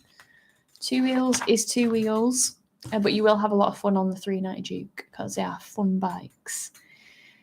Lightspeed is the new one. Oh, okay, Adrian, so that's the Langdon Lightspeed. Yeah. Cool. But it's Oh, Man Cave Moto is here. Tony. How are you, my guy? What a cracking mug. Have a cracking Christmas, you lovely people. Oh, you know, we've got to be repping, obviously. Standard. But yeah, thank you for bobbing in, because I know you're a very busy man. Guys, if you haven't watched Tony, aka Man Cave Moto's latest video, he's done one on the Tenere T7 and what makes it such a popular bike. So if you haven't watched it, please watch it. He's a legend. He's just one of life's good guys. I go on a few launches with him and he's just wonderous. So I found one of my mistakes. We found one. Is it deep in? Is it rectifiable? Yeah, it's fine. Okay. Thank the Lord. Mike could have built an actual rideable bike. The effort he's going to for this. He probably could. He's quite handy with the old spanners, Mike. And that was from Mutinous Mike. There's quite a few Mikes in here, you know, today. That's because Mike's a great name. Mike's a great name. And only good people are allowed to be called Mike. Jimmy Screech. Hi, Kate. Where's Ruby gone? Not a clue. Don't know. Have no idea. Orange Man sent it here, Mike. I will get the kids on it. I'm sure they'd love it, to be honest. Man came out, not probs. Just cooking a curry for dinner, so I thought I'd tune in. Oh, what kind of curry are you cooking? Because if it was me, I'd only be able to handle a korma. That's a lie. Why? Because you can handle more than a korma. Yeah, but not comfortably. No, but did you handle it? Yeah, true. And Mike's Ruo. It's true. They just do. So, go on, what was your mistake and how you rectifying it? I just used the piece in the wrong place. So I just went back through it, which ones it should be, and then changed it. So. That's the thing that catches you out with these builds, you know. It's like the slight differentiation in part that you don't pick up on. And you get all the way through, and then they introduce a new part that looks similar. And you've accidentally already used it quite deep in the build. So... you played yourself, Mike. You played yourself. Nearly 4 hours deep in the stream, you know. Really? Yeah, 4 hours deep. I can't believe everybody's come in. Keith T, Mike, the undefeated. You can't be defeated. Mikes don't get defeated. Mancade Moto, it's a Thai Massaman curry. What's a Massaman? What's a Massaman? Have you heard of a Massaman? Nope. It's like a red curry or a green curry. Like a Thai green curry, Thai red curry. They're the only ones I've got. In fact, I've got a kit in the back to make a red Thai curry. And I've got the chicken as well. I might have that for my tea tonight because I'm trying not to eat the steak casserole. Right. Because he likes it. I think we fixed it. We've got the problem is resolved. The problem is sorted. Right, there we go. Problem averted. Crisis averted. Yeah. Woo. Right, let's carry on. Okay. That's good going, is that? Oh, made with coconut milk. Oh, I am a sucker for a coconut milk curry. I absolutely love coconut milk. It's so good. I like curries with coconut milk with paneer cheese as well. But it's quite hard to get paneer cheese from Aldi. I don't think they do it, so. We are Aldi dwellers. Yes, we love Aldi. Aldi is life. Oh, Steve-O's put has potatoes in it, doesn't it? Stop it, you're making me hungry, guys. Yeah. You're making us hungry. Can't quite eat on the stream. It's not a good etiquette, is it, Mike? Yeah. A mouthful of chomping. Ooh. Well, I might top the water up and make a quick brew. If you're happy, just building. I don't want a brew, I'm good. You don't want a brew? No. Okay. I'll top the water up. For sure. I should probably read some chat, right? Hey, these are hard, Mutinous. Mutinous, these are actually really difficult, dude. Right, we don't need that now. Move that away. Lego is so fun, though. Well, it's actually not Lego. It's actually not Lego. I'm all about the little life. Yeah, we've got an Aldi right near us, which is it's like next to a massive dispatch center. So everything in there is like top notch. So we're quite fortunate with that. Right, so they're done. Right. So now I need this and this and this. Oh no, I need to put this on. So this goes into the black bit. Like that. And this goes into the black bit like this. With all the food chat, how about reviewing some more cafes on your travels? That'd be a great idea, Richard. That would be a fantastic idea. I think Kate should do that. That should be something she does.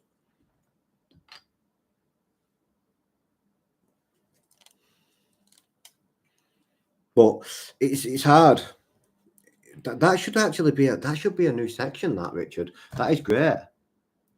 I've just had some good rum from Aldi. What's it called, Mutinous? Because I do want to try rum. I've never really had it. I'm not a huge drinker, but I'm trying to drink new stuff. So we did try some whiskey yesterday. Not a huge fan of whiskey.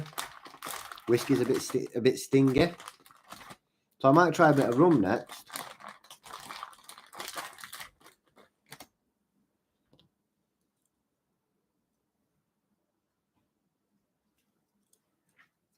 So that. Oh, got a nice brew now.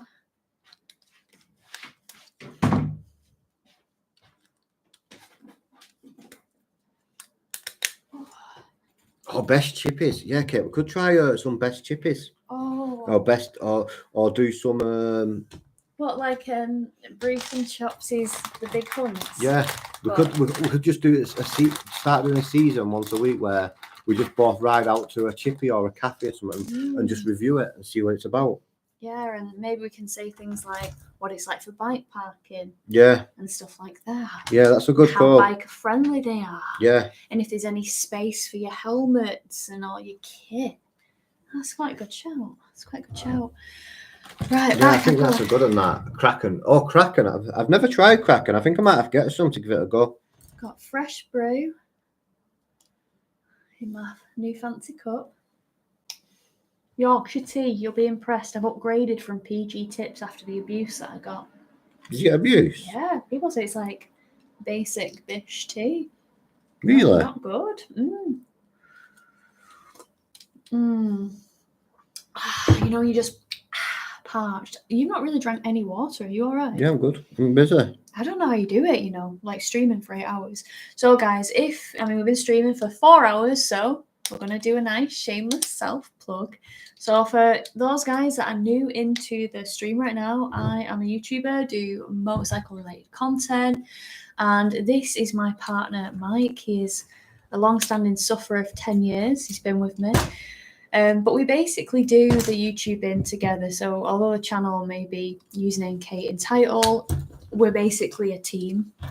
Mike is cracking at all the behind the scenes stuff, the logistics, the drone footage, the photography, just managing my life really, and you know, getting me to not procrastinate and stuff like that. But consequently, Mike, because he's helping me, when I'm editing, he has spare time. So he took upon himself to start streaming. So if you guys are familiar with Twitch, Mike plays a survival shooter game called Tarkov, which is one of the most complicated games probably of the generation. Yes. A very, very intricate game. It's just wild, really. You have to watch it and see it to understand how crazy it is.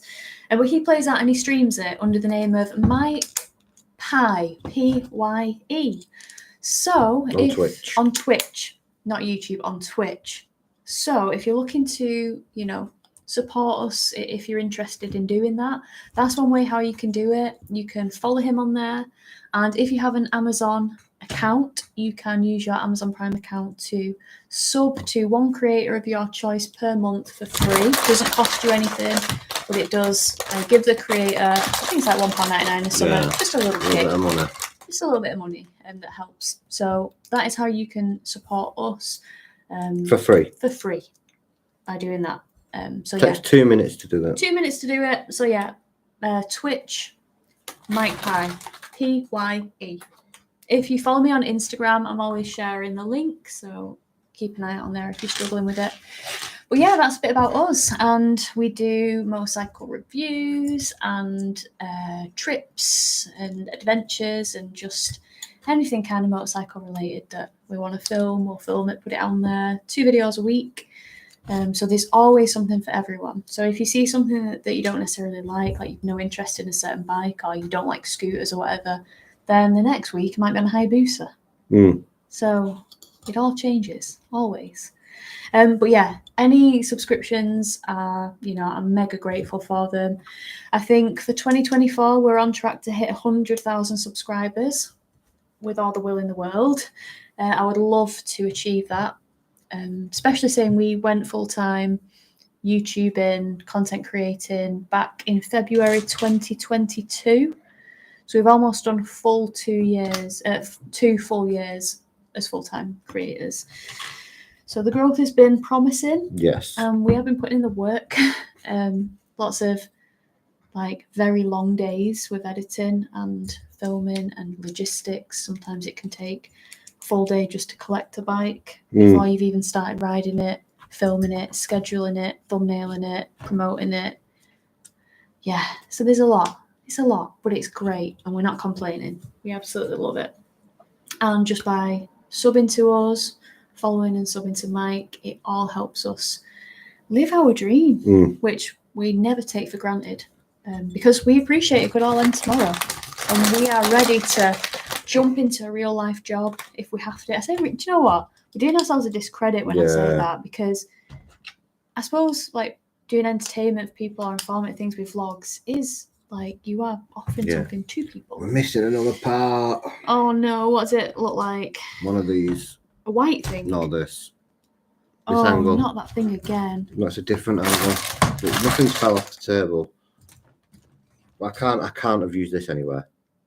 Not possible.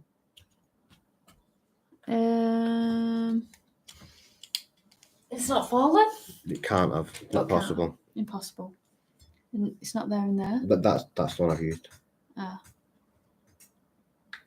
Oh wait. Yeah, that's what I pointed to. Yeah, I didn't realise what you pointed to. Never mind, it's all good. I'm an idiot. You're not missing one. You're not.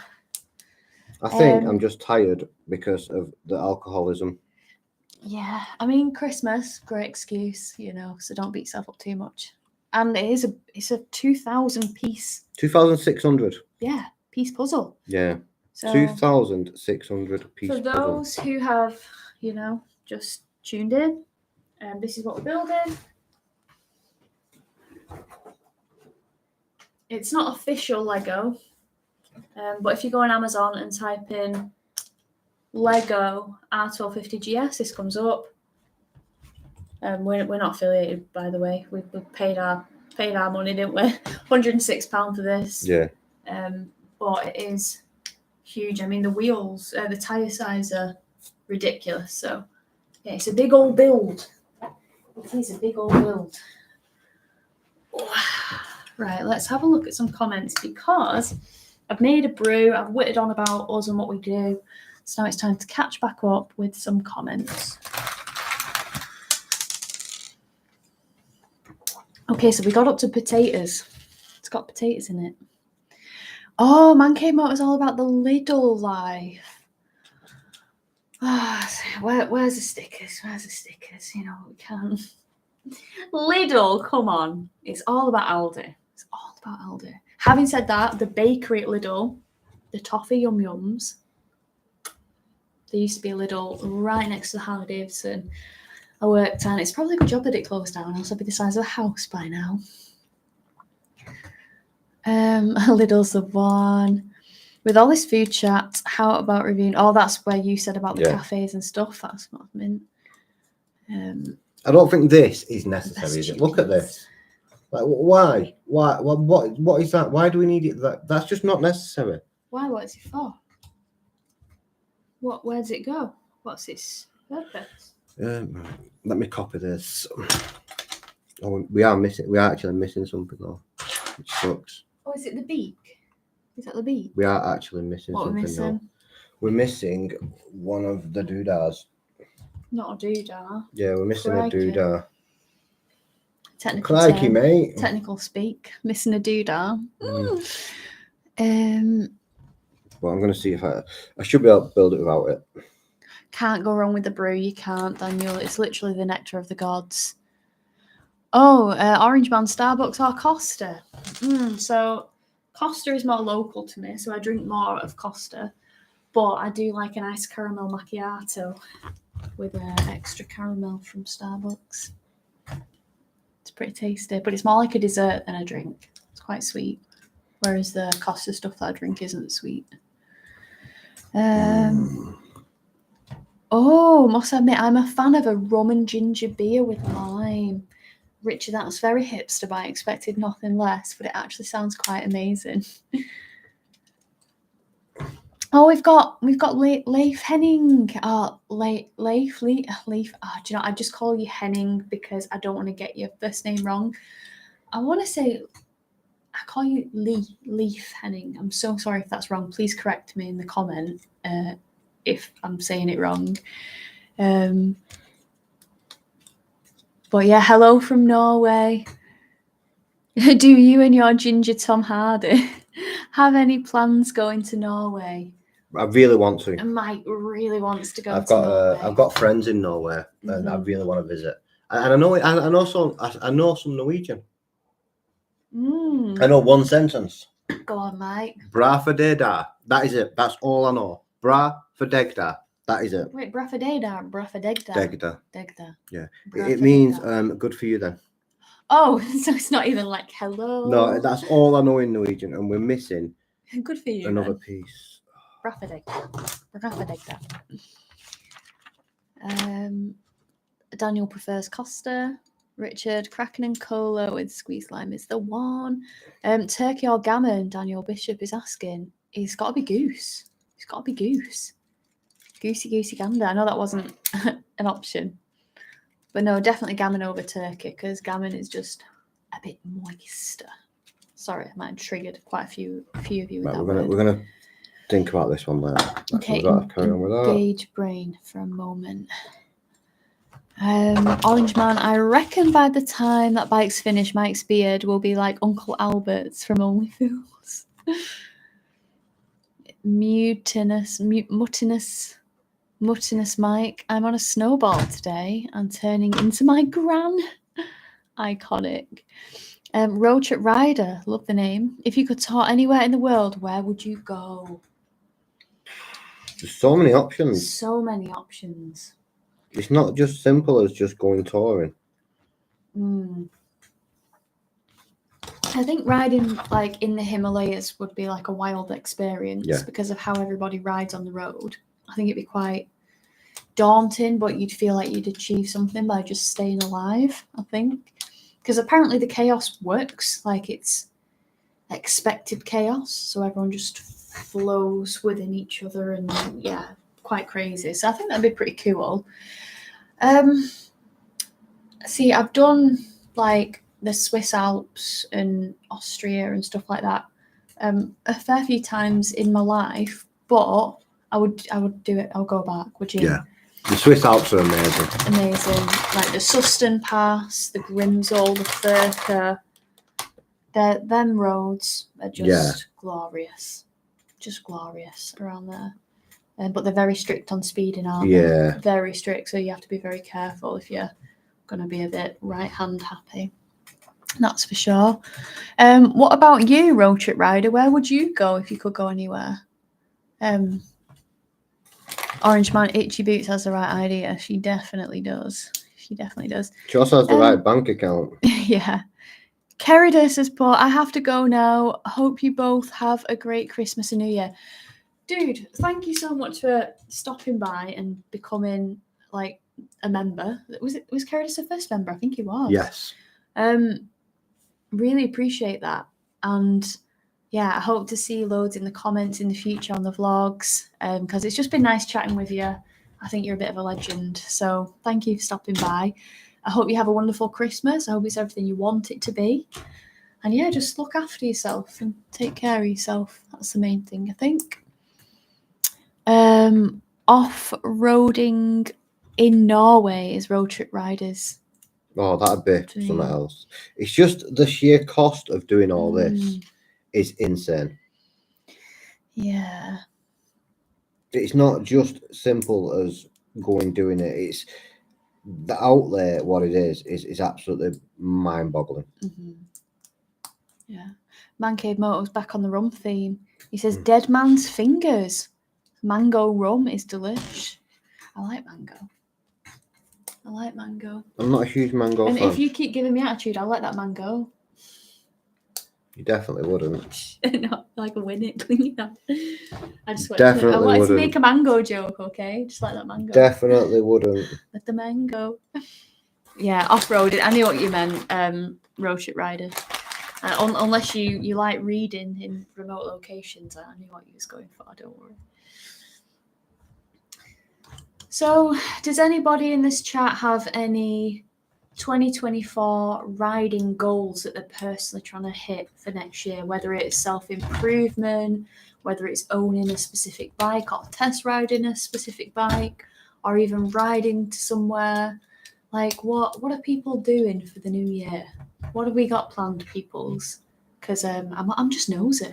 I like to delve into your lives. Suckers.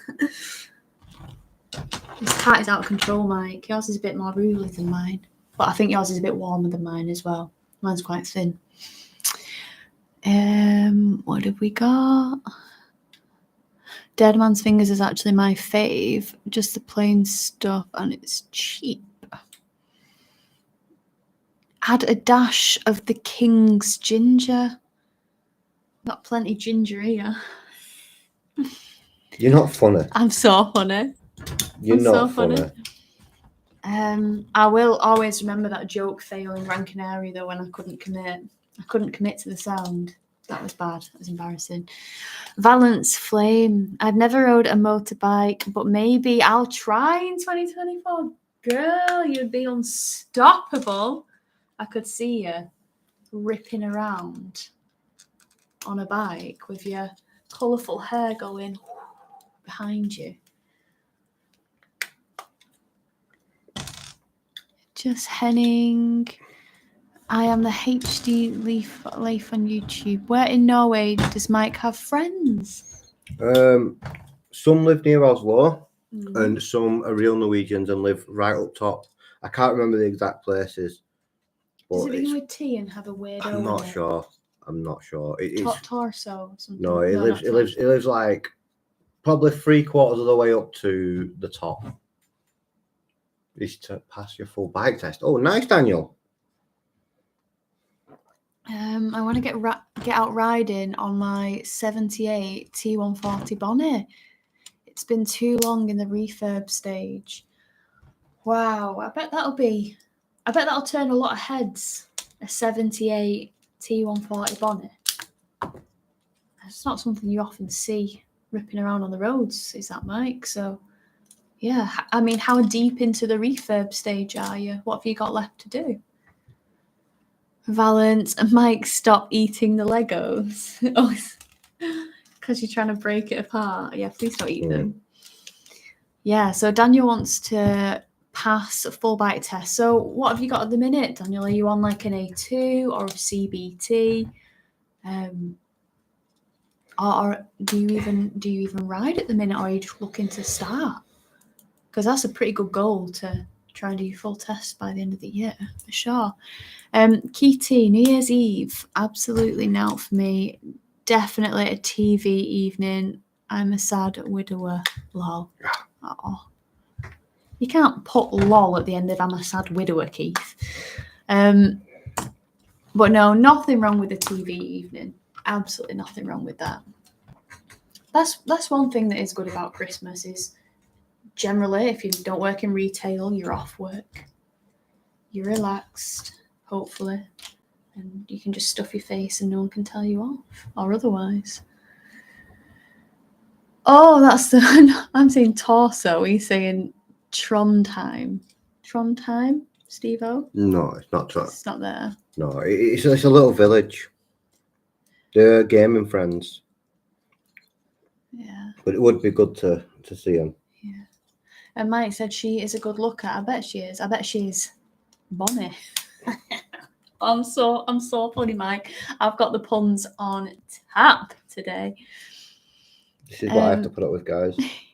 So Daniel said, I've been riding a 125cc for 4 years now. Nothing wrong with that, Daniel. If anything, you'll have the road. You've got the road experience, haven't you? So, yeah, I wouldn't think it would be too hard at all for you to fulfill that resolution. So, good luck with it. Not that you'll need it. And then, what do you want to ride when you have passed it? Because if you've been on a 125 for 4 years, then surely you must have that next stage in your head, like what bike you want to own. Like, what is it? Let us know.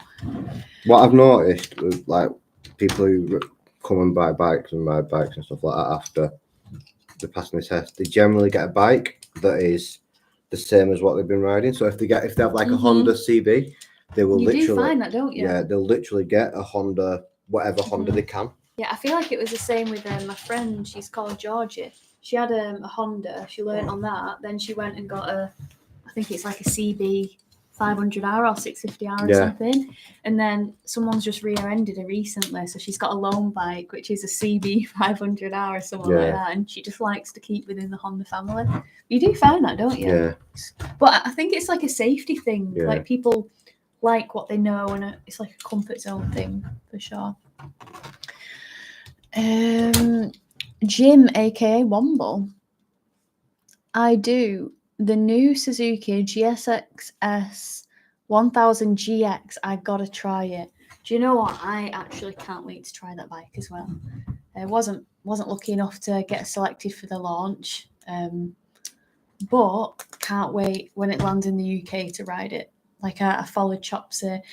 Do you know what? I tell a lie, I've seen snippets of his review, but I haven't watched it all because I don't really like watching reviews on these new bikes that are coming out because I don't want him to subliminally influence my opinion deep down.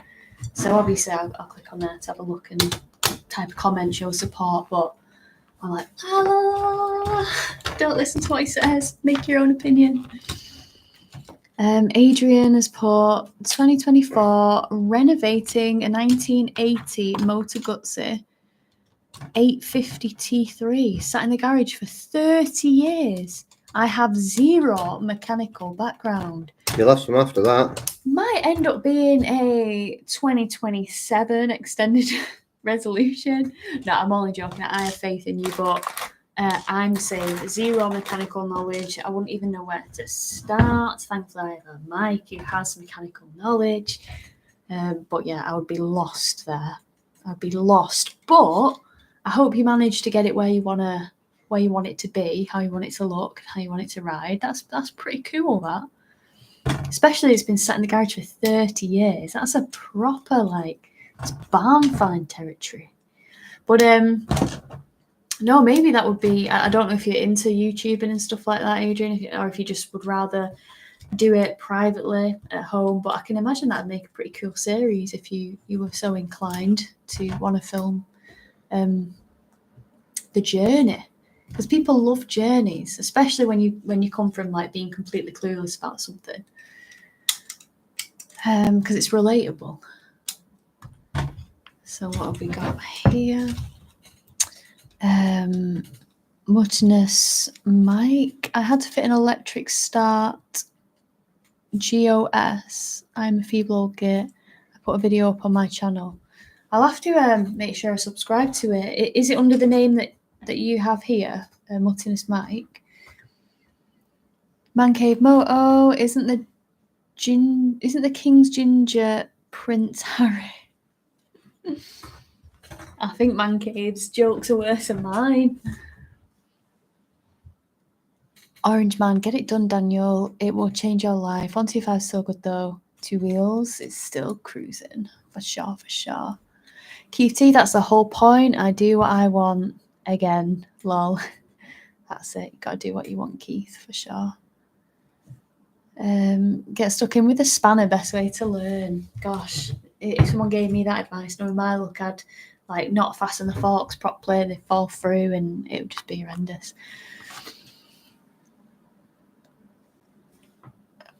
Quick question from Mancave Moto to all the viewers. Am I the only person who gets annoyed when Americans say Legos? Drives me mental. Legos? What, like, we're doing this BMW We're building Legos? this Legos. Did they say that? I've never heard that. I have no idea. Surely that's not right. That's awful. Steve-O, it's a good job you're a great vlogger. You wouldn't make it as a comedian. I take offence, Steve-O. I'm hilarious. If you have to tell people you're hilarious, first rule of thumb is you definitely not. Okay, maybe you got a point. Jim, aka Womble, yes, I get that using AK Moto. The Suzuki and the Moto Guzzi spelt wrong. Oh, don't worry about spelling in this. We're not what's the word? We're not precious. We're not precious about that. Daniel Bishop, my bike after I pass my test will be a Triumph Bobber 1200 as I've got a cruiser and find them so comfortable as a taller rider. Well, it's interesting you say that because I knew a very tall person that tried a Bobber 1200 and his knees pretty much touched the bars. So definitely try one if you're tall before you commit to that choice. Having said that, you can get bar changes, which will, give you some clearance from your knees. But yeah, definitely have a sit on one and see. But I love the look of bobbers. I've sat on them in the showroom, but I've never ridden one yet, and that makes me sad because I really, really like the look of them. I like what they're about. Keith T, I spoke to a guy a couple of years ago. He had just passed his test on a Kiwi 125. He was planning on getting an R1. I doubt if he's still with us. Oh, good Lord. Mutinous Mike, yep, same name on my channel. Spelling useless because one finger type along. Oh, don't worry about it.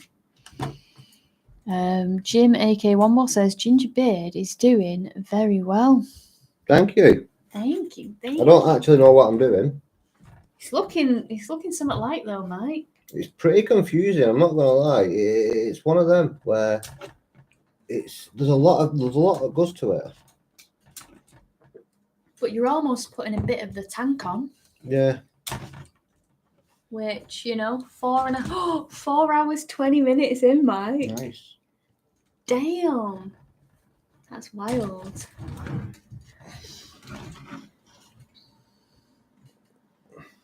I still can't believe it's got 4 pistons though. Yeah, it's the new release. New really. Oh, it's gonna fall. Oh, no, it's not. It didn't. Sorry, I didn't scare you. It's the new release. It's hard because there's that many pieces. That's all it is. Right, so, Luke Godwin. Hi, Luke. Evening to you as well. He said evening to both. good evening, Luke. Jim, aka Womble. Go on, man. Well done, you. Yeah, he's not making bad progress. It's looking It's something like. taking shape. I mean, it's not looking like a GS right now. Not really, but it's taking shape. It's taking shape as a bike, as a motorcycle. I love the little centre stand. It looked like 2 little legs jutting out. Let's see how long 3 is, because 3's putting suspension on. Oh, good lord.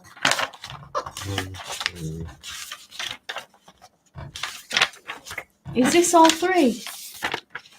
I think so. No, it can't be. Look. So, Luke, 3's starting there, and then.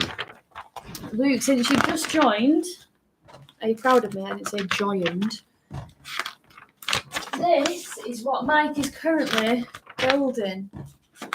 It's a fake Lego R1250GS. So we bought this off Amazon at the grand old price of £106 for anyone who's interested. And the aim was for Mike to build it whilst I read chat and talk with you guys, because last time I tried to do a Lego build on my own, I think we were 2 hours in. Oh! Move over a bit. We were 2 hours into the live and I managed to build like 2 pieces. Like, that's my biggest fear, that you knock it over. Because that could have been bad. Right, do we start 3 or are we carrying on or ending it there? We can do another one and carry it on the next one if you want. It's up to you though. Well, we did say we were going to do them between 4 and 5 hours, and we're literally about smack bang in the middle. Yeah, we'll do another one. Oh, yeah, 3 because this is 4. Well, what we'll do, we'll stop it there. Yeah, that sounds good. We'll Because what time is it now? It's literally half 6. And then between Christmas and New Year, we'll do another one of these. Yes, and we'll promote it on the socials in advance, so Yeah. you guys can know, because this was quite a bit last minute Larry job. I literally only shared it this morning. But yeah, we'll do a recap. We'll let you guys know when we're going to do the part 2. Yeah. Hopefully we can get it. Yeah, Kate, look what Kate built, guys. Kate built all this all on a big self. Hopefully. I had no input. No input. Well, just let me quickly read the chat. If you want to go and live your life, because Jim, aka Womble, says give Mike a break. So that's fine. And I'll just chat with you guys probably for a little bit longer. Round off the chat, answer any more questions that you guys have. But no, thank you. But that means that the front room is going to have to look like this for a while. No, it's Oh not. no, well, we can put it back. Yeah. That's fine. Super. Thank you so much for building. Master builder. No, don't say that. Psycho. Right, guys. So, do I pick it up? Do I not? This is where we're at. So we're quite far along. We've got moving parts. We've got a tank. You guys can see, and a seat. So, and we've got a centre stand as well. I'm going to put that down. I'm just going to shut this door. And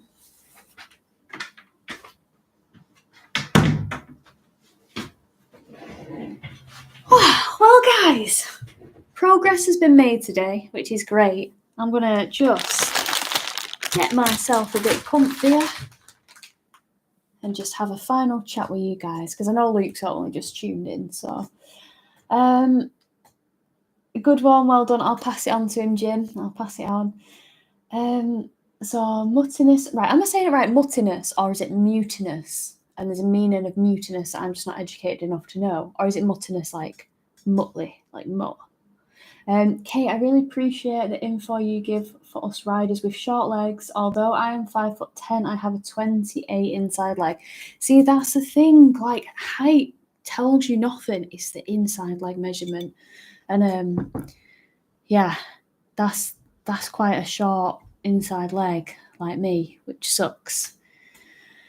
But it doesn't mean things are impossible for us. We keep trying. We keep trying. Bit of confidence, and we'll get there. Daniel Bishop, Kate and Mike, what was your first bike after passing your test? So my first bike after passing my big bike test, I did it many moons ago when you could pass your test and you were restricted to 33 brake horsepower for 2 years, and then you were let loose on anything you wanted. So I did my test in the glory days. My first bike was a curvy SV650, carbed, and I loved it. It had like two lights like that on the front. It had a little bikini fairing. It had an obnoxious exhaust on it, and then I crashed it in 2011. A car pulled out on me. I hit it side on and Supermaned over the car. Hence why I have a few scars now. I don't know if you can actually see them. Let's see. So I've got a scar there. And I've got the same scar. Where is it? There also.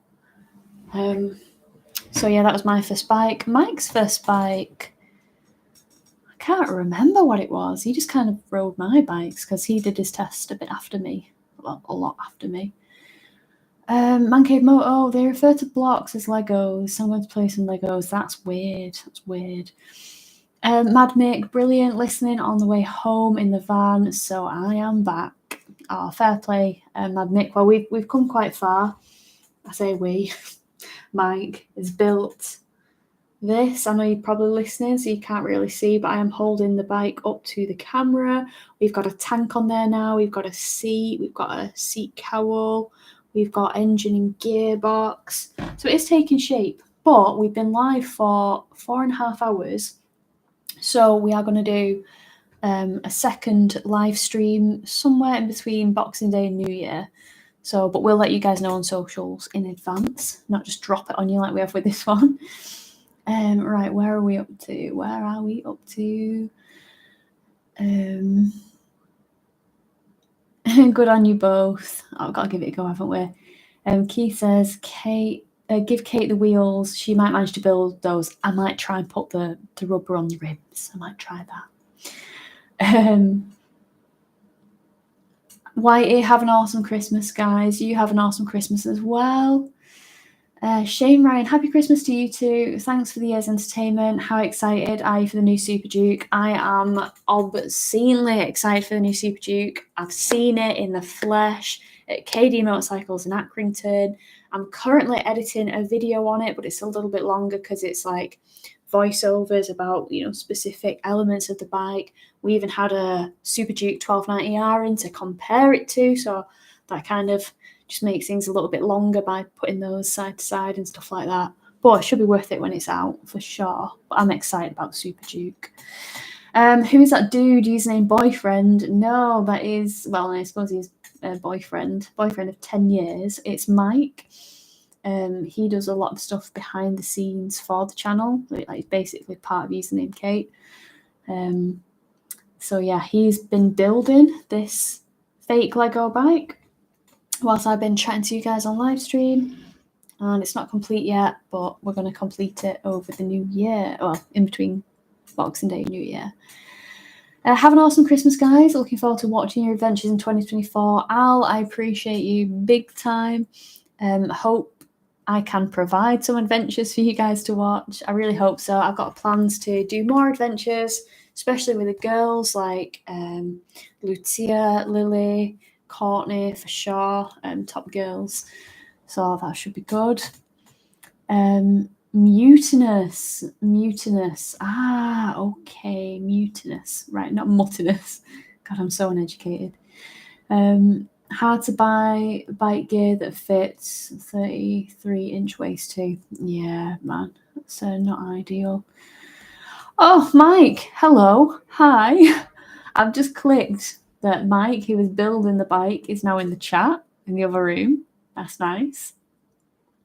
Man Cave Moto, have a great Christmas, you guys. I'm looking forward to catching up in the new year. Definitely need a collaboration sorted, 100%. Tony, we need to make it happen. We'll have to think of some stuff.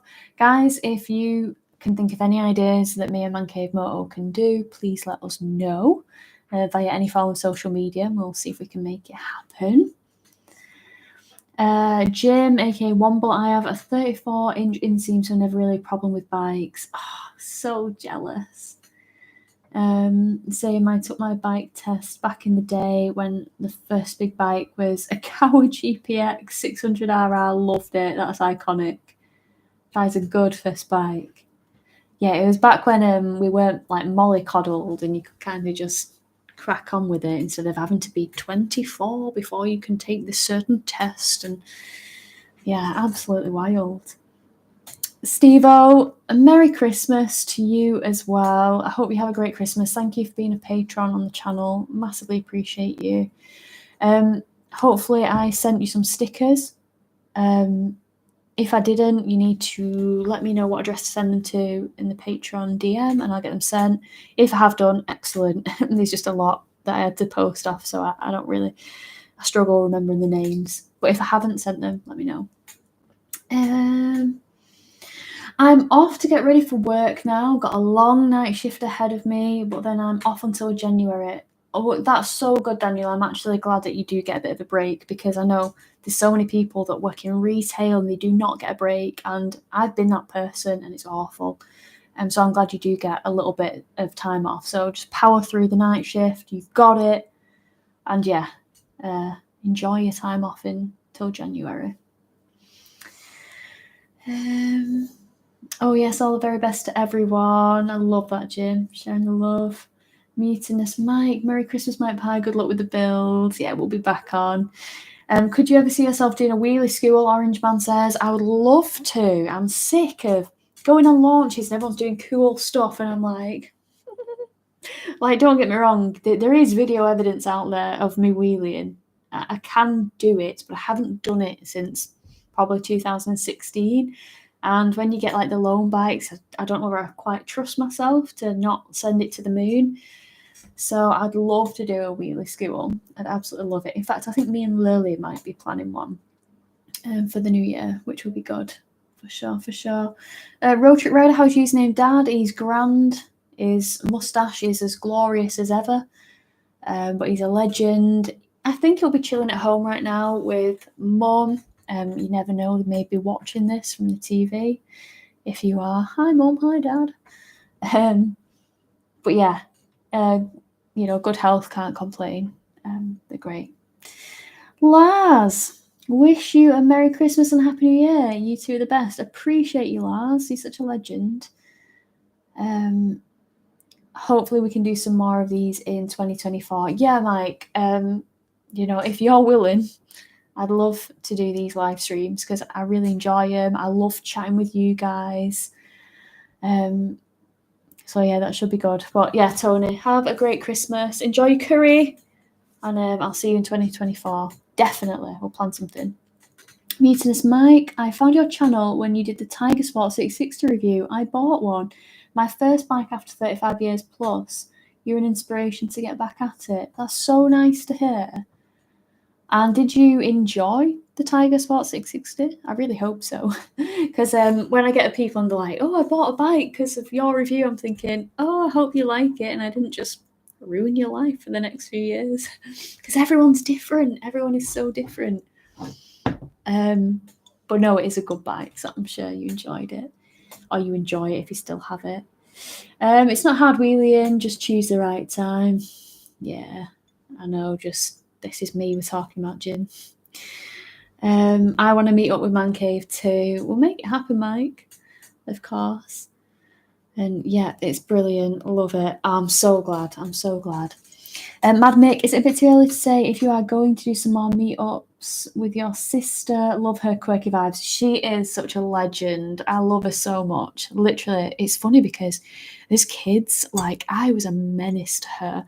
I would launch Lucasade bottles at her head. I'd stress at her for wearing my clothes. We just didn't get on because I was just a bit of a cruddy sister, to be honest. And now we're older, like, she is my best friend for sure. Like, love her to bits. She's an absolute ledge. So yeah, it would be good. It just depends whether she's in the country, she's in the north, she's always in the south, she's living the London life. So who knows? But we do want to do some stuff together. We definitely want to stay in a haunted hotel at some point. I'm getting a bit risky with how wobbly I'm being with this table, because this could all go wrong if I'm not careful. Mike's probably watching this live stream, like, looking at it like a hawk, like, don't knock it over. I spent 4 hours building that. Can't see our new Super Duke under the tree. I know. What is Santa playing at? I have just no respect for him, because he's clearly not listening. It's just, what can you do? Sometimes you have to be your own Santa. Just get it yourself. Please, truthfully, what do you think about electric bikes? Me, I'm not a fan. Yeah, I'll be truthful. I think they're a good option. Option being the key word. Like, don't take the petrol bikes away from us and leave us with just electric, because they are good for serving a purpose for short city commutes, bit of a whiz round. But they just can't do what petrol bikes do. And I think the world will be a very sad place if all petrol bikes stop and it's literally just electric. I think that'll be a very sad, sad day. I think it'll be pretty bad. But I don't mind them as an option. If you are so well inclined that you want an electric bike and you're happy with the mileage that you get out of it, you're happy plugging it in, you know, it makes you feel good for whatever reason riding it, you like it, you enjoy it, go for it. All power to you. But don't take away our petrol bikes, please. Please, please, please don't. And that's my honest opinion of electric bikes. I'll ride them. I don't have a problem trying them out, because it'd be a pretty crappy bike review channel if I didn't. But that doesn't necessarily mean that I think they should be the only things on the road with 2 wheels in the future. You know what I mean? Road Trip Rider, Merry Christmas to you both. Have a good one. Have a good one, Road Trip Rider. Appreciate you being in here for the longest time. Mutinous Mike, ram in at Walton under Edge, costs £45 a night, I think, for the haunted old inn experience.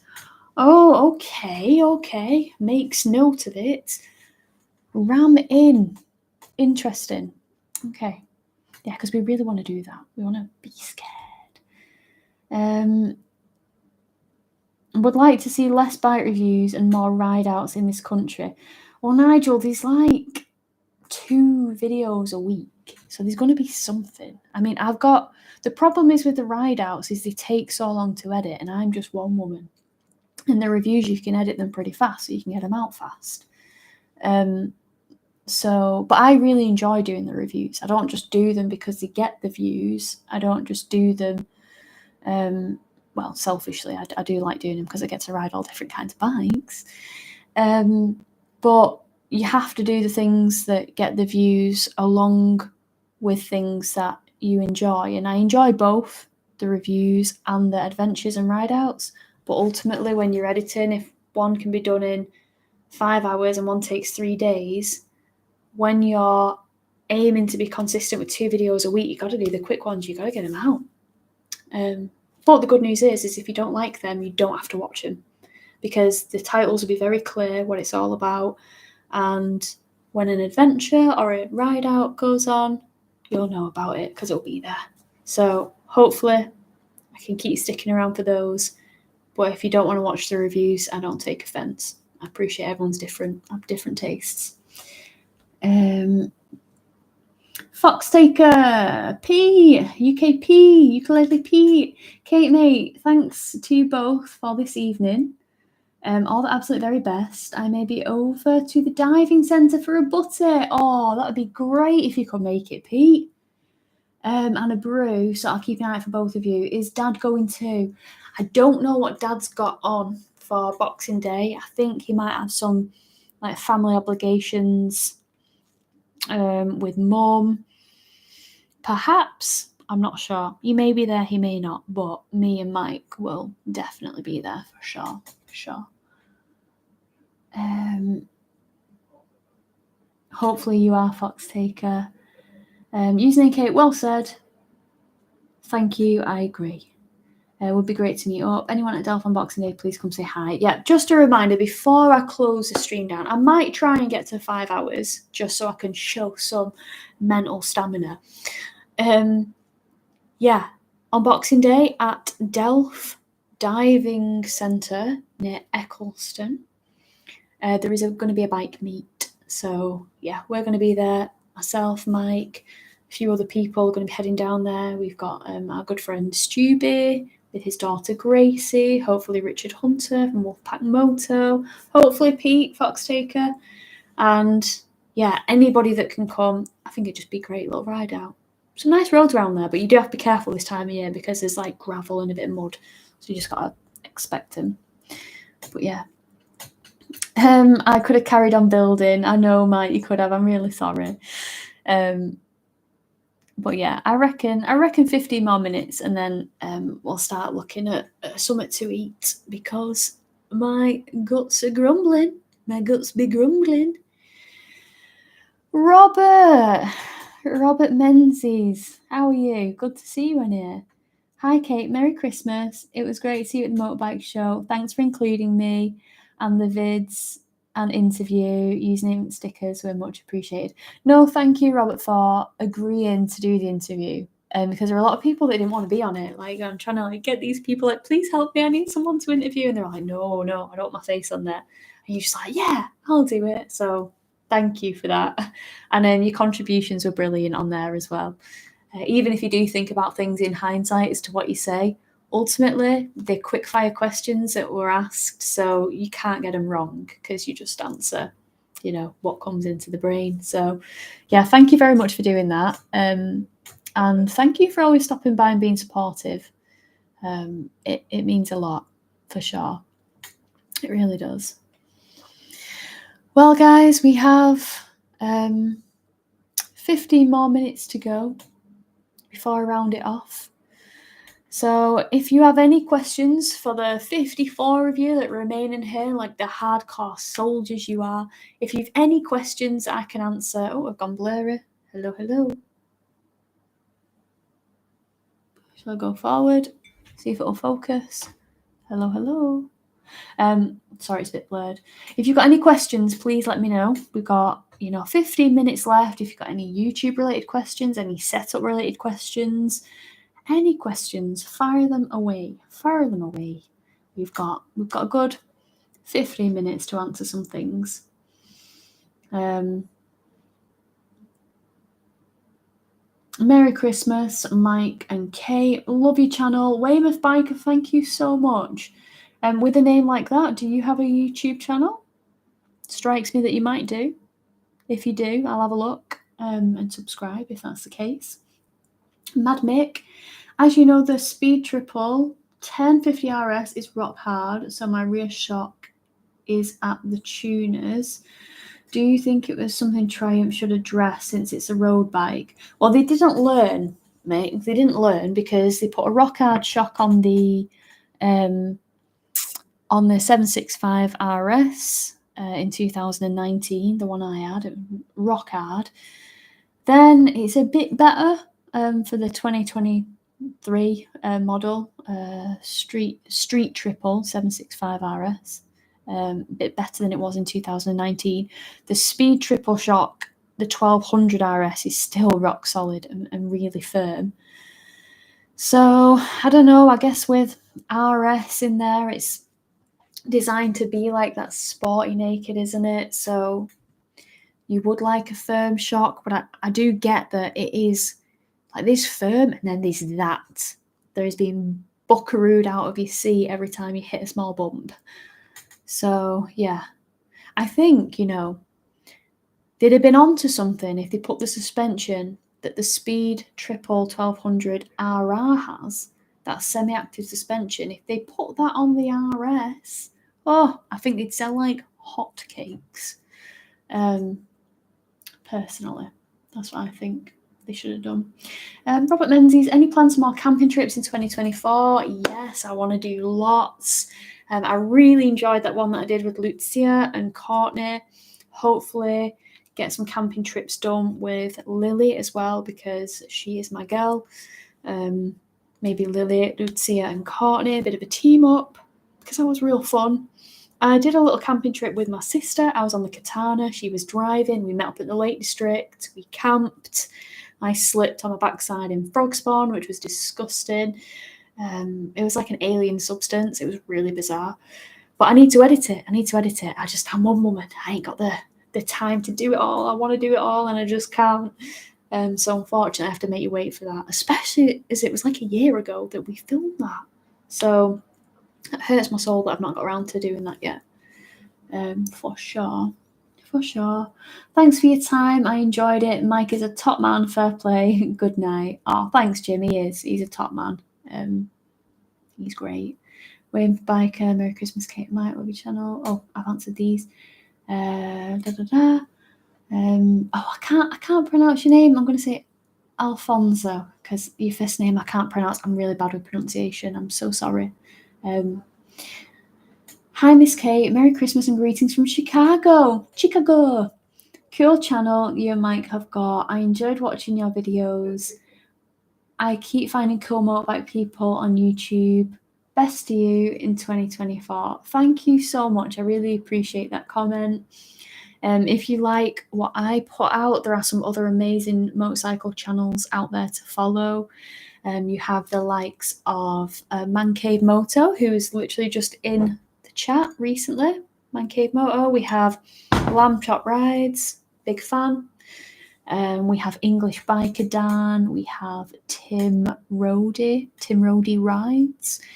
We have, who else do we have? Teapot One, The Missingdom Flyer, Richie Vida, Mr. Fish, Pudmoto. There's so many good ones. 44 Teeth for sure. Love that channel. Kate, move the bike away from the edge or sit still. You're not wrong, Pete. I think I'm going to give Mike a heart attack if he's still watching. It is rocking like wild, isn't it? I've got hold of it now. I've got grips of it. My question is this. If you were to take an enduro bike, surf vacation, would you do it in Portugal or Wales? Cold water doesn't scare me, thanks. Well, I think anything, like, if you're giving me Portugal or Wales, I'm going to go for Portugal. I like the sun. Robert says, look forward to those vids. I know. I really want to get them out. I really do. Mad Mick, it's make or break for this bike. If it's not sorted, it's going. But the rest of the bike is tip-top. Gives me blurred vision at spirited speeds. That is iconic. And it was amazing over the mountain at the TT this year. That's character, that, Mad Mick. That's character it's got. We have a German name, I would assume. Weihnachtliche Grüße aus Österreich von mir und meine, what's KTM? I have to go A, B, C, D, E, F, G to know the alphabet, so in German I'm screwed. What would 890 be in German?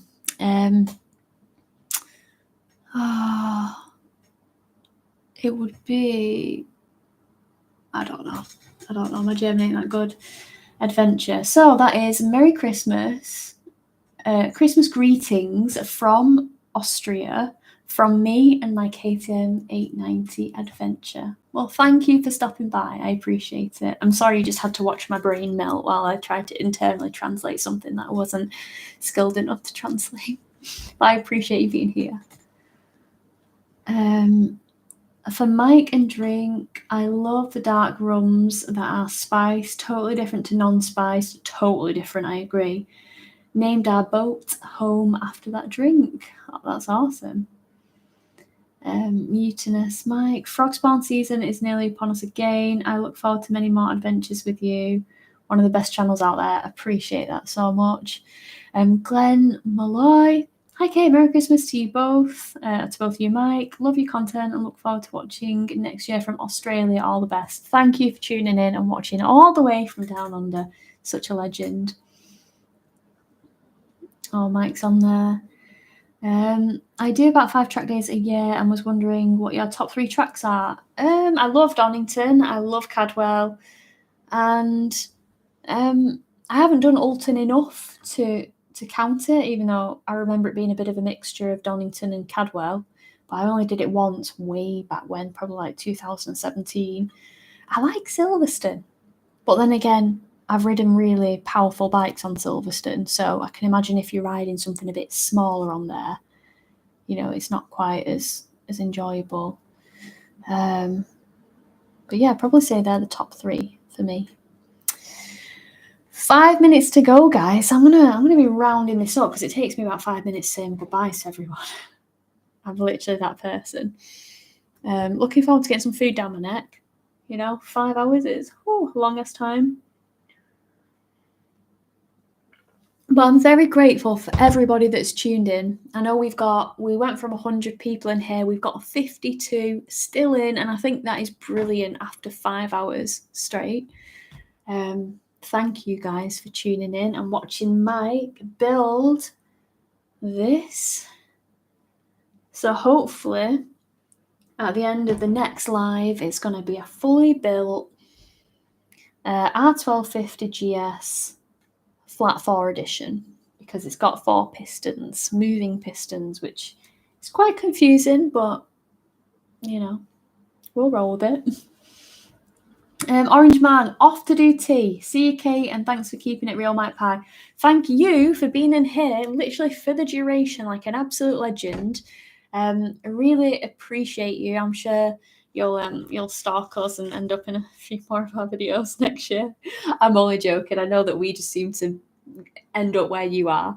But yeah, I'll look out for the Orange Man stickers in Scotland when we go.